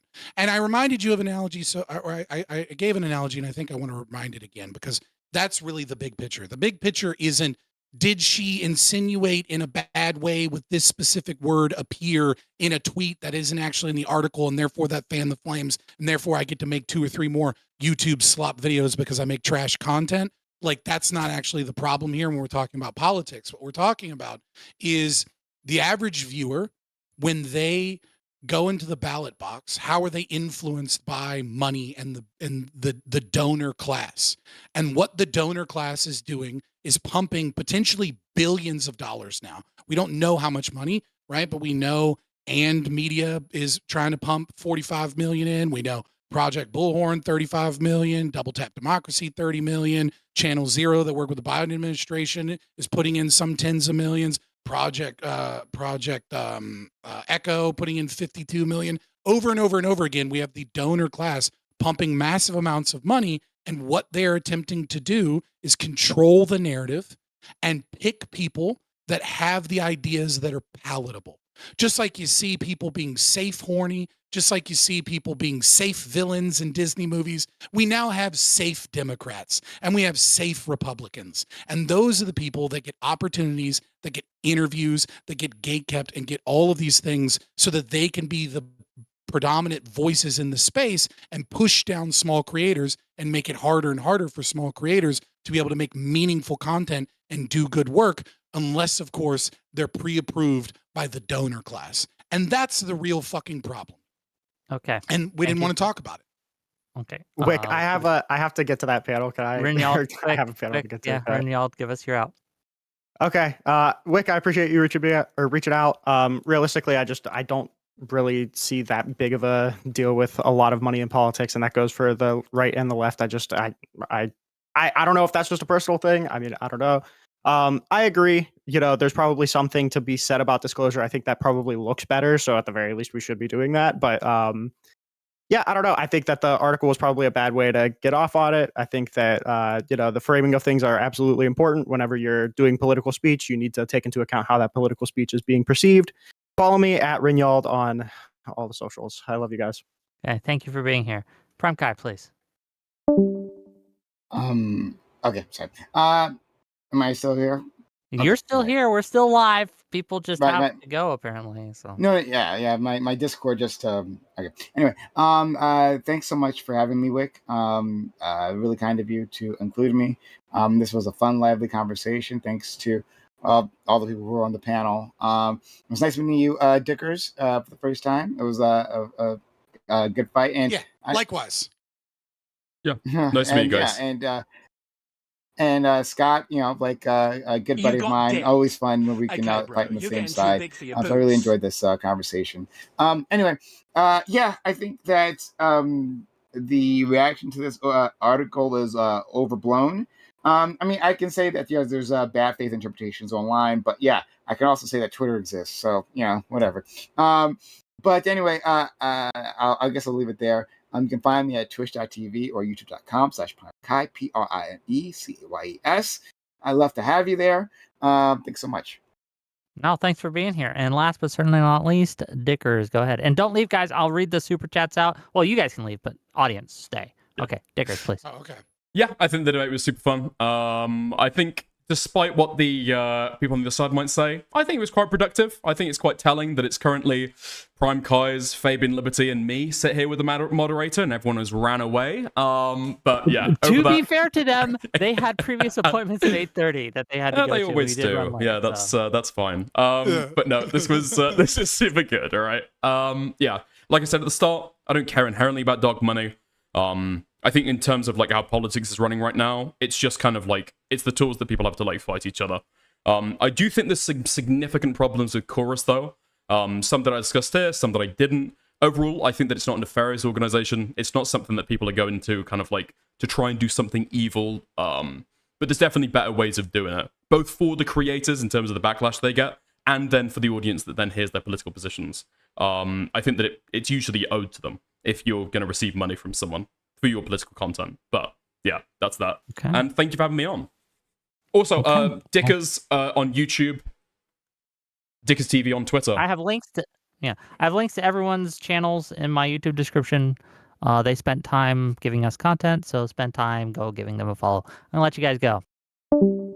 Nice. Thank you. All right. Oh, it's so quiet. It's so quiet, boys.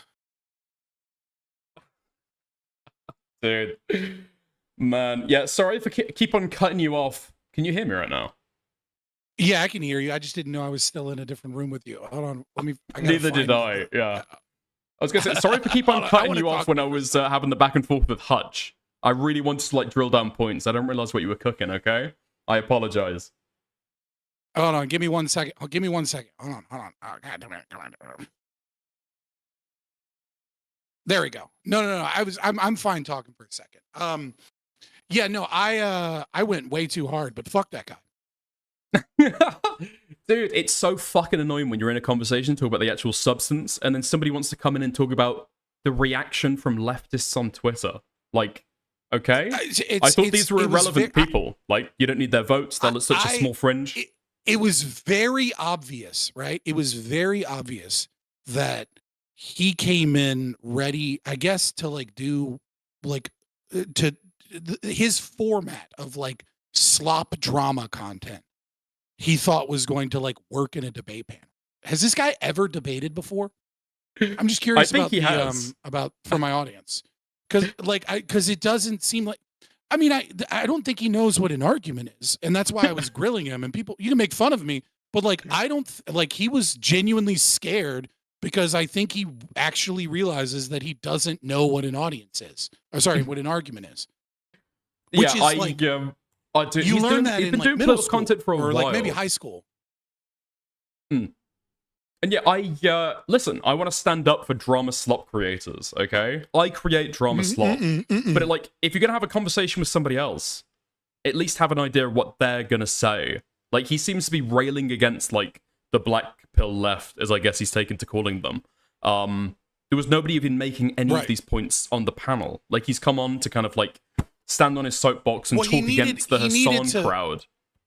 He needed to concern troll in a way, right? It's not technically concern trolling, but he needed to use them, even though they weren't represented on the panel, to not talk about the overall moral issue, but to try and say that the article was written in which, by the way, of course, the article's written biased way. Like, what article isn't fucking biased? That's such a the entire idea of like, you know, like we could have had a whole nother meta conversation about media and how media is sensational. Like, I don't know why Wick was throwing that in. I guess he was throwing it in so that we could get to the point of like Taylor Lorenz is actually bad because she wrote a sensational article as opposed to like a boring fucking article that, you know, like.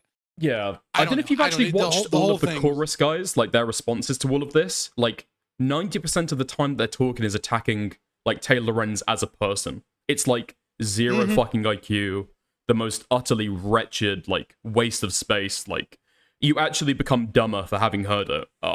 It's like so fucking pathetic. Yeah, there was very little substance, but I mean, like I kind of just wish someone would have engaged with the overall argument about dark money and about the process that I'm talking about. They just ran from it every time because they know, like Hutch knows, Soypill knows, he knows that it's a problem, but for whatever fucking reason, I'm guessing here, because here's where I really want to get a little conspiratorial. Maybe, just maybe, you're so fucking scared of talking about that concept because, oh, I don't know, he can't disclose where he's getting some of his funding. Maybe he has to defend the very concept because he knows that, like, we watched the chilling effect occur on stream with Soypilled constantly running away while also being like, well, I can't disclose everything. It's like, yeah, dude, you're getting paid money to represent values. And so that's why you're having a problem here, because you can't engage in that. Okay. Was the panel like your article, and this is now your tweets? Is this what you're saying? This is your editorializing. This is like your opinion on stuff. Yeah, I don't know. You got it. I don't I know do about panels that as an personally. entertainer to a certain degree. Yeah, I mean that's totally fair. Yeah. But yeah, that's the medium. There was weird arguments was being made as well. Hold 'cause I on, know pause. that I am Hutch. still live. Yeah, Just it's wanna fine. let you know I So am am I. still live. Sorry, I should have disclosed that. Yeah. But yeah, Hutch and Soypill, I think when they've spoken about this before, because I watched like their podcast that they did together, they both agreed that you should disclose. So I don't know why they're coming on the panel then making all these arguments about why you shouldn't disclose, actually. It's like, well, yeah, you might be looked at like slightly sideways if you're taking money for your political content. Then like don't take the money. Like that exists on the left, that exists on the right, that exists anytime that you're taking like political money. Yeah, always. Well, yeah, I mean, Yeah. it's, you know, I had the same thing go down with Connor, right? As, you know, and I flamed the fuck out of Connor because I got him to admit that he would actively work with Hitler to stop Stalin. And it's like, hey man, you don't have to work with Hitler. Like you can just choose not to work with either of them. Is kind of like there's a thing there. It's kind of wild that he wouldn't work with Stalin to stop Hitler. What Well, no, side is he on in World later War said- II? He later said that he would also work with Stalin to stop Hitler. Right, but it's just like Okay. you don't have to work with either of these people. Like you could just move, just leave Germany, and then you know work with somebody else. Like I don't know. Like Yeah. I guess it was fun, but dude, Hutch Yeah, is it was fun. Hutch is Yeah. a special type of stupid. I don't know. I I'm think a Hutch is like professional bridge sincere, burner. right? Be careful. I do wonder if the shit that's gone on with Hassan and Bad Empanada recently has made Hutch like zero in on thinking about like political creators receiving like harassment, and I can understand that, right? It's like something you'd have to worry about, but none of the PV stuff was anything to do with any kind of disclosure. You're a political content creator. No. Like your docs gets posted through no photos of your own by the org that you're working with. And then people who hate you, like the far fringe, is going to then use that against you. Like, that's nothing to do with PV. Doxed Project Veritas because they were working for Project Veritas. I mean, well, hold on. You could make some type of argument that because you chose to work with Destiny, and Destiny is such a toxic piece of shit that is hated by so many people, that like that there was some extra level of motivation that by being doxed, you know, as working with Project Veritas, that then maybe led, if you had not done that, you might not have been targeted, right? So I mean, there is some argument there, but again, like nobody has anybody been doxxed specifically because they're taking money?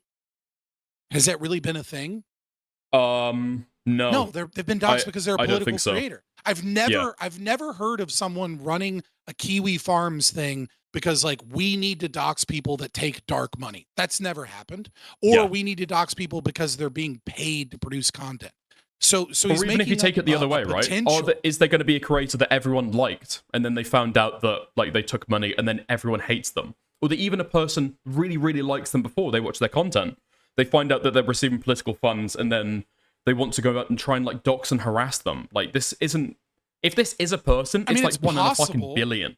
Yeah. Yeah, I mean, it's certainly possible that happens, but I mean, because if you get famous enough, right, to where you become a household name, at least with like Gen Z and online people, right? Yeah. If you become like an online personality to that degree, then like, you know, like Destiny might only have a couple 100,000 subscribers, but he's known by probably millions of people, right? Yeah, easily. There's going to be some category of psychos that are going to do some crazy shit no matter what his opinions or life are. Like Destiny could be a choir boy. I mean, he might prefer to fuck choir boys, but in this example, he is a choir boy, right? It wouldn't fucking matter.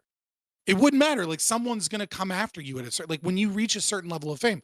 So I think the entire thing that I don't, there is an argument that I find on these debate panels that I think I kind of like you, even though we're politically against each other. I like you just because you're not an idiot. So I don't know how well versed you are in these panels, but I call it I've watched them for quite a while, stupidity. but yeah. Weaponized stupidity. That's what we face tonight. And what weaponized stupidity is what they're going to do is they're going to demand that you over-explain and pretend they don't understand, make these like tenuous little arguments of random things that are irrelevant to the actual argument in question. And then by demanding that you over-explain and re-explain and do this, they can, what ends up happening is you try and dumb it down or explain it in a different way.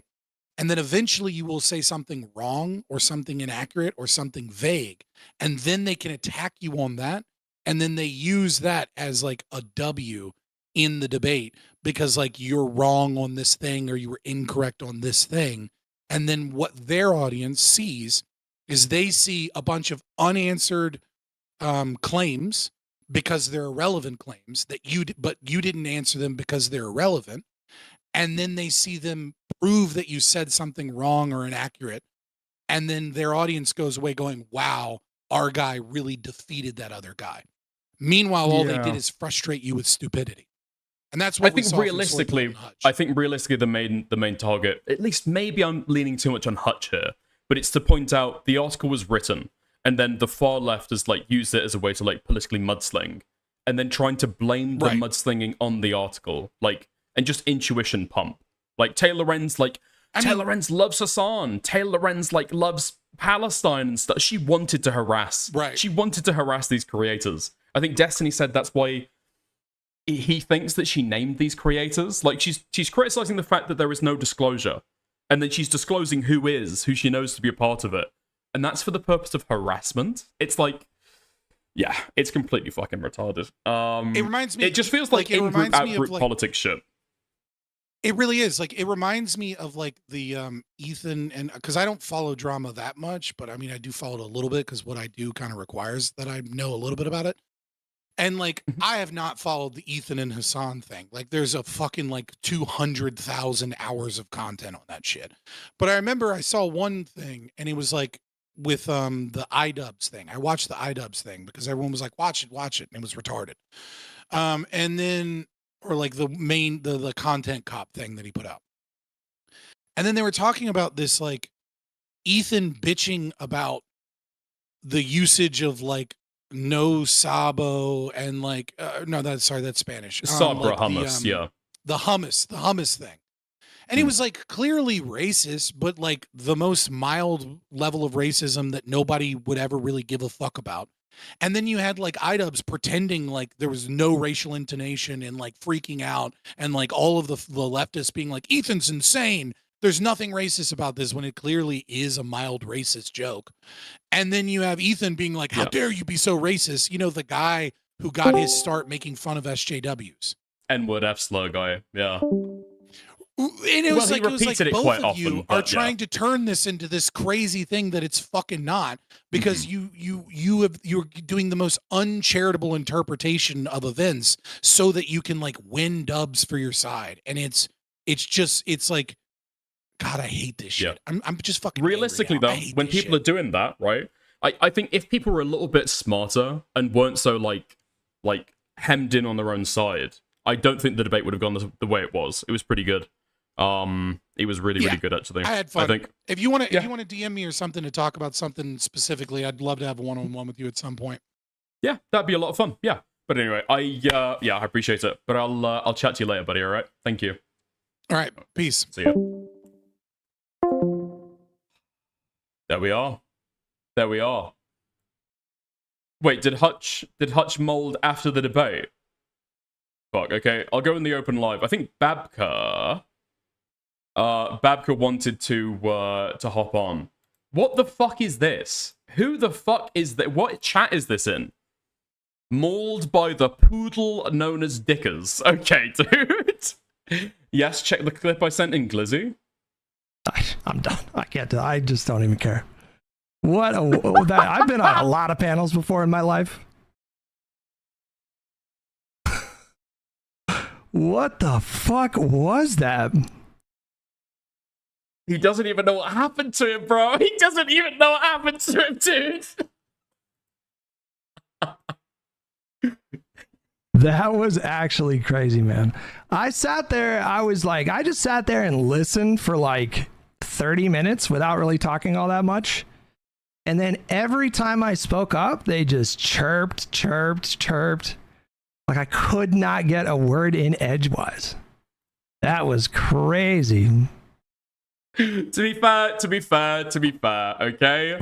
What a loser. Yeah, okay. I will say to him, all right? I will say to that, to be fair, both I was trying to have a back and forth with Hutch in periods, and then Fabian kept on trying to get in. And I felt like Fabian had talked a lot, and I wanted to go like down a certain level.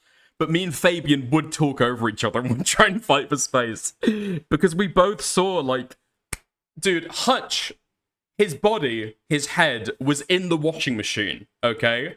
And Hutch was screaming out, I'm stuck, step bro. I'm stuck, step bro. And me and Fabian were trying to like fight each other going down the corridor.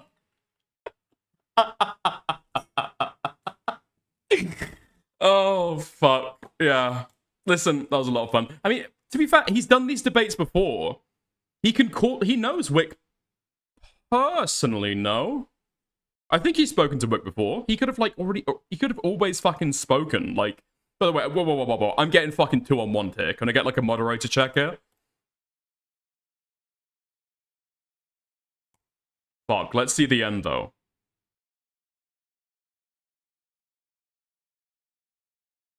Where's he give the end? Okay, here we are. You're getting too big for your boots. I see you put on your collar debating shirt. That's right. Yeah, I put on my collared debating shirt. I needed to, I needed to get all the academia in my bones. By the way, if you've enjoyed, obviously it's my perspective of the panel, but everyone has watched and enjoyed it. I appreciate it. If you want to go ahead and click the like button, that'd be greatly appreciated. Sending a super chat, sending a super sticker, joining as a member, gifting membership to others, everything is appreciated. I couldn't do this without you. And in fact, I took yesterday off stream to do a little bit of prep, okay? So, hugely appreciate it. This is usually my day off. Dude, let's have a look at Hutch's reactions. My Lincoln okay. Well, let's go to when he finishes the panel, all right? Be more transparent when they can. I'm okay with certain secrecy clauses when it's not nearly some completely on this up. Was written in a way that the left doesn't have principles. Instead, Dude, I have put on weight on my face. Jesus Christ. Okay. They just have consequential analysis. So what's, right for thee? Dude. Stop doing wig panels. They always suck. I'm done. I can't do. I just don't even care. I've been on a lot of panels before in my life. 3-day weekend incoming. Poor Hutch. What the fuck was that? You did great. That dude sucked. That was actually crazy, man. I sat there. I was like, yo, thank you very much for becoming a member, Kathy. Thank you. I just sat there and listened for like 30 minutes without really talking all that much. And then every time I spoke up, they just chirped. Like I could not get a word in edgewise. That was crazy. Who the fuck is Kenny? Who the fuck is Kenny? Wait, is that J-Suck's co-host? Keep crying, pussy. It would be really Giga Chat if Hutch left. Hutch, keep it real. Those brain dead morons are insane. That guy is such a shitbag. Okay. That guy was so dumb. Content. This guy know what it is. That guy was a piece of shit. The obvious implication of Taylor Lorenz's tweet was that she had knowledge of the full scope of the people that were in the program. Like, no, that wasn't. That's why she said, dude. That's why she said appears and not as in I have seen, right? Hutch, it would be farcical if I were to say Hutch appears to be bold. Hutch appears to be retard. You know that he's bald. You can see all the fucking forehead right there. It goes all the way back. Like, what's the wording? The 90 influencers involved... Dude, appear to be primarily...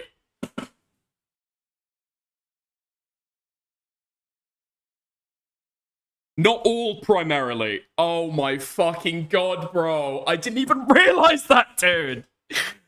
Oh my god, dude. How ironic is it that Hutch got fucking raped by an argument to do with marbles? That's a gem, I'd say. Anybody who would deny that was just being fully obtuse. Like this. Also, the whole fucking thing, I mean, I've got it in a paste bin here, but the idea that it was towing the party line, I don't know where they've got that from.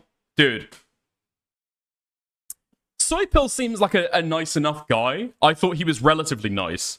But then when he starts to go in like, listen, okay, I don't even know if you read the article. You quoted it incorrectly. And then you lied about a fucking source, cunt. Don't try and ask me whether I've read the fucking article, bitch. That put me in a bad mood from the beginning, dude. I'm not gonna lie. Okay, bro, you're getting That too really big for your fucking boots. pissed me off.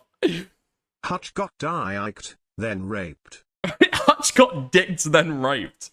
Dude, is raped a banned term on the YouTube TTS? No way. Yeah, I don't know why Soypill was such a dick. I don't know. He seems like a nice guy. Listen, the way people are on panels and the way they are off panels, it's, you know, it's all the same way, right? It's all, or people can have like differences. It's whatever. Let me find it again. Hold on. He's not nice. He's condescending on purpose. Being condescending in a debate, it's like a rhetorical thing, okay? It's like a rhetorical thing. It's very irritating, and it just pissed me off. But yeah, dude, these guys are so fucking molding in the chat so hard. Inference, dude. Also, where the fuck is it? By the way, the screenshot that I showed here, where Hutch was trying to say, no, she didn't make an inference. She extrapolated. I sent that. I sent that into the group chat for the debate panel, okay? That's where I got that screenshot from. I fucking snipped it. I pasted it. I brought it up in my fucking Google Chrome, okay? That's where this is from. Fuck me.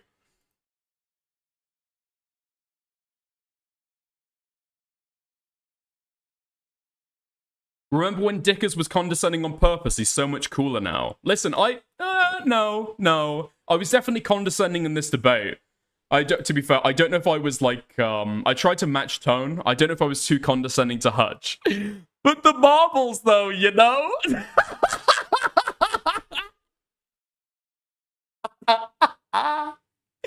Dude, literally.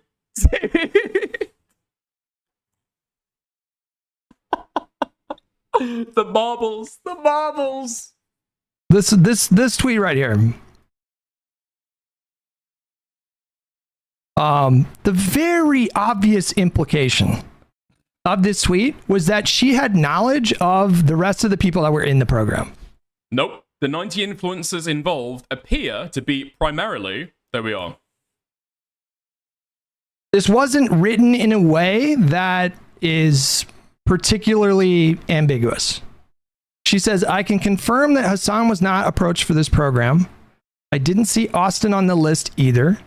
The 90 influencers involved appear to be primarily centrist, blah, blah, blah, blah, blah. What the fuck is this? Wait, this is based off the fucking... Okay, that doesn't even look like me. No, that doesn't look like me. I've got brown eyes, bro, okay? You're getting too big for your boots. Go. Alright. Check Glizzy. I just pulled it up, bro.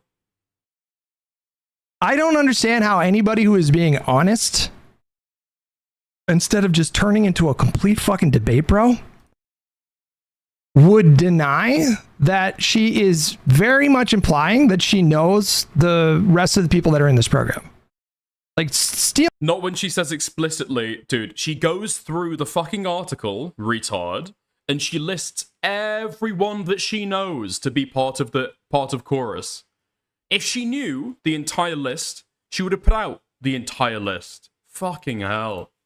Man, them for me in this, guys. Like, if you guys think I'm wrong, tell me I'm wrong. If my perspective is just completely cooked here, feel free to let me know. I'm not even kidding. Like, disagree with me if you want to disagree with me. That's fine. Dickers is one of the shitters here in chat yesterday, trying to say Hassan didn't dox you.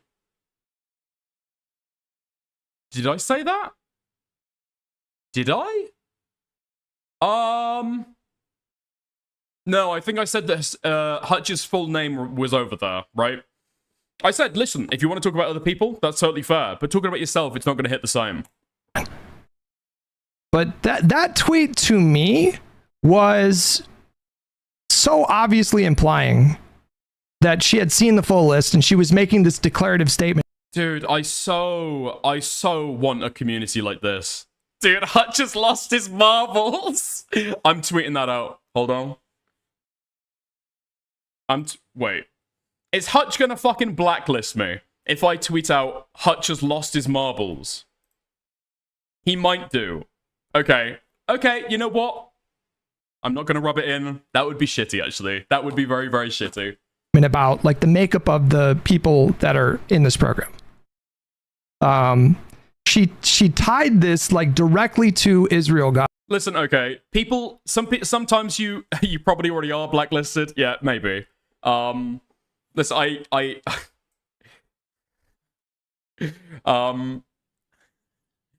I'll say I messaged a couple people after the panel. I think I messaged like everyone. Just to say it was really, really fun. If you want to talk about it one-on-one, like outside of a debate, that would be like really fun. Obviously contentious, got heated, but you know, I super enjoyed it and nice to meet you. Yeah, Hutch has not messaged me back. I've got messages back from other people. Gaza.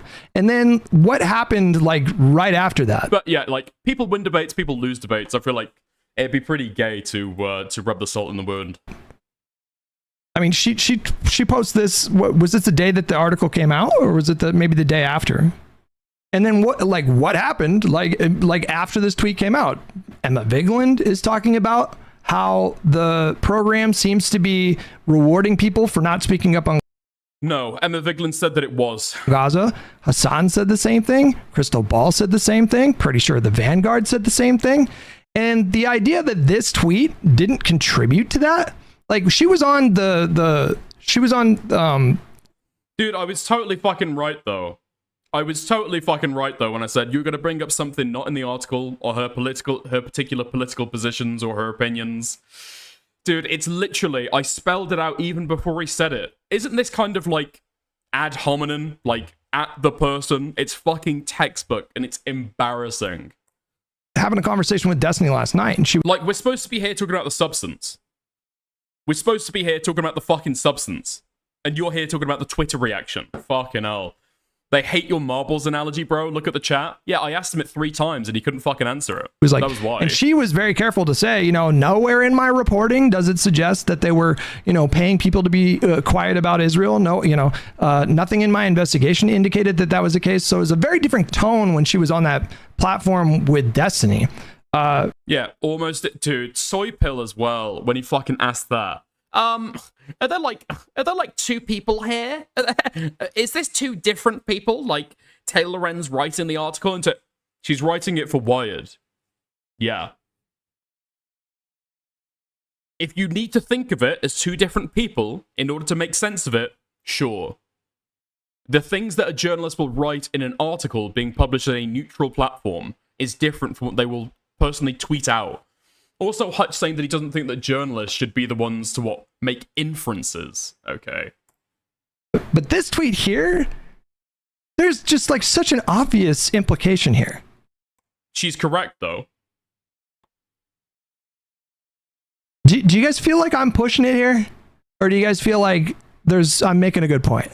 Like, you guys tell me.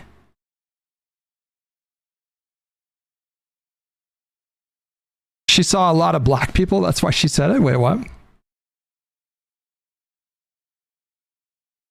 I mean, she's dated a lot of black people. She saw a lot of black people. That's why she said it. Wait, what? She saw a lot of black people.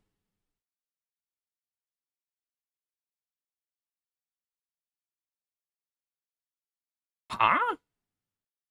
Is this okay? I'm obviously I'm not American. Is this like a thing? Is this like a thing in America that black people don't care about Gaza?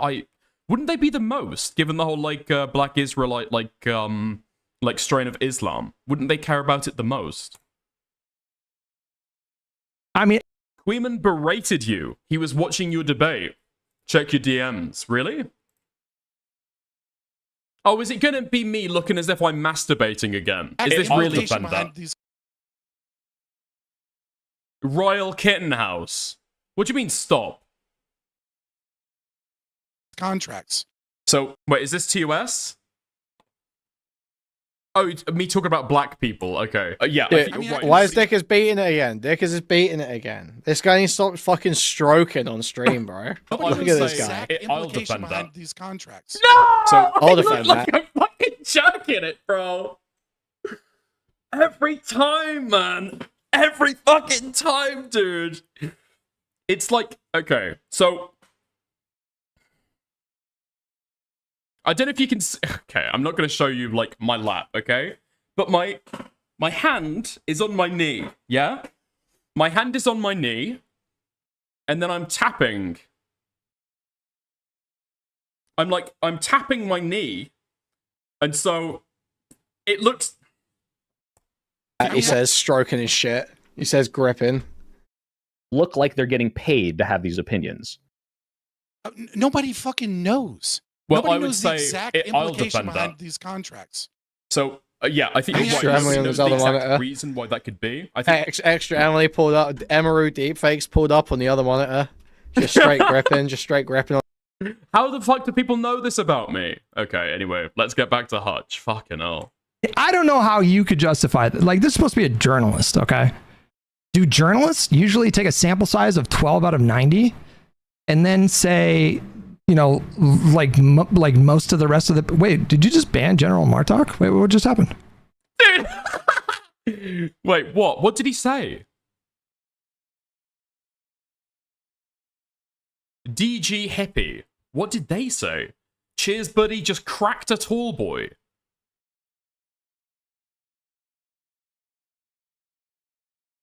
I've got no idea what happened there.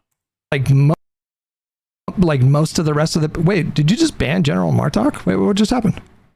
The fuck happened right there? What did he say?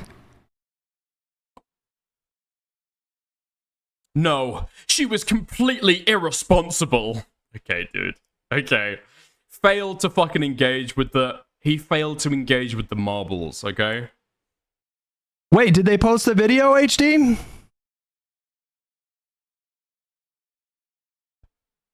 Like I say, they had 15. She makes... Dude. The whole thing that, like, Fabian said. Like, oh, well, it's a small sample size. No. No. It's not a small sample size. A sample size of 15... When the population group you're trying to make a statement about is 90, you're totally fine. You're all clear. Go ahead. Like, it's so fucking retarded. And even if you just look, okay, at the top brass who are doing the mentoring, like, you could just assess it. I tried to ask them several times. Do we disagree that these people are moderate Dems? These people are, like, left, center-left Dems. Do we actually disagree with that? They called out Gaza. Okay. Okay. Is it really a popular position amongst Democrats to be supporting Israel right now? No. Because I didn't say that.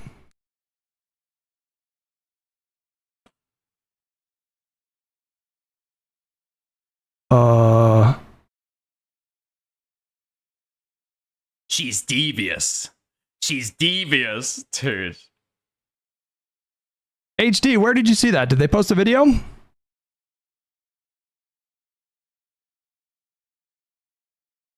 Damn, there it is, boys. It's true. The rumors are true. I was on, H3H3. If you guys want to wait, we can watch it together tomorrow. It's a 30-minute video. Had a conversation with Wait, did he go live just to do this panel? And he's ended stream already. H3 earlier today. That's why the stream was a bit delayed today. It's so obvious. Their entire goal was to destroy the as a Democratic Party. They would rather Republicans remain in power. True. He was on H3H3. I don't remember that. I know that he's been very supportive of Ethan. Dude, it's so fucking weird how the H3 podcast works right now. Like, you've got Willie Mac Show, who seems to be generally supportive of Ethan. Hutch. I mean, to be fair, these are like big creators. But so far as I can tell, these are people that like Ethan has never interacted with. But Diorio, Hutch, Willie Mac, anyone who's supportive of H3 and has like a relatively big platform, I don't know. Like, if you go to Twitter, if you have above 100,000 subs, and you go to Twitter and, say, the Skulls and CPS jokes have got to stop. It's just, you get a ticket on the H3 podcast, I guess. There's a lot of room to say you are right, but it's just vague enough to maybe have been a mistake on her part. No, I think that was like very intentional. He was on H3. Oh my god, wait, oh my god. He went to cry about being doxxed. I think it was very intentional. Like, I mean, this is supposed to be a journalist? There's no way that you can say, like, here's 12 people, and then, we can just safely assume that the rest are going to be reflective of, like, a sample size of 12 out of what was it, 90? Mm-hmm. How is that an appropriate sample size? There's no way.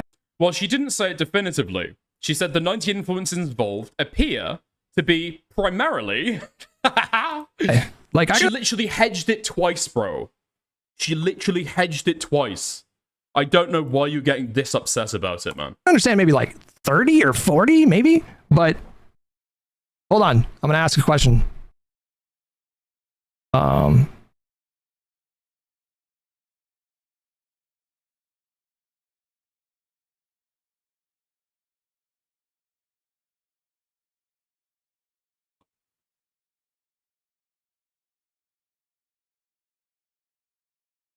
You and asked me if I want to go on. It was a good conversation, man. I really enjoyed that conversation.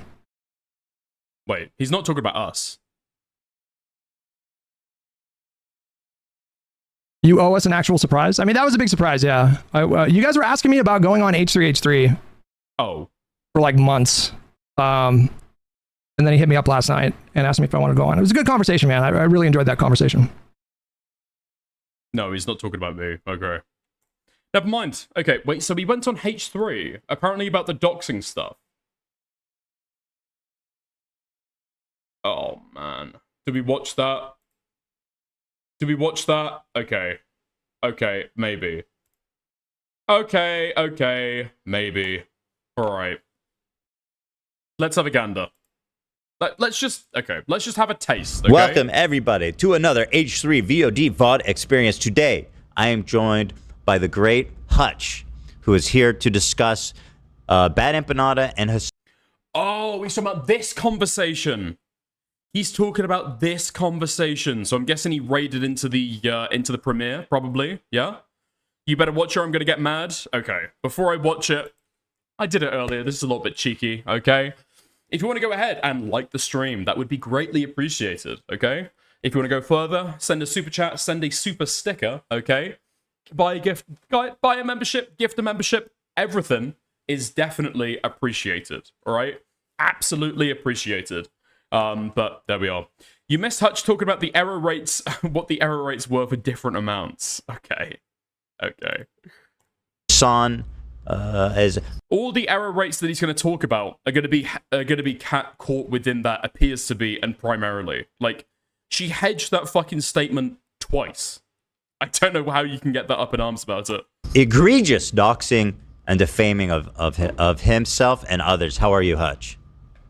I get why you talk about others, but I mean, dude, I played it before I went on because I think Kathy was talking about the doxing like before in chat, like half joking, like I think jabbing at me, but I just said for like okay, for the avoidance of doubt, like he said this several times. I don't know how he's. Listen, okay. Here's the thing: if Hutch were trying to make this about other people and his sympathy about other people, I'd get it, right? Listen, these are the creators; they're not in the same position as I am. I came from pro gaming. You know, my name's already out there. Like I've said it like several times, been open about what my full name is. But these other guys, they were like online creators. They go by a pseudonym. They don't want to connect like their real life to this shit. I would totally get that. But it just seems as though he doesn't like Bad Empanada. He doesn't like Hassan. And so he's kind of like... I will say, Hutch wants to talk about being dishonest, okay? Around implications, around inferences, around word choice, and being completely honest about, about the statements of fact. Okay, bro, you're getting too big for your He's saying that he was doxxed. What does that imply? I think Kilo went into his chat yesterday to ask him about it, and he literally just said, like, well, the Twitch TOS. Well, according to the Twitch TOS, like, don't try and make it about yourself, bro. You're not the person who was actually harmed here. I'm doing well. Thanks for having me on. Very good to have you on. And if people want to check out Hutch, by the way, it's just Hutch, right? It's just Hutch on YouTube and Twitch, and then it's Hutchinson on Twitter. There it is. So this all started when Bad Empanada made a video last month about you and others being involved in a program called Progressive Victory. Okay, so let's have a look at this then.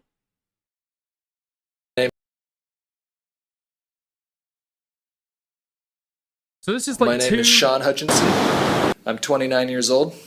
I'm married. I have a dog. Okay.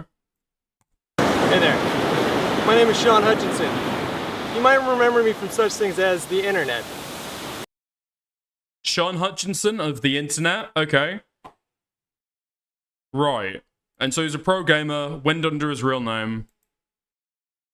Babka, that is a video on his channel, okay? That is a video literally on his channel. The only point I'm making about this is that he's open about his name. Don't play that, stop, what's wrong with you? Bro, it's not a re-upload, it's not an archive, it's on his fucking channel. He is open about this. I'm not doxing anything. Fuck you. Right? It was... Listen, okay, back when I lived in London... Alright? Back when I lived in London, I said, oh, I live in London. I was open about that fact. If somebody fucking clips a moment from that, where I'm being completely honest, it's not a fucking mistake. It's not a fucking leak. It's not a fucking, oh, what? Ah! I literally just say, I live in London. and then somebody clips that and plays that back to me. It's like, oh, okay, nice. Fuck you. Now, to be clear, my entire point here is Bad Empanada did dox people. He did spread their dox. Hassan did facilitate that.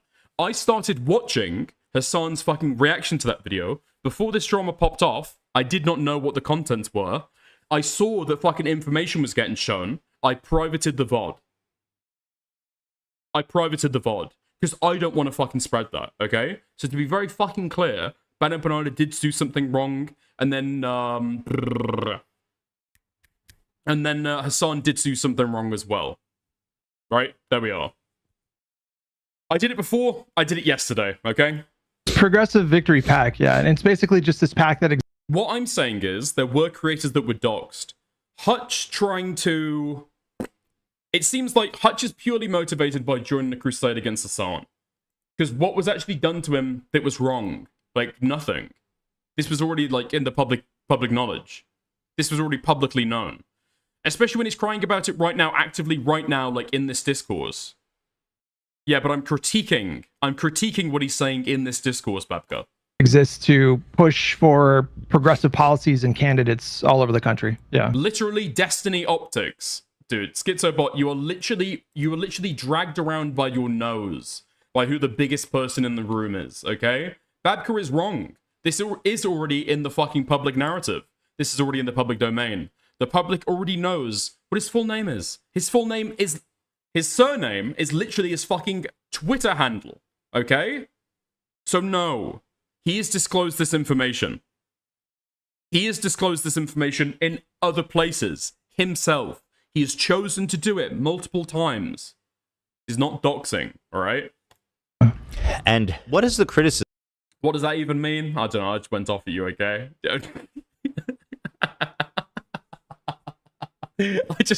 Sorry, you caught astray then, Jojo. People say it's dark money, or that it's like shady, that it's not disclosed, or what's your response to all that? Well, was PV dark money? Was PV dark money? I don't think PV was dark money, right? I think PV gets their funds from a 501c4, so like it is dark money. So I mean that's a separate conversation. No, PV is not a dark money org. It comes from dark money sources. Well, actually, yeah, that's dark money. Okay. Yes, it was hybrid pack. Oh, because it was the pack and then there was the LLC, right? That's how Lonerbox ended up getting paid. He got paid by the LLC. If he was paid by the pack, it would have been illegal, right? Yeah, okay. To have, like, should left-leaning people ever take dark money?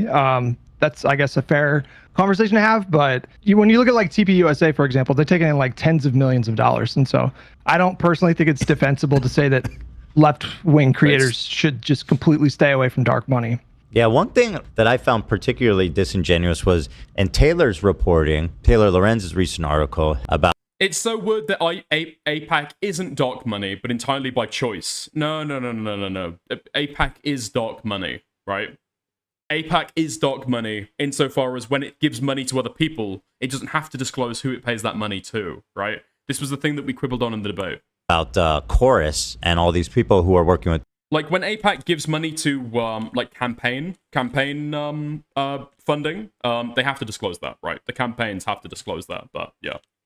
Then she compares Chorus, who is paying people up to between, like, $1,000 and $8,000 a month, to Tenet, who is paying people millions of dollars being funded by a foreign adversary government. So the other thing too is, like, with Tenet there were deliverables. So Tenet was paying people like Tim Pool and Dave Rubin to actually give them content, serve them content. The people in Chorus, there were no deliverables, and there's not been any indication that Chorus had any creative control over their output. So they're very, very, very different structures. Yeah. What I understand is that it was some kind of incubator for small or upcoming or mid-sized creators, or for a bit larger creators, to mentor them, to kind of help build the left apparatus media. Yeah, that's so like Brian Tyler Cohen, obviously a really big liberal creator on YouTube. Right after the election, he was making the same observation that a lot of us were making, which is that there's this huge asymmetry in media, in alternative media. So like right wingers, they have a stronghold in social media. They are very. Babcor, I'm going to join the open live. If you want to hop in, feel free. Because I might be misunderstanding what you're saying. Very well funded. They put out way more content, and he was making the case that we need to start like elevating more people in the liberal. Structurally, it could function as such, but it's opted not to. Wait, so every dollar that they pay out, they choose to say where it's going to. I'm not familiar with that. What are you eating? It's like a little Polish sausage. Progressive space. And so he founded this nonprofit organization. He's not taking any kind of a paycheck. And just like right after the election, this loss, he started actually like walking. Wait. United Democracy Project, Apex Dark Money Group retaliated by firing a broadside. Right. Okay. Right. So United Democracy Project. Isn't it interesting how so many of these dark money groups just say that they're like, for democracy. They just want like more democracy in the country. Okay. Right. So this is their particular project. This is their dark money group. Exactly how that's like how the financial relationship works there, I'm not really sure. Okay. Not really sure. Walking the walk in a way to really materially uplift like smaller creators so that we can start to maybe compete at some point with right wingers. Dude, and the thing was as well, oh my fucking god. Oh my god. I don't get this from Soypill either. Like, he's spoken to Taylor Lorenz, and he still doesn't realize that there is a difference between Chorus, the organization, and the creator incubation program that they do. It's like, and then they can't even understand it either. Like, what? So the incubator program and Chorus are like, what, two totally separate entities? Like, no, retard. They just didn't start at the same time, bro. Oh, okay. So people who do not want to disclose their donations. Oh. So people who do not want their donations disclosed can direct to donate to that instead of APAC. Right, okay. I get you. And for that, they're calling him corrupt or something. It's pretty insane. Yeah, especially from him. I mean, he's a busy guy with an extremely successful channel. And he's working for this organization for free. He's actually putting in the time, which is worth a lot of money to him, his time. And he's putting in his time for free to help mentor people. And it's very much like a fighting fire with fire situation where the Republicans, the right apparatus, is always willing to wield whatever weaponry they can. Morals, justifications aside, totally secondary, right? Like winning at all costs is their thing, and that's why the left is just being destroyed on so many fronts. So it's like if things aren't going to change on the law side, then it's time to just like get in. If you can't beat them, join them. Yeah, I feel like most of the people in that program would probably be in favor of some kind of constitutional amendment or law to get rid of dark money in politics, but. Right. That's a really high bar. And so long as dark money is in politics, for us to just cut ourselves off from that, I think is a bit suicidal. Yeah. Yeah, I think that's a good. Yeah, yeah, I agree. The whole problem is, though, okay, people supporting this can claim that they personally are against dark money. That's fine. Totally fine. But people saying that Chorus is using dark money to end dark money is just false. It's just false. It's not true. Good point. You can both participate in it because you kind of have to, but also advocate for change. So that's Taylor Lorenz's article. But we're talking about this video first that Bad Empanada made called Zionist Slop Tubers Are All Paid. And you can see here, I've got the thumbnail open. It has a picture of you on the thumbnail, Loner Box, who's a friend of the show also, and Dylan Burns, who, as far as I know, this guy goes to the front line of a horrifically violent and dangerous war to report on the ground. And I feel really, really bad for Dylan Burns, to be fair. Like really, really bad. Fuck. Okay. So in terms of like, is AIPAC like dark money? If the PAC arm is new, okay, tell me if this is not the way that this is being described, okay? Tell me if this is not the way this is being described. So you've got like AIPAC here, then you've got the United Democracy Fund. Let's just call it the UDF. So then you've got the UDF here. People can give their money to the UDF, and the UDF gives it to AIPAC, or people can just give it straight to AIPAC, right? This would obviously still be dark money, just because people have an option, essentially, right? Just because people have an option to kind of give straight to AIPAC and have it disclosed, or donate to these guys and just like not disclose, right? Wait, AIPAC donors aren't disclosed either. Okay. Okay. I don't understand. Upload daily, freak. Yeah, okay. I'm trying to, alright? And why they're targeting even him. I don't understand why they're targeting you. I mean, none of you guys are really pro-Israel, so... what the only commonality is really that you all kind of don't like Hassan for one reason or another. Well, I don't know. Okay, so a lot of these guys aren't going to be like pro-Israel. I don't think many people in America are going to be pro-Israel, as in they think, what, the Netanyahu government is good. But I think the critique is going to be a lot of them will like downplay like the potential war crimes or the severity of the bad of the war in Gaza. Unless you're an Israeli, there's not really too much to actually like cheer for, right? There's not too much to go like rah rah rah, unless you just hate Muslims, right? I don't know. You know, we were all in that, like we all worked with that PAC. This was work that was disclosed. Like I disclosed it on my stream constantly. I have a Nightbot command that still functions to this day, disclosing that I was partnering with PV. They were in my Twitter bio. Yeah. So what did you do with Progressive Victory? It's basically just a PAC to promote progressive policies and candidates all over the country. I've heard several people saying that he isn't, or sorry, that he's lying there, and that he actually wasn't very open about it at all. Unfortunately, I just don't know the situation intimately enough to be able to challenge that, because I saw a lot of people again and again and again and again, saying that Hutch was lying and that he was kind of like trying to gloss over. I just don't have the kind of material to like fight that, right? Like I just don't have the knowledge in order to say you're lying because blah, blah, blah. But I've heard people before say that Hutch didn't actually disclose, that he's trying to whitewash it now. I'm just not sure what the truth is. So they did canvassing events for like Andy Kim in New Jersey, I think. They did one for Kamala Harris in Wisconsin. I was there. We weren't paid to be at that canvassing event. But they also did one for Jamal Bowman. So like oh, his exclamation point PV command did not say paid. Okay. Like he is a very outspoken anti-Israel critic. So the idea that Progressive Victory was some Zionist entity, it just crumbles when you point to a couple different things. Right. They approached Hassan to work with him. Why are they doing that? Well, that was my question earlier, right? And this was maybe where, if you're really going to go with the argument, this is going to be the strongest one, right? That Chorus is kind of like pro-Israeli, or that he doesn't really want to touch on Gaza. Hassan is a huge creator in the space. Hassan was reached out to by PV.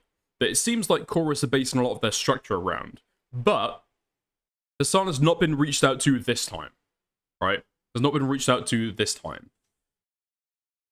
Also, I don't know just how strong the condemnations are that these people have made about what's happening in Gaza. So, for example, are they saying this person is supporting Palestine, or this person has like not adequately addressed the issues in Israel-Palestine right now? Or are these people saying this Democrat politician supports genocide? That would be very different. I would feel very, very differently about that. Frogan helped them organize an event to get out the vote Zionists, for something. Emma Vigeland, Ryan Grimm, Vosh, Zionist, none of these people. Mossad operatives. So either Hassan is lying, or he's accusing all. There were 0 videos about Gaza on BTC's channel. I don't know. Listen, Kathy. It's very, very hard actually to prove a negative in that, but yeah, okay. All of his friends or whoever else of working with a Zionist pack. Like you can only have one of those two things. You can't have, yeah. Some of the Zionist slop tubers who we've covered on this channel have been paid by. You're gonna see if you can test his. I followed Hutch on Twitch. I followed Hutch on Twitch for a while. Maybe a year or two, something like that. Zionist organizations for quote unquote advertising services. Here's what I want to do. Let's pull up Hassan's video. Let me play this. Is because it's already public. Like one of the examples I'll give you is Progressive Victory, right? They approached me a million fucking times.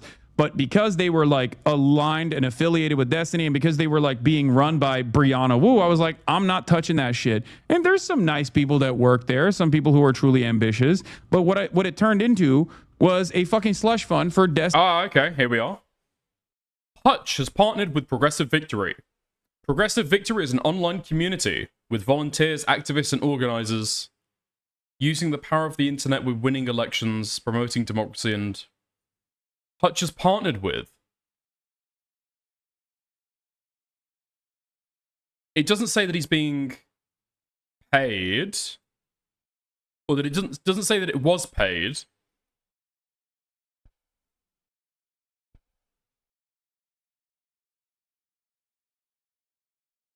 Progressive Victory is an online community of volunteers, activists, and organizers. Volunteers. Okay. I don't know. He's not being paid right now, okay? He's not being paid right now. Maybe it changes when he does receive payments. Destiny's best friends. Now that right there seems pretty insane, right? That's a really serious thing, like to accuse someone of doing. Wait, what is it? Run by Brianna Wu, I was like, I'm not touching that shit. And there's some nice people that work there, some people who are truly ambitious. But what it turned into was a fucking slush fund for Destiny's best friends. Now that right there seems pretty insane, right? That's a really serious thing, like to accuse someone of doing. Like he's basically accusing me and everyone that was involved with this pack of defrauding people who donated money to it. Right. Huh? I'm pretty sure that Hassan is just saying that it wasn't well managed, right? And so money didn't go to, like, good causes. Like, it just turned into a slush fund for Destiny's friends, i.e. they didn't actually do much, or they didn't do enough, or something like that. Or it seems like everyone involved at the time, yeah. He's accusing us of, I guess, not doing any work. Like, the other thing to point out here, which is, really crucial to understanding why this is so insane, was that Destiny was not a formal part of this pack. He did not fund the pack. He did not fund the creators. They collaborated with him, I think, 2 times for canvassing events. But like I said a moment ago, they also collaborated with Vosh and Emma Vigeland and Ryan Grimm. And Frogan. And Frogan, yeah, she helped to turn out the vote kind of thing. And Valkyrie. You've okay. This might be interesting, but you've clipped out the DGG log in like the worst way, Kathy. Can you screenshot it again? That might be interesting, though. And Pokimane, and then the list goes on. I mean, there's literally so many other. He knows. Is that fucking Mark Hamill? Valkyrie. Is that Luke Skywalker? It's blurry, and he's reached the kind of age where your face just becomes like a collection of skin. But like, I can't tell. Is that? Yeah. Oh, okay. That's interesting. That's kind of cool. And Pokimane. Is that Nuxtaku? Okay. Creators in the probably most of the creators in the program that were anti-Israel. But I mean, just the casual nature of accusing all of us of defrauding donors and just like taking. That's not what Hassan said. Money corruptly. I can't believe like people just throw that out there so flippantly. Like I was pretty shocked when I saw him say that. Where did Hassan say that he was defunding anybody? Okay, so this is from Destiny from earlier this year. Okay. I just never imagined how insane all the Vulture stuff would be. After helping so many of those people, like the entire Progressive Victory paid out millions in wages to all those people. And the whole thing only existed because of me. On top of a billion other things. So Destiny thinks that it was very closely associated with Destiny then. Okay. They paid out millions. Okay. Millions in wages. Okay. I thought that a lot of the money that was going there... Millions in wages. How big was this organization? I thought the majority of the money was going towards data and stuff. Listen, okay. I'm going to be consistent on this, okay? Destiny is very spite-based. Destiny is very... not necessarily the most trustful person a lot of the time. But Destiny seems to very clearly indicate that he was very intimately kind of involved with a lot of this. I think his stream was used for progressive victory funding quite a few times, right? Because there's just nothing that you can point to at all to justify that claim. Like, nothing. Dude, especially the whole question of, like, was Connor Points a part of progressive victory? What's his politics? He's like, yeah, he was there for security consultation. He was there as a fucking security consultant to do security for the events. He's not there for his progressive fucking politics. He's not there for his progressive organizing. He is not a progressive. And it's really interesting to see how they deployed the... And partially because he was friends with Brianna Wu. Destiny boogeyman. Like, Destiny is not even involved in this pack. And somehow, and even though it includes almost everybody he knows, he's still somehow able to deploy Destiny as this omnipresent boogeyman that explains that all of Destiny's friends are being paid by a slush fund. This is what they do. Like, when that crowd identifies you as an enemy for deviating even just 1% from their orthodoxy, they will call you a Zionist, and they will call you a Destiny Orbiter, even though I have not spoken to Destiny since January. Like, are you a Destiny Orbiter, Hutch? I have never been a Destiny Orbiter. Yeah, the whole situation is just, you know, I like, listen, we cover politics. You know, I don't know how much you guys cover politics these days, but if you're a political creator, you know, you hop into this arena and you kind of know, like, one of the things you have to just make peace with is that you're going to be dealing with people that have, you know, pretty big communities. They're going to be really passionate about these issues, and that's fine. Like, if you want to call me bald or ugly or whatever, like, that stuff does not hurt my feelings after like 16 years on the internet. If you want to attack my positions and say... Has he been bold for 16 years, though? I thought the bold thing was necessarily, like, somewhat new. It would when's this video from? It would probably be bad if you did... This video's from 9... He's been bald over the past few months. Why did he shave this off, dude? This looks like alright. You can tell that he's, like, thinning or whatever, but that's like... That's not that bad. How long has he been bald for?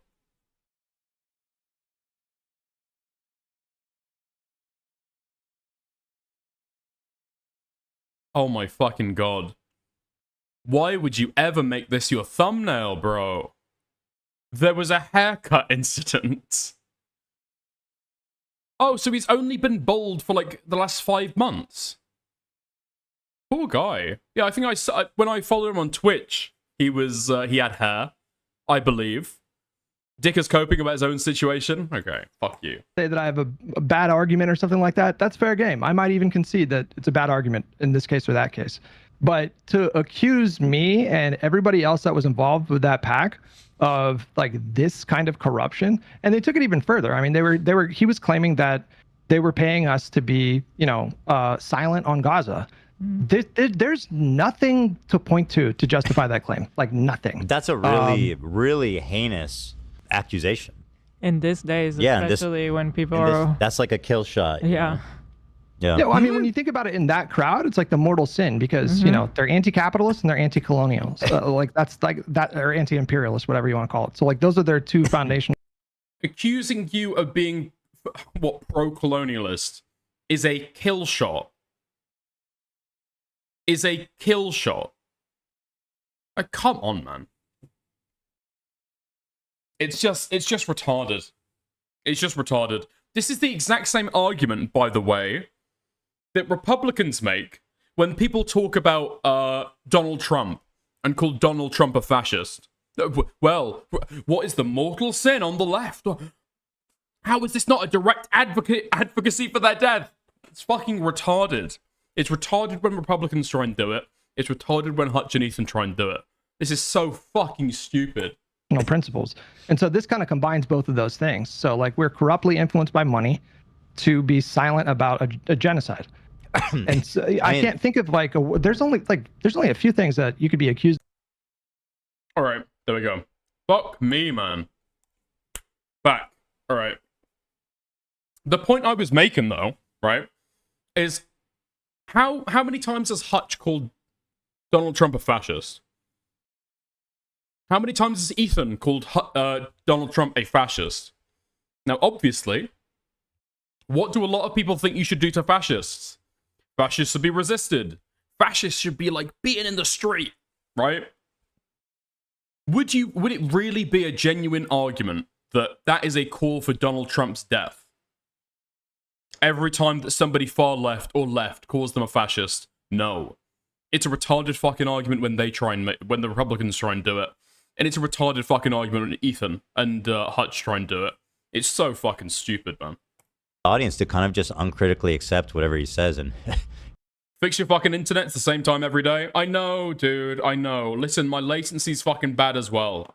My latency is fucking bad as well, okay? It's really helped him kind of... It's gonna get fixed soon. ...any criticism. And you know what could help it get fixed? If you, yes you, watching the stream, if you move your finger over, click like on the stream, that'd be greatly appreciated. If you'd also go ahead and send a super chat, send a super sticker, buy a membership, gift a membership, everything's appreciated. Obviously, I couldn't do this without your support.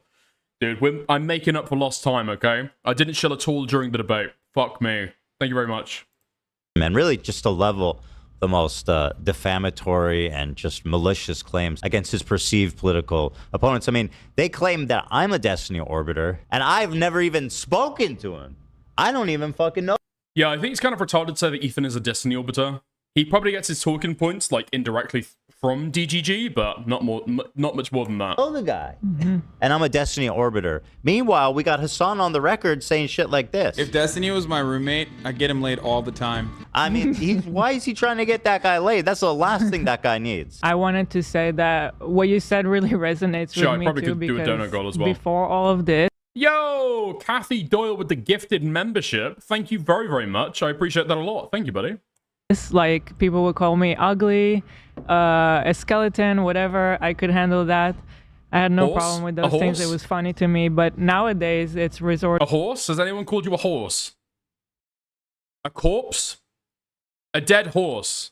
No? To like calling me a terrorist, a valid target, baby killer, a baby killer, yeah. And it all originated from us just not fully agreeing to the 1000% on all points. And I didn't touch it with a 10-foot pole because I was like, I can't be aligned with something like this because of the people that I am, the people that are running this, and also the people that they think are good voices. And it's also kind of telling because basically like Destiny. I think I've heard this again and again and again. I don't know how much of this is leaked or how much of this is like earnest opinions that people have given. Well, to be fair, if I've heard it, okay, it's probably not a fucking leak. But yeah, Hassan was almost part of it until he learned that Destiny was part of it as well. Fucking schizoed out, yeah. And well, schizoed out, like dipped. You know, Hassan says that he didn't want to be a part of this because of the people that were associated with it.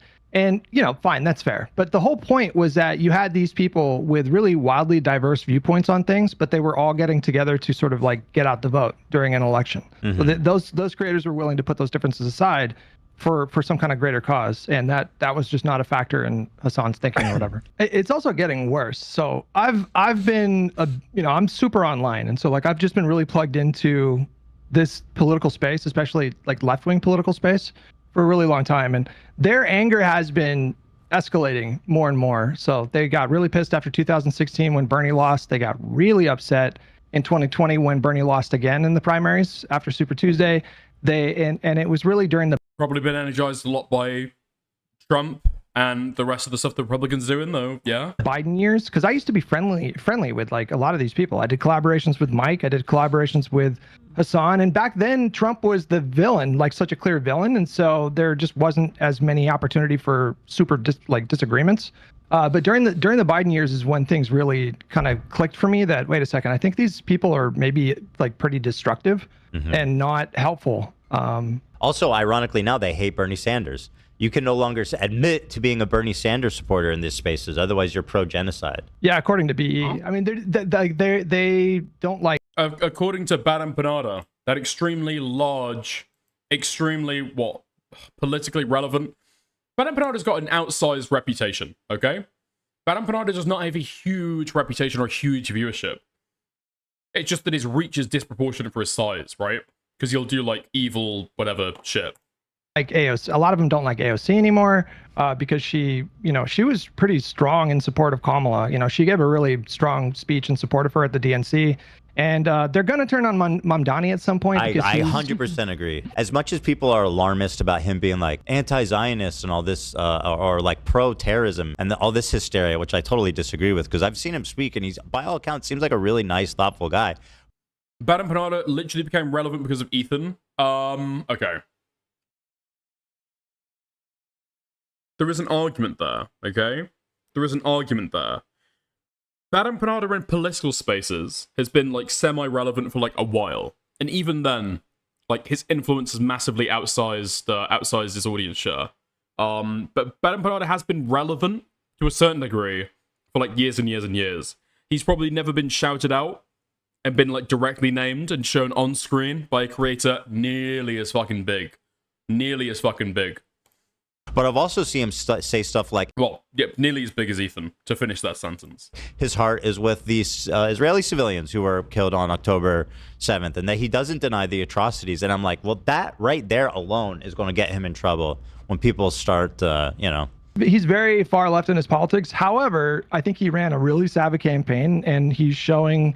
I think he's showing himself to be pretty pragmatic like now. And so, if I was in New York, I would definitely vote for him for sure. Yeah. No, I mean, just getting back to the thing before, I mean, it's just the accusation that PV was doing Israeli propaganda is so absurd when you look at the list of creators that they were working with. And there is literally... I don't think PV was even created at the time when like Gaza was going on, right? When was the last time that anyone even spoke about... Sorry. When was the last time that PV had, like, a big kick-up? It wasn't during any Gaza shit.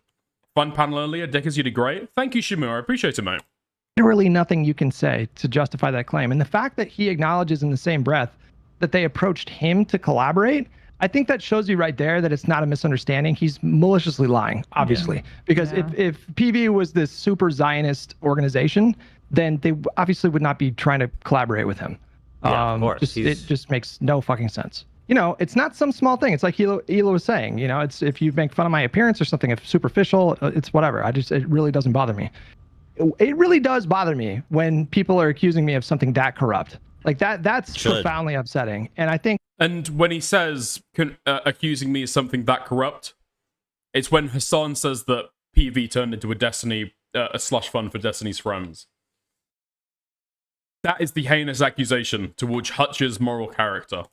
Like, for someone that has his size of an audience to do something like that so casually is crazy. Talk about corruption. Talk about being corrupted with power. To weaponize your own audience in that way is just one of the...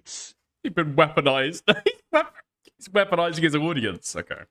The most reprehensible things. It's just a little bit far. It's just... Listen.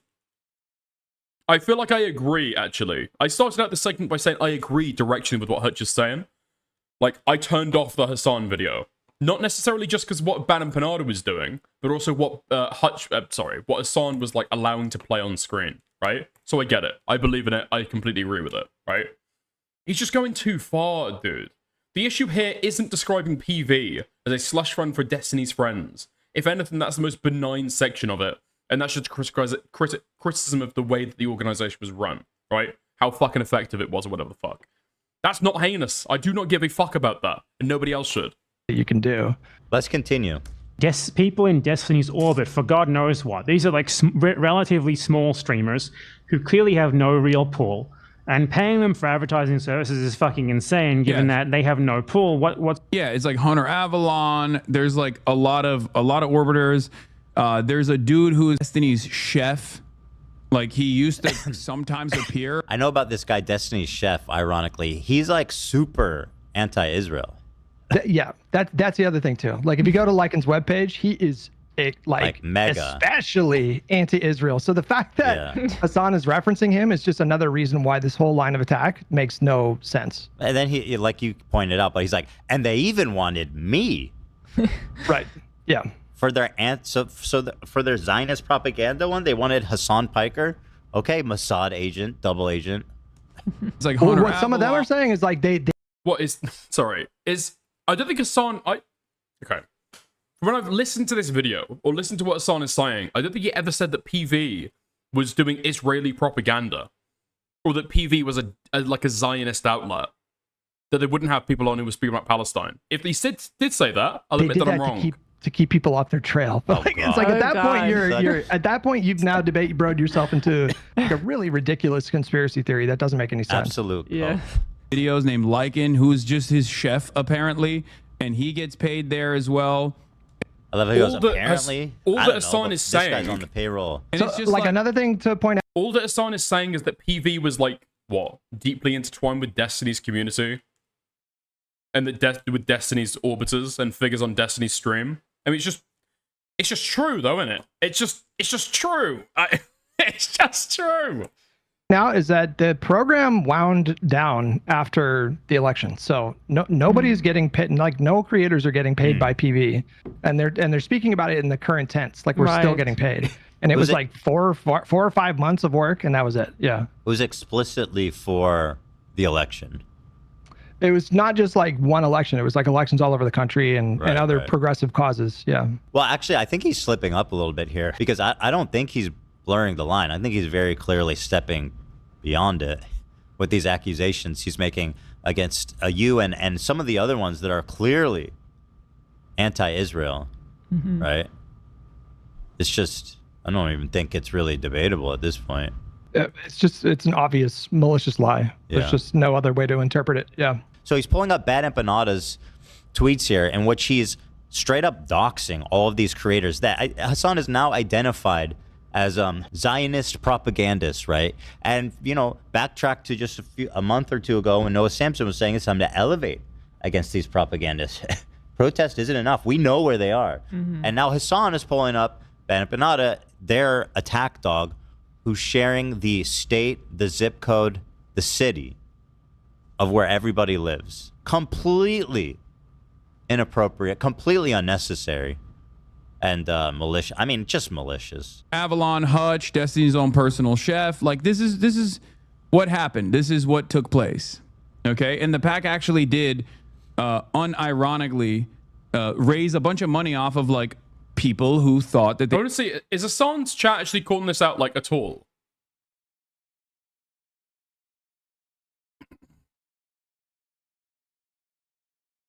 They were giving money to a political action committee that was going to go around and you know do door knocking, canvas operations.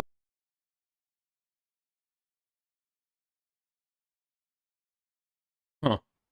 Which they did. It's kind of insane. It's kind of fucking insane that Hasan's community is just like, oh, okay, yeah, that's their zip code. All right, dude, it's fucking insane. Hasan is so based. No, Hasan is not so based, dude. He's pulling up people's fucking zip codes. They did. People who, by the way, unlike Hutch, haven't disclosed this kind of personal information about them. I don't want to point to specific creators, okay, who are a part of this. But, yeah. He didn't say that, liar. What didn't he say? They were being frauded because they thought they were paying. Yeah, I am aware that Ethan posted Frogan's, Denim's, and Caseytron's full name and city to millions of people as well. I do. I was a rapist last year, not this year, hunch. Yeah, Ethan, I'm pretty sure that Ethan actually censored his law office, right? Their address, their name, who they were, but he didn't censor their name when he showed it in the video. And he released these out to the public, right? Would you think that'd be a great thing? people can get access to this, and the main topic, the main fucking like bill or document that's like going out to the public, is all going to be redacted, right? Because you got to redact that before he puts it out. But he didn't. He didn't. It's like completely fucking bizarre. And I think Hutch did actually defend it at the time, didn't he? Hutch defended it at the time. What did he just say, like, that's what happens when you file a lawsuit? Completely unnecessary. Well, just doxing, right? Just doxing. Paying for this, what they did do that. Which they did. But also what they did, let me completely invent something. But also turned around and basically created this fucking, like, pay structure. Dude, I've literally just put it together on my mind. Portabella. Okay, how's it going, mate? Structure for a bunch of Destiny's friends. Why the fuck would this giant pack be some kind of Destiny puppet? It doesn't even make sense on its face. It's Alex Jones levels conspiracy theories here. Like what the fuck? Yeah. We're Destiny was in talks with the organizers, like the heads of this. They all knew who, okay. We're in Candace Owens territory. Nah, wrong guy. Okay, never mind. For sure. So Bad Empanada's doing his. Wait, okay. Check DMs. I just sent you the clip.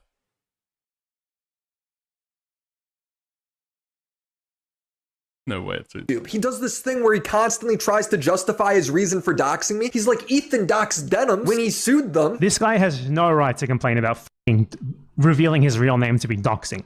Because Willie Mack Show went on the H3 podcast, which is a podcast that frequently doxes people. In Ethan's recent video talking about his lawsuit, he included unredacted legal filings that he made that include their real names and their real locations. That's just how legal filings work. Here's a video clip of Ethan Klein doxing a random Instagram commenter on his show. Ethan goes through the guy's Instagram, brings up... Okay, so Hutch didn't say that. Hutch didn't say that. Willie said that. Okay, I've misremembered that. What are we calling doxing? Like, hold on, doxing meaning filing a lawsuit, like a public filing of a lawsuit. We're calling that doxing. We're calling. So I remember what he's talking about here. Some guy, I think it was the guy who replied to Gila Instagram.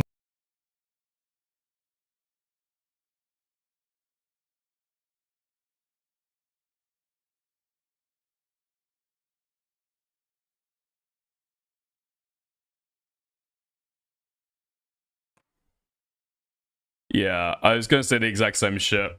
I don't even want to have the appearance of being okay with any of this shit that Bad Empanada or Hassan have done. But I'm sorry, retard. A public disclosure by a political PAC is just as doxable as a court filing if you choose to include it in your fucking YouTube video. You utter fucking moron. Everyone knows this. Everyone fucking knows this. Yo, Queeman Raid. How's it going, Queeman Raiders? How did you enjoy Queeman freeboot my content earlier? Yeah, I saw that. Oh, yeah, I saw that. Okay. Couldn't even wait till the panel was over. He was so antsy to watch it. Okay. How's it going, guys? You go. His thing, doing slander, doxing, okay, defamation, all this good shit. Hassan lets it play. Continue to play while he goes to the bathroom. There's also the support Patreon, Bad Empanada, and Blue Sky, and all the... He trusts... Oh my god! Bad Empanada is also linking his Patreon, huh? Okay. Places to support him. He trusts Bad Empanada so much. He's such an infallible, trustworthy voice. He's comfortable walking off and letting him take the audience by, let him lead the conversation with zero oversight. Zionist propaganda really isn't that profitable to do anymore as an independent creator, because the appetite for it among so Hassan says he's walking off right now. He needs to pee, and he keeps playing. Massively decreased, and it's only getting worse for them. So there's very little organic financial incentive, as in W Dickers, W Fabian, W Prime. Dude, I'm gonna be fucking honest. I don't know if it was because Fabian was arguing in support of me. He didn't have too many what I'm gonna call Fabian moments. Okay. everybody who's watched Wick shows, everybody who's watched Prime Kai panels, okay? You all know what I'm talking about. You all know what I'm talking about Fabian moments, all right? And he stayed on his P's and Q's.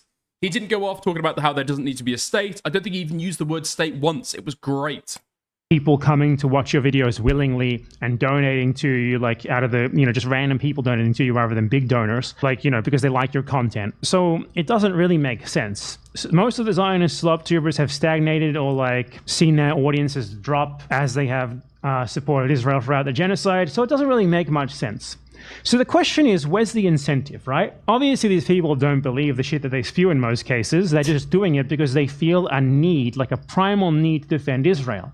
What does that so mean? the question... All right. He's like, I can't logically explain this. So it's just primal. It's a natural, it's just this instinct that people have. They can't fight it. I got into a back and forth with Taylor Lorenz actually over the weekend. And she like kept on questioning me. She was like, well, are you a Zionist? Like she just kept on like, it was really, I think revealing of where she gets her information from. I've seen Taylor Lorenz on TikTok. She cruises into random Jewish people's TikToks and leaves comments on their videos, small creators, and being like, just so you guys know, Zionism is Nazism. Have a nice... So they looked for that. And the only thing they could find was like 17 weeks ago, 4 months ago, on what seems to be a pretty fucking big TikTok. She got 1,500 fucking likes on it. Important for people to remember that Zionism is a fascist ideology. You're not anti-fascist if you're a Zionist. Oh, you know. Nice day. Yeah, small creators, 1,600 likes. Wait, I just got linked this. What is this? Dickers puts Prime Kais to sleep on debate panel. What? What? Why is he always so EP? Why is he always so EP? I don't get it. He has a little bit of a tipple. A little bit of a tipple before he goes on the debate panels, maybe? I don't know. Dude, okay. And like, these are just Jewish people. He's meditating to regain his strength. Yeah, what if you watched it from his perspective, okay?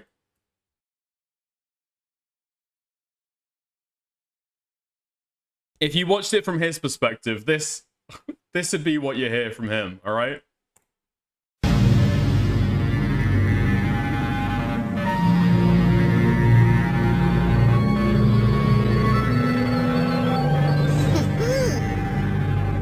But where is it? I was watching your battle with Kakarot, so I've seen your energy-absorbing technique. Oh well, if I can't blast you away, I'll have to pound you into a pulp, that's all. You know some of my moves, but I know all of your moves, Vegeta. Oh yes, Dr. Gero studied you very That's Hutch. That's Hutch, by the way. Oh, is that a fact? Then why were you so surprised when Kakarot turned into a Super Saiyan? I'll tell you why. Because your database doesn't cover the battles we had in space.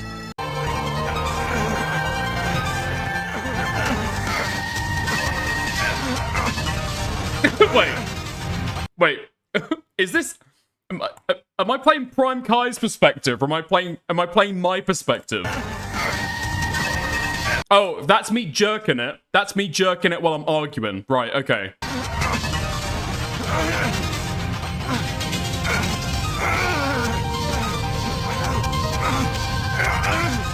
This didn't go the way I expected it to. This wasn't the joke I was trying to make. Not him, too.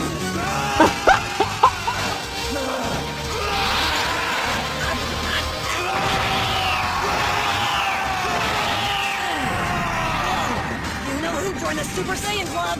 He is on our side, isn't he? Is that what we're calling it now? Yeah?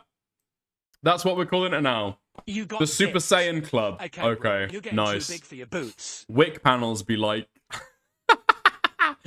You were cranking that like Soldier Boy. Okay, dude. Thank you for 4 months of membership. Minding their own business, not talking about Israel, not talking about Zionism, And like, that's just racism. I You mean, know? speaking of her, I mean, she just yesterday clarified that nowhere in her reporting.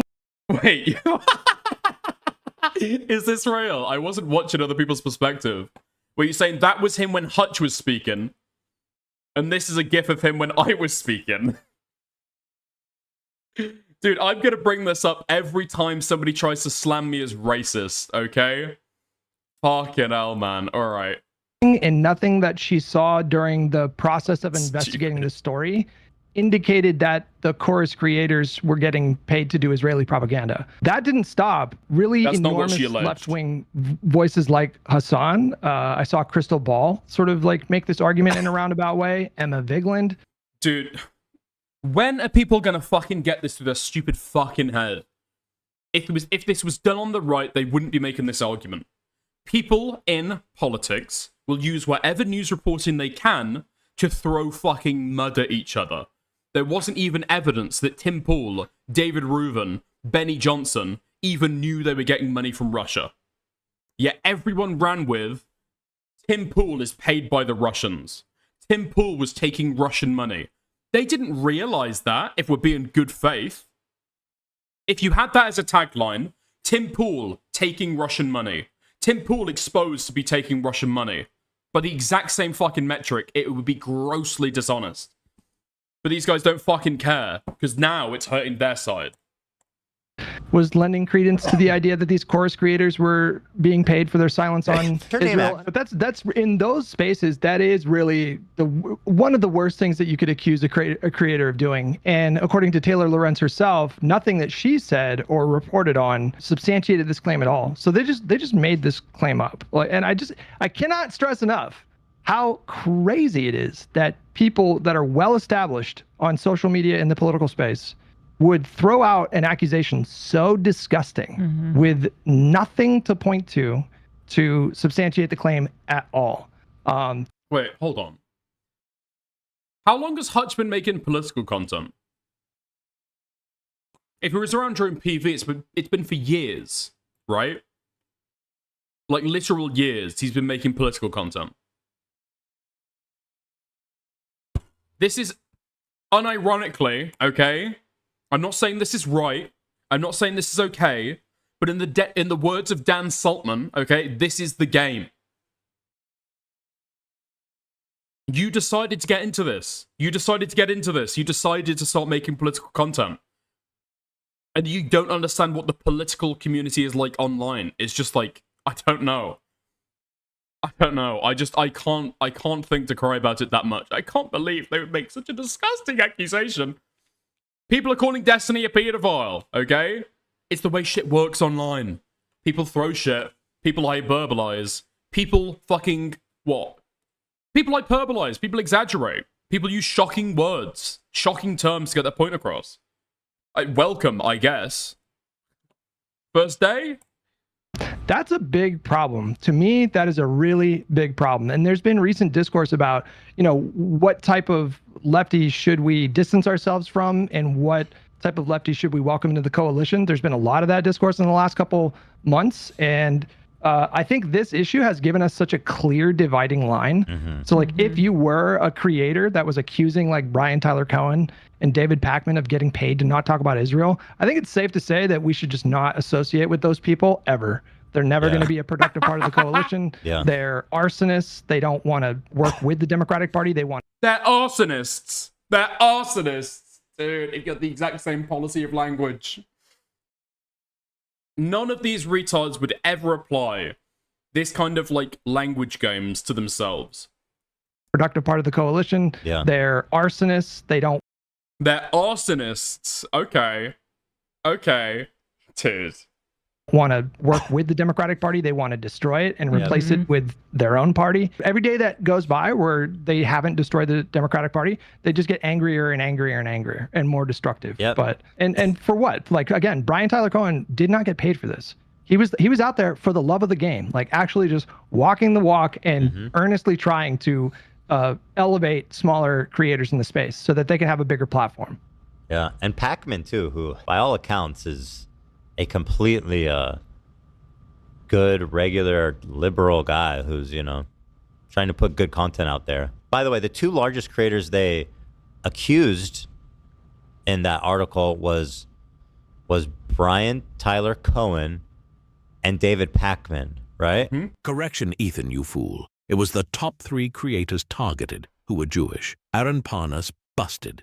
No way, dude. Jewish confirmed. What do they have in common?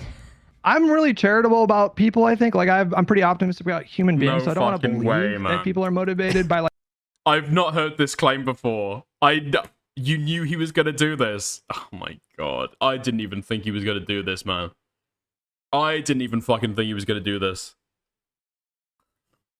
Out of the people discussed, they are the largest.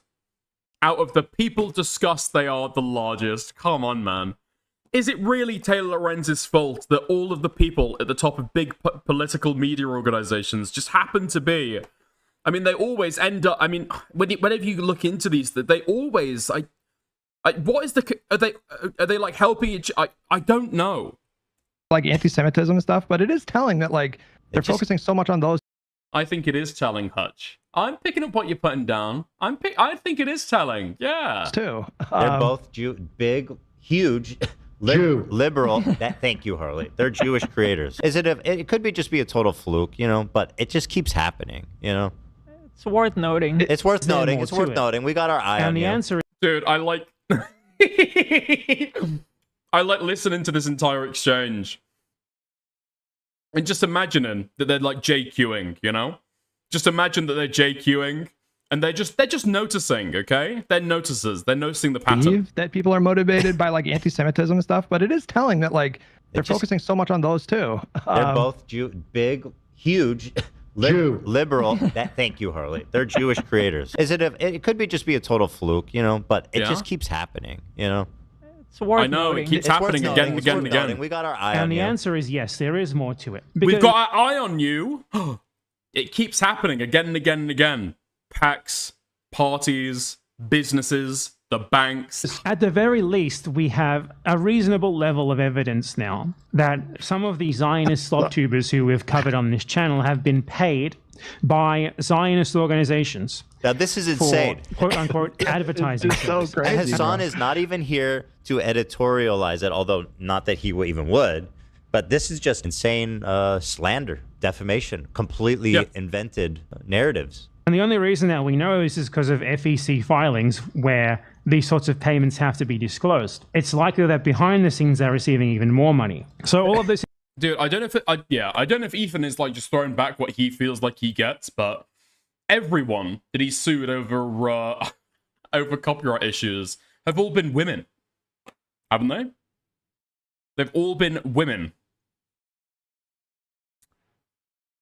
2/3 of which are ethnically ambiguous at the least. Okay, they're Middle Eastern. Okay, they're Middle Eastern and all Muslim. This is publicly. It keeps happening. It's worth pointing out. Okay, it keeps happening. When Taylor Lorenz came out and said Ethan was a misogynist because he was only suing women, what was his response? That's fair. It keeps happening, or this is totally baseless slander. I wonder which, if anyone can recall. Available information from. So now Benetton is saying you have to disclose this, but somehow this PAC is also doing something illegal and shady where they're paying you even more money, but yet they disclosed this. Makes no fucking sense. It's just full sale invented slander. No, Ethan doesn't even know about this, man. Oh my fucking god! Ask somebody, you cretin. This was not supposed to be published. And again, Bad Empanada can get away with it because he's on the run in South America, running from country to country to avoid liability. These creators like Hassan got so comfortable to watching Bad Empanada, they think they can do it too. They can't. Well, he had distanced himself from BE at one point, but then BE started attacking you. Yeah. So I think he became useful again. You know, I'm sorry this is happening because it's horrible to get both doxxed and to be accused of taking money to defend Israel, which is really just a horrible lie.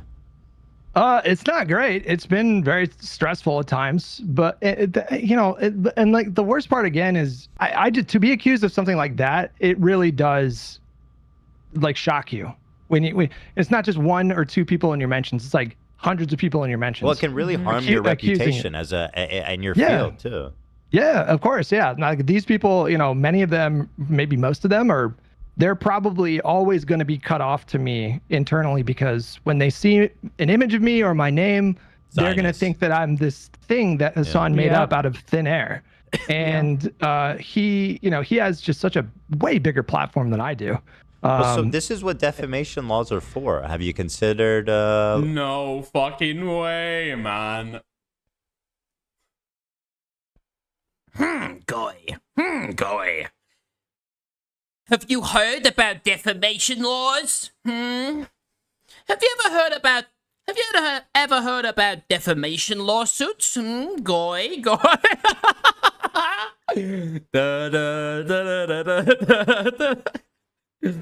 It kind of seems like he may have defamed you. Stop. I apologize. I'm sorry. Listen, okay? It's 3:30. It's 3:30 a.m. for me right now. I'm tired. I haven't slept very well.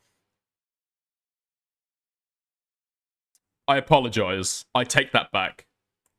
A litigation at all? No, I'm not trying to listen. That whole situation sounds like a big fucking headache that It I is. just as soon avoid. But It's a but, giant headache. I don't understand how this type of thing would be allowed on Twitch. To have one of your largest political streamers using that platform to just egregiously smear somebody else for stuff that it reveals itself to be ludicrous as he's speaking. The fact that he was approached and all of his friends were, many of his friends were associated with them. It just doesn't make any sense. Well, talking about what Twitch allows, I mean, even more blatant, which is blatantly against their terms of service, is the showing of your guys' personal information. Yeah, even if it comes from a public source, if you post somebody's information like that without their consent, it's just a crystal clear violation of the TOS. But I mean, what? Personal information. Yeah, even if it comes from a public source, if you post somebody's information like that without their consent, it's just a crystal clear violation of the TOS. But I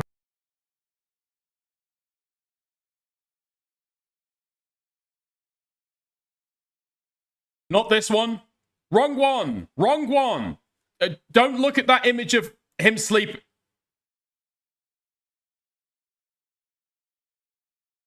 Where he constantly tries to justify his reason for doxing me. He's like Ethan doxed Denim when he sued them. This guy has no right to complain about revealing his real name to be doxing.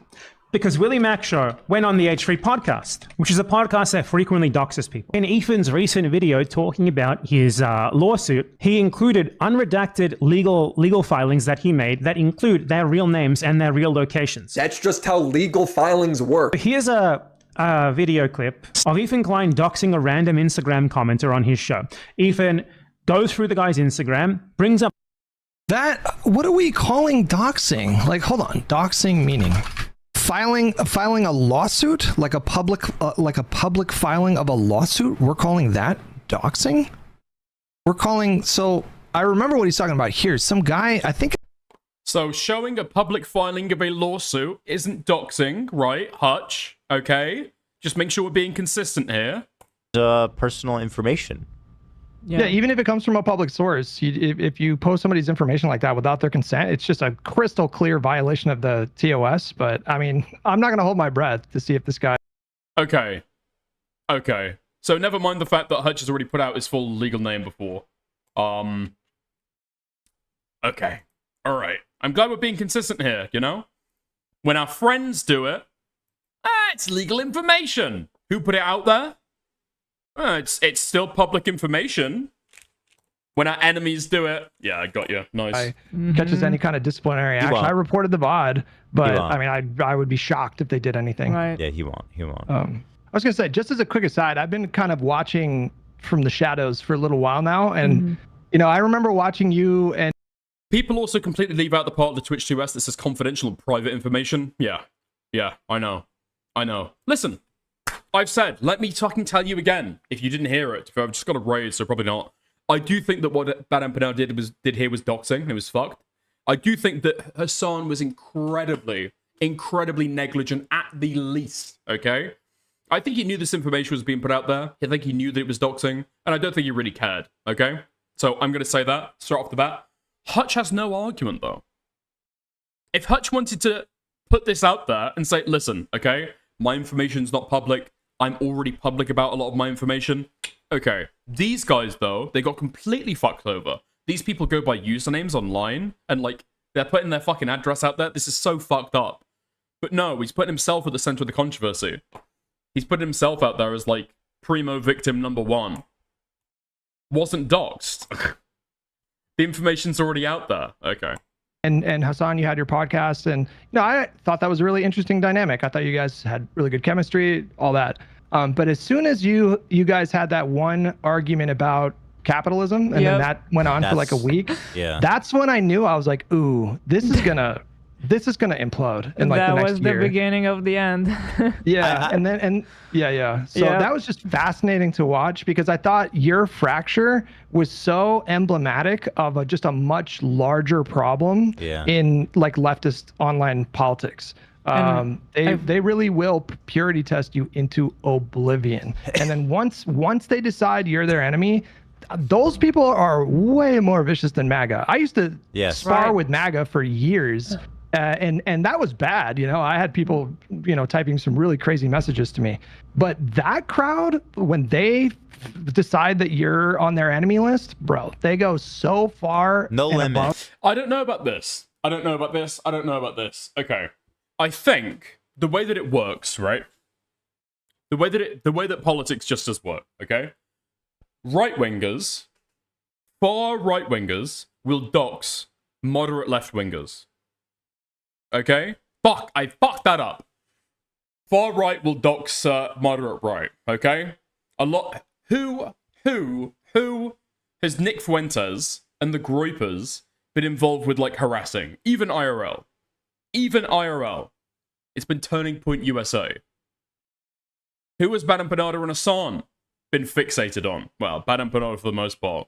Been fixated on harassing, doxing. It's been people on the moderate left.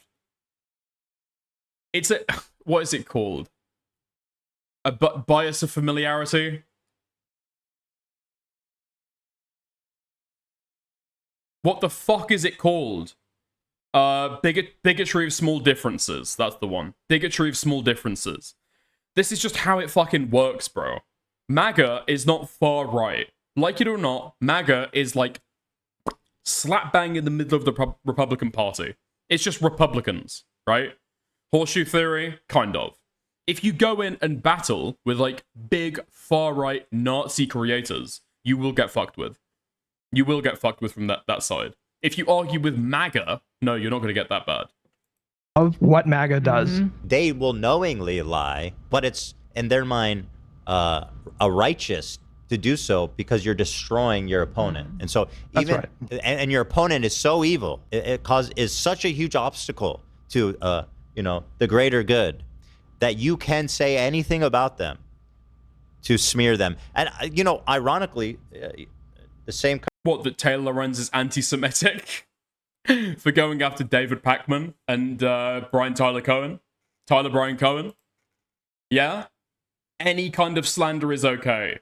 Any kind of slander is okay because they're doing something bad and you're doing something good, yeah? Kind of type of shit you hear from Scientology. It's what they do to their detractors as well. And Trump. Trump has the same playbook, right? Well, Hutch, I appreciate you calling in. I'm sorry this is happening to you. And I'm sure that Hassan is going to be facing some very strict disciplinary action from Twitch for this one. Mm-hmm. Well, I appreciate you guys having me on and giving me an opportunity to like. To be fair, I do think that Hassan should have at least a temporary ban for it. At least a temporary ban. Well, at least a temporary ban. Probably a temporary ban for this. Yeah. I think that Sean should be banned. Absolutely. But there we are. Yeah. Listen, fuck me. How long is the Destiny convo with Taylor Lorenz? How long is the Destiny convo with Taylor Lorenz? Destiny.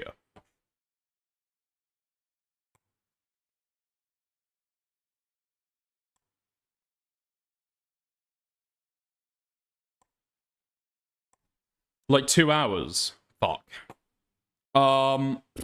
Okay. Yeah, that's going to be too long. That shows that this is false.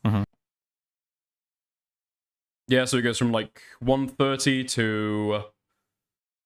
yeah, it's like an hour and a half, give or take. Yeah, I'll probably go through that tomorrow. But I went through that last night offline, just like typing up a shit ton of notes. But yeah, take call-ins. Kathy, do you want to call in? Okay, he's already in the fucking waiting room. How's it going, Kathy? Got any thoughts? Got any opinions? Hello. Hello, sir. How are you doing, sir? Good, thank you, sir. How about you? I'm very proud of you today. My Thank breath you. didn't go to vain. Everyone in chat, you don't know that, but yesterday I was up all night from 6 a.m. to 6 a.m. all night with Dickard prepping him for the debate. You're such a I fucking did liar. role playing. I sent him clips. I gave him talking points. Everything I did. Listen, Oh, okay, if you guys didn't know, because I will say actually, I want to disagree with you, but I will give you kudos. I was in Discord last night. I was streaming my screen while I was taking notes, just in case anyone wanted to discuss anything. And Kathy was in there for the long call. Okay, he was talking with me at some points. At other points, he was just seeming though he wanted to like fuck with Nate and constantly repeat everything that he said. But you know, yeah, there was also but Kilo was in there as well. Astro John was in there for a while. Yeah. So I appreciate people who are in there giving their thoughts as well, especially give me a chance to like game through some stuff or like argue back and forth. Yeah, so I hugely appreciate it. Thank you. Dickard, you did very, very well today. I can't emphasize enough. But I'm not trolling or joking. You actually did well. In the forest, maybe 10-15 minutes, I thought that you are gonna lose because you weren't saying anything. You were just sitting, listening. So I thought, oh look, Dickard is gonna lose. He's not asserting himself. But you were just charging. You were charging, waiting, boom, boom, boom, boom, and then went all the way. Look, the thing that I had, I don't know if people have like watched a lot of this like political content where people go on and do like debate panels or whatever the fuck, but you never like somebody who from the get-go is trying to dominate like the entire conversation. And so it's like one person and then 5 people talking with them. It's like, you seem like a cunt. Also, I do know, okay? I do know, especially listening back to a lot of my conversations, I get a problem with being like too excitable, I guess. And so I always want to like boom, boom, boom, boom, boom, respond to every little thing. So I know that I've got a problem with interrupting. So yeah, I wanted to give myself just 2 seconds, let everybody else talk. But yeah, Okay. I think it was good. Okay, I glazed you so much, but one last thing. I think Wick TV, after everyone left, he started a coping session. So you might be interested in watching that, just saying. Did he? Okay. I saw a couple of people say that I probably won't be invited back on. I don't know if that's true. I don't know if that's true. I think Wick seemed I to think enjoy you it. will be invited, but I don't think Hutch is gonna agree to be with you anymore. Really? I doubt it. I wasn't I don't nasty. think, based on how I he only called responded, somebody he a said, retard once. No. What he said, I have been in so many debate panels, but I have never been to something like this. So you were like to him, it's like, oh my. Didn't you see No, it? he Right? didn't. He said that. He said Did that. he? And he said, yeah, at the very Okay. beginning, I sent you the clip. He said, I was in very many debate panels, but this one, oh my God. I sent you Okay, the I'm gonna clip go watch earlier. that You now. watch it. Actually, I'm gonna go Okay, watch watch it that. All again. right. I'll chat to you later, Okay, buddy. that's All all I right. want to say. I want to give space to Nate. He's in waiting room. So that's it. Thank Yeah, you, for sure. Dickards. Love you, buddy. Bye-bye. All right. Nice. No. He said they were chirping. No, that's what Hutch said. Kathy is talking about Wick. Kathy's talking about Wick. Okay. Before I shoot off, actually, I want to. Nate was there as well while I was doing prep in a VC. I think he watched along. He argued some stuff through with me. We had a bit of a discussion. I think especially with Kilo. How's it going, Nate? Figured, how you doing, brother? I'm doing good, thank you, brother. I'm gonna say, end of the debate, you did awesome. I gave you 8.5 out of 15 marbles. All right. Question. You know this. You know this fucking answer because you mentioned it. What are the specific content restrictions that they put in that contract that you read in the background of those things? They can't endorse politicians if they're doing a Chorus-sponsored event. That's one. They have to There's submit two their bigger ones. content for things through Chorus. They can't disclose without permission that they're part of you Chorus, forgot- and they can't disclose funders, and they can't disclose other people who are part of Chorus. You forgot the two biggest ones, bro, and I can't believe it because they were your fucking hobby horses. They can't disparage other They can't disparage content other creators. Yes. that are part of Chorus. So that's automatically in any kind of political sphere a huge restriction of content. And the other thing is because you can't disclose your relationship and you can't disclose others' relationship, you can't say that you're not going after something that these creators are saying because of this restriction. You can't do any of that. Yeah. You can't say, well, this person is doing that because they're obligated to because of you can't do any of that. So, Yeah. like, I did want to, okay? I did want to bring that up. Those are two huge and obvious restrictions. Yeah. I said it. Yeah. And you listen, you that just has faced been, it. especially in my commentary, I have harped on that. The fact that there's like a non-disparagement clause against other creators. Very fucking weird. But ultimately, the debate panel was like lively enough, right? There wasn't like a natural lull to be able to say, one thing that I thought was notable, what do you guys think about brrrr, right? There just wasn't really a time for that. So, yeah, I guess I failed on that point. But All right, I disagreed. I was trying to bring this up to you. They're going to say you can't point to an explicit content restriction, right? And the ones that you pointed out, were all kind of hand waved away. But the idea that you cannot disparage or critique a different creator, that is an open and shut, no excuse for it content restriction that they wouldn't have been able to use any of the excuses that they were using to kind of like sweep away your point of, well, no, it is factual. There are, in fact, examples of content restrictions in the contract. So, when like, Hutch other than or not when, bringing that up, I think you did. when Okay. Hutch or when Soypill were talking about that, and they were like, what restrictions could they have their content? What restrictions could they have their content? What they're really asking is, can they talk about Gaza? Are they forbidden from talking about Gaza?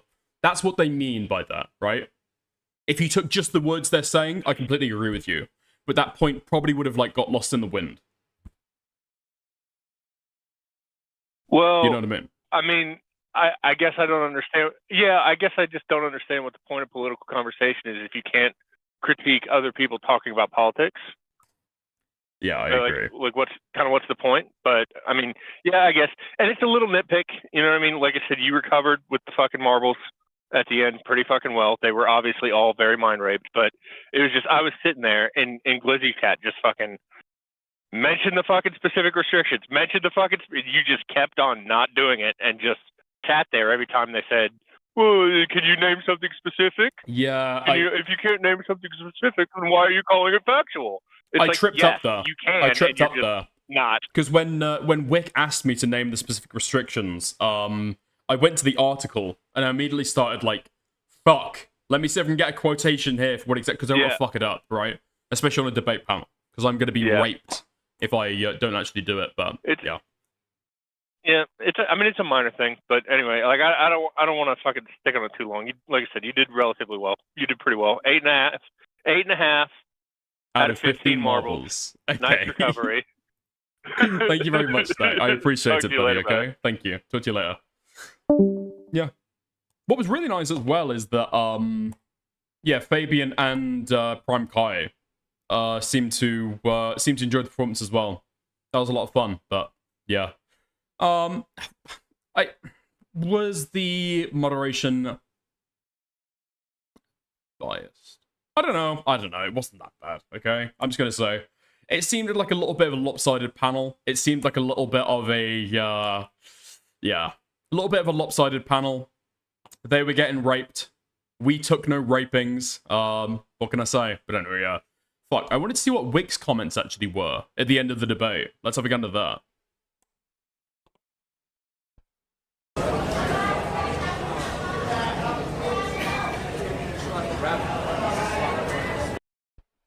On Twitter. Yeah, I have links to everyone's channels in my YouTube description.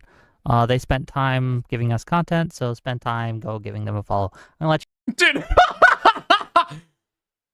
Don't have Dickers on ever again. Okay. Dude.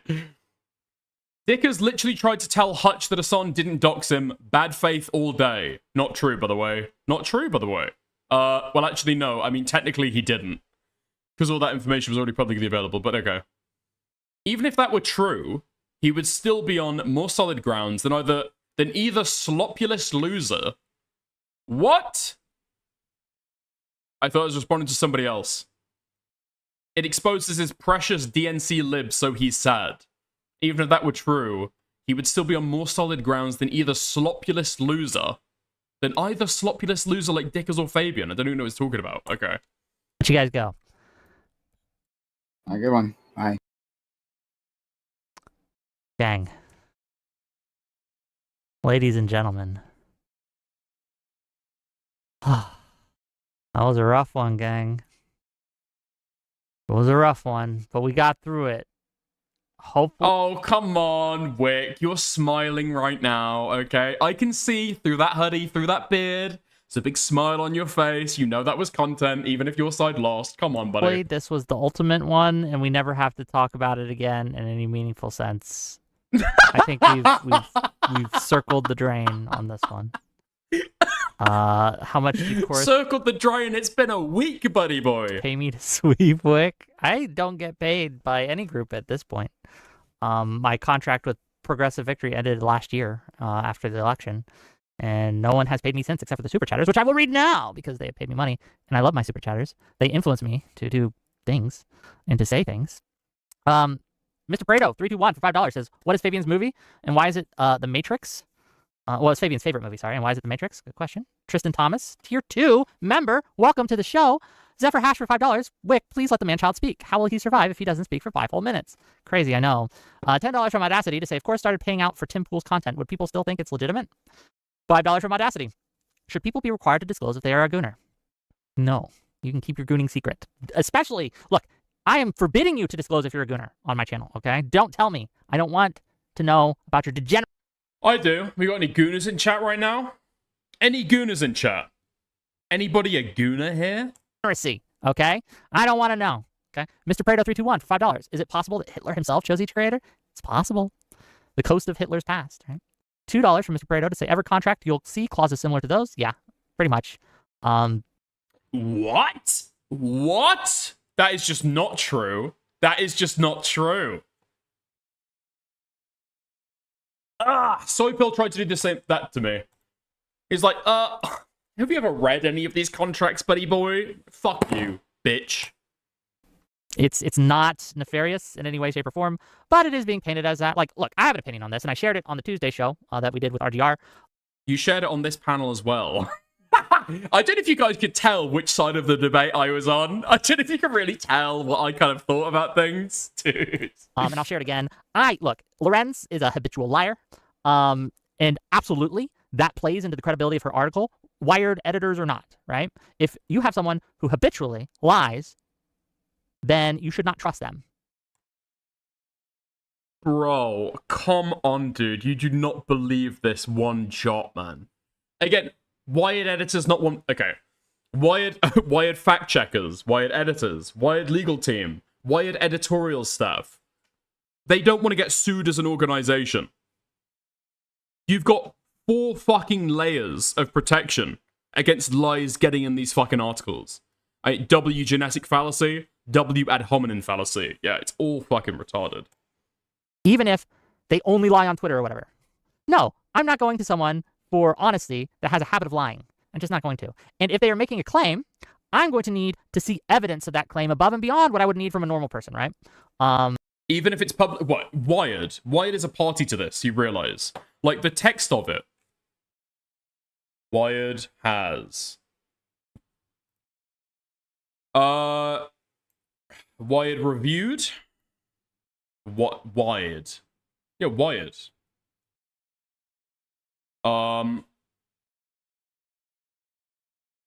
Creators told Wired. Viewed by Wired. Creators tell Wired. Contract viewed by Wired. Reviewed by Wired. Wired followed this. Reviewed by Wired. Obtained by Wired. Okay. Point. Yeah, made my point. $5 from Noonian Star to say if this article did not contain anything about content restrictions in Chorus, why was the left? Majority Report, the Vanguard breaking points. Why were they saying it was? Because they're liars, right? Majority Report, Vanguard. No, it did have content restrictions, just not political topic restrictions. Breaking points. They all lie, right? And they did lie. Well, did they lie? Okay, I think there was a good deal of smearing going on in the majority report, for certain. I don't know about the other two. The Vanguard, I think I've watched maybe half an hour of their content in totality, and then Breaking Points, I just never watched it. So possibly, but you have to understand that they have a pet issue, and they are willing to lie to support their pet issue, and we've seen it. And this is one of the pieces of evidence of that. $2 from Mr. Prado to say not catchy but misleading. Yeah, and the idea that like you can make a misleading article as long as you clear up that misleading bit somewhere within that article, or you can make a So how is it misleading in the article? Misleading headline, I should say, as long as you clear it up somewhere within the body of the article. It's not misleading. It's not misleading. It's just sensationalistic. It's not misleading. It's sensationalistic. You're not going to be easily misled by the fucking subheading and by the title. Read the rest of the article. You will get the fucking details. Hey, dude. Just to clarify, like visually, okay? The title, the byline, the rest of the article. If you're getting misled by the first two lines, it's natural selection. I don't know if that passes a smell test to me, because again, most people only read, and we know, and journalists know, that most people don't read past the headline, right? No, most people don't read past the headline or the byline, right? They just read that and then they move on with their day. In fact, the further down the information is in the article, the less likely people are going to be reading that article, right? It's just how things work. So yes, obviously we can make judgments and judge people for how they put together an article or how they, how they manage the headline and whether or not it's accurate or misleading. $5 from Mr. Prado to say, if everyone misunderstands your message and your message isn't clear enough, it's bad writing or intentional. True. $2 from Zephyr Hash. Everyone. These guys are obsessed. Absolutely fucking obsessed with the far left. It just says, Wick, you muted the man-child again. Boo. Look, I don't like to have to mute. It's always a frustrating panel to me when I have to mute. But people don't shut the fuck up, okay? They need to. $5 from Zephyr Hash to say, Dicker's argument only works if the marbles are picked randomly. Brother doesn't know basic probability maths. The selection... Yes. What? What? Yes. Dude. Yes, that was the inference. Whenever you're going to talk about people picking marbles out of bags, the assumption is it's going to be random which ones end up getting picked. This fucking retard. Oh, you're right. So it's just like the top brass or the most prominent creators. Yes? $5 from Zephyr Hash to say, Dicker's argument only works if the marbles are picked randomly. Brother doesn't know basic probability maths. The selection wasn't random in this case. True. And then $5 from Z King to say, the gaslighting for people who complain about lack of Chorus's transparency can't practice such by ignoring the clear implications of her article. And yes, it was obvious from reading that article what was being implied. And you can imply a lot without using specific terms or specific words, especially if you have a history as an author of saying certain things or implying certain things, right? Or the bigger marbles. Listen, okay? To like carry along the analogy, you would have to make the argument that there's a factor influencing the randomness that would also influence the variable that we're trying to measure, right? So if it was only all of the marbles, let's say there are no big blue marbles in production anywhere, right? And so you go and pick them out and it's red. All the big ones are red. Well, you could say, well, small blue marbles don't exist. And we know there's a mixture of sizes. And so the inference could be there's a shift that way. But this person's fucking retarded. Also, I don't understand basic probability math. Hutch couldn't even engage with basic probability math. Right? We can infer what she meant to do by how she speaks outside of this article, right? If I'm always talking about free speech, for example, and I go off and I rant about free speech all the time, and I think everyone should be able to have a voice, deplatforming is bad, deplatforming is bad, deplatforming is bad, and I say it on streams, I say it in tweets, I say it in my personal life, and everyone knows this. People are well aware of this. And then I write an article talking about deplatforming, and I don't say it's bad specifically in that article, but I make a lot of vague kind of ways that people can interpret that it might be bad. I think we can use the other words that I have said to assume, even though I didn't use the word bad in the article, that I meant it was bad. Okay. But if you have to use external context clues to be able to read that intention into your article, then no. The article was fine. The article was defensible. The article's A-okay. That's the point. That's the point being made. If you have to reach for those context clues, you're fucked. You failed. I don't know if that makes sense to any of you. It makes sense to me. It's literally ad hominem shit. But maybe I'm dumb. $2. Yes, maybe. Dude.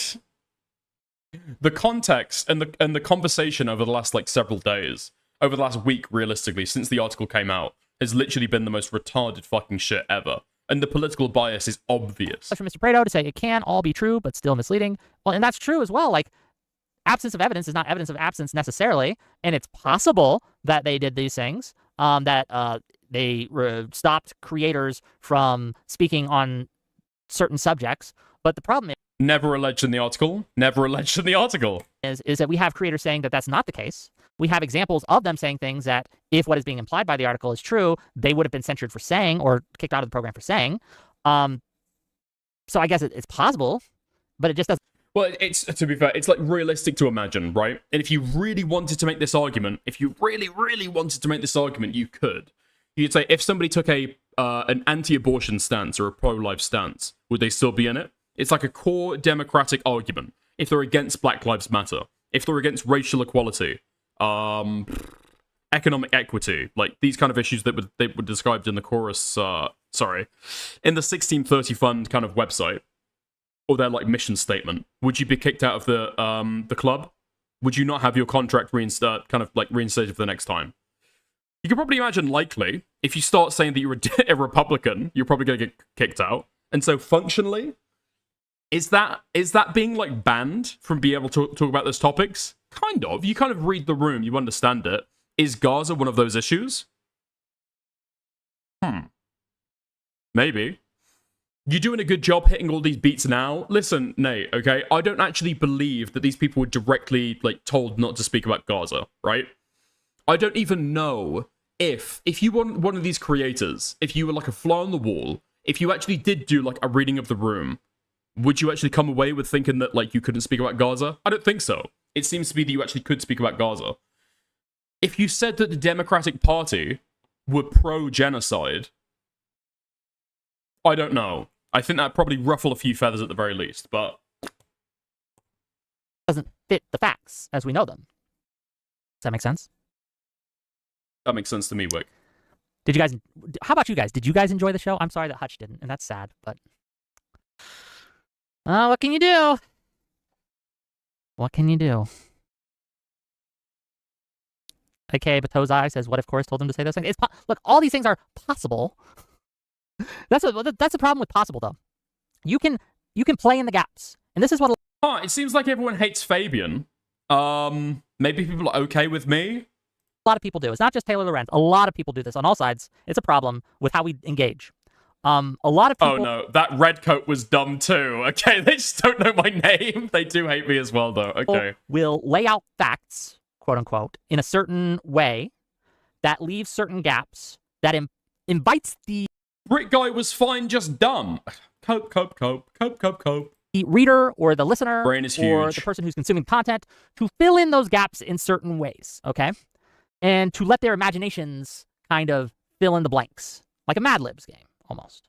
And if you do it correctly, and I say correctly in air quotes here because I think it's pretty nefarious, but if you do it in a certain... Oh, okay. Right. Okay. Dude, I only just fucking realized what Kathy's PFP is. How retarded am I that I only just realized what Kathy's profile picture is? I've literally just got like object recognition. Fucking hell. Good cardigan. Room for one more. Me? Ha ha. Okay, it's not a cardigan. Thank you for the 10 Australian. Thank you very much. It's not a fucking cardigan, okay? You can see the buttons only go so far. Not a fucking cardigan. Thank you for the 10 Australian. You can lead the average viewer or listener to fill in those gaps with what you want to be filled in. So you have a plausible deniability, and you can say, I never said that directly. But looking at the article, we see the shape of the gaps that you're leaving and how they look a certain way. And it invites the reader to fill them in a certain way. And because we know that you intentionally chose the words you did, we can infer that you intentionally left the gaps in the way that you did. And it's a pretty good inference to say, you must have meant this and done this on purpose. Especially with all the other things you've said outside of the article, pointing to that being true in the case. Does that make sense? I hope so. Have you seen the background suggestion in React? Okay, dude, this is going way too fucking far, okay? This is going way too fucking far. I've already told you I'm ethnically Irish. This is not gonna fly. Okay, this is okay. This is fine. This is alright. This is from an older stream. These are both from older streams. This has been a project in the working. Okay. Okay, I don't think I'm gonna... That might be a little bit... Dude, you're trying to get me fucking petrol bombed, dude. Okay. British flag, maybe. British fag? Dicker's mention? Dicker's mention? Okay. Dude, I'm so fucking tired now. Yeah, Fabian's Fabian. Okay, he said, I wouldn't steal a penny to save the world. I just don't believe him, frankly. Dude, as soon as that got mentioned from the jump, I was like, oh no. Oh no, dude. No. We're gonna Fabian. We're gonna Fabian out right now. No. Also, I just don't believe him. Yeah, I'm with Wick. Like if you guys, to be fair, I don't think a lot of people are gonna be like political heads, I guess. But yeah. So there's a thing in philosophy of politics where you can be a deontologist. And in politics, a lot of people who are libertarians are deontologists, right?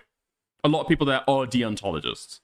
However, there is something that most people, I would say probably 99% of people who are deontologists are, which is called a threshold deontologist, right? So deontology is all about like having rules and not like breaking those rules. So in this example, not breaking the rule of like stealing somebody else's property. Also, the rule of not killing somebody else, right? But there are going to be exceptions. And usually, those exceptions are going to be what's called a threshold. And so if you have to kill 10 people, or if 10 people die if you don't steal a penny, the threshold is probably going to be met then. It's like, well, oh, 10 people are dying. Okay, I don't care about the rule anymore. The rule is fucking gone. All right, I'm gonna steal that penny. Because otherwise, you know, it's going to meet my threshold for bad. I just do not believe that the entire world is going to die unless you steal a penny and you don't steal the penny. That is fucking insane. You've philosophized your way into, I don't know. You philosophize your way into like retardation. Like pure retardation. Icarus says, all these people did was prove Hutch and Wick correct. We need to cut this rot out of the party before it spreads. Yes. 300 bits from Better Methodist to say, what? Just got here. What? Well, I just don't believe him, frankly. Icarus says, all these people did was prove Hutch and Wick correct. We need to cut this rot out of the party before it spreads. Yes. 300 bits. Cut this rot out of the bro. I thought I made pretty fucking clear in my opening statement. I'm like moderate left.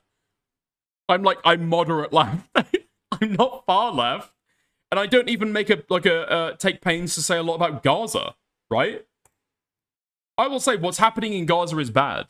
I don't think I wouldn't probably describe myself as Gaza being one of my primary political issues. Okay. Who's in the party on your team, Lamau? I'm British. Fabian is a right-winger. Prime Kai's? Prime? Maybe? Is it because he's black? Dude, the only American left-winger on the fucking show gets told to his face that they need to cut this rot out of the party. And nobody takes the clear implication from that, okay? We know who Wick is. We know who Hutch are, okay? These guys do not care when thousands of brown women and children get killed in foreign seas. And now they're telling a black man they need to cut this rot out of the party? Okay. Okay. Hey, just got back. How did the panel go? Did you win? I think so. Yeah. Yeah. And especially for the reaction that a lot of other people have had. Yeah, seems to be so. Bits from Better Methodist to say, just got here. Gonna go listen to the VOD now. Hope you didn't stink it up. Well, I didn't stink it up. But you know, it is what it is. Some people liked it, some people didn't. That's what I'll say. Let's see. Call-ins. I need to tell you something? Is that what do you need to tell me? I don't know if I want to do call-ins, frankly. He's reacting to Kathy in chat. Because I'm tired. And I'll have a call-in show next week. I had a call-in show yesterday. Kathy? Kathy, you heard him. Kathy, you heard him. But yeah, I had a call-in show next week, and I had a call-in show yesterday. I have a call-in show next week, I should say. I had a call-in show yesterday. We'll have call-in shows all the time, and you can call in and yell at me at one of those times, but I don't think I'm going to do call-ins today. Wick, you are a Zionist pig. Wick, I watched your show. You said you are a Zionist pig. Let's see. What else? What do we got coming up? No stream tomorrow, not unless something crazy happens. Did Destiny rep? Wick, is Destiny a pedophile? Yes or no? On Tuesday, we're having the liberal professor on. You are defending Destiny, having him on your panel? Did you know he is sexually attracted to little kids? Little children? Wick? Answer? Okay. It's not funny. It's just racist. The Wick and Tally show. I'm just, listen. Okay, listen. I'm not being racist against Kathy. I love Kathy. I can't wait for the Kathy call into Wick. And I'm just trying to imagine. I'm trying to titillate with myself with what he's going to say. So next week, I'm trying to set up, one of the panels I'm trying to set up is on the rumor or the reporting that the Trump administration is looking for a way to ban guns from trans people, to take away the trans people's guns, or at least ban them from getting more. They're looking for a way to legally do that. And so we're going to talk about it. And hopefully I can get a panel together to have a discussion on that. I think it's worth. Well, whatever that article is, I hope they post the full evidence. Otherwise, I think we should disregard it. Unless they post like the full evidence that's informing their position, like all the documents that they're reviewing, I think we should probably disregard that reporting, right? We're not going to believe it, even though they don't show all the evidence, because we A, believe in the the institution of journalism, and B, it agrees with our prior biases. No, worth talking about. What are the limitations to the Second Amendment? What should they be? And, well, why does it seem that the Trump administration is trying to violate in that way? That's my opinion. Alex Wright says derailing city. Yeah, there was a lot of conversations that I think were tangential to the actual topic itself. I tried to keep it on track, but you can only do so much. If people want to and insist on going down certain lines, there's only so much I can do to stop them. I don't know. Anything else, gang? Anything else, gang? Okay. Looks like Wick called the end there. Yeah, so I'm probably going to call the end as well. Tomorrow is going to be good. I think I've heard that Food Shops is reviewing the panel and gigging a Gigacope right now. I think she's called it Hutch versus Destiny anti-fans. I'm not even really sure who is an anti-fan on there of Destiny, or could be considered such, except maybe me? I don't know. So, plural, not sure. Deckers is running from an Irish person. Okay, nice. Anyway, look, yeah. Also got the conversation between Destiny and Taylor Lorenz tomorrow. That should be a lot of fun. Wait, actually, am I going to be live tomorrow? Am I going to be live tomorrow? If not tomorrow, then absolutely the day after, all right? Oh, if you want to go and join the Discord, I'll probably share some more of the information there about when I'm going to be live and what I'm going to be talking about. But yeah, until then, I'll see you guys next time. Hold on, let me raid out. Fuck.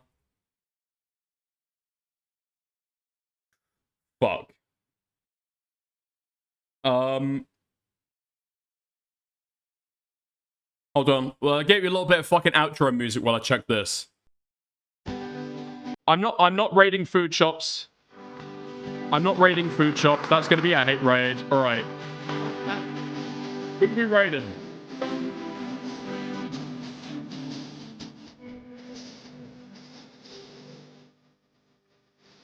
That's not gonna be a good enough one, okay? We're not doing this. Stop using this image as well. Look, I'm fucking running away anyway. I'm not running away from the Irish. I'm pretty sure that what's his face?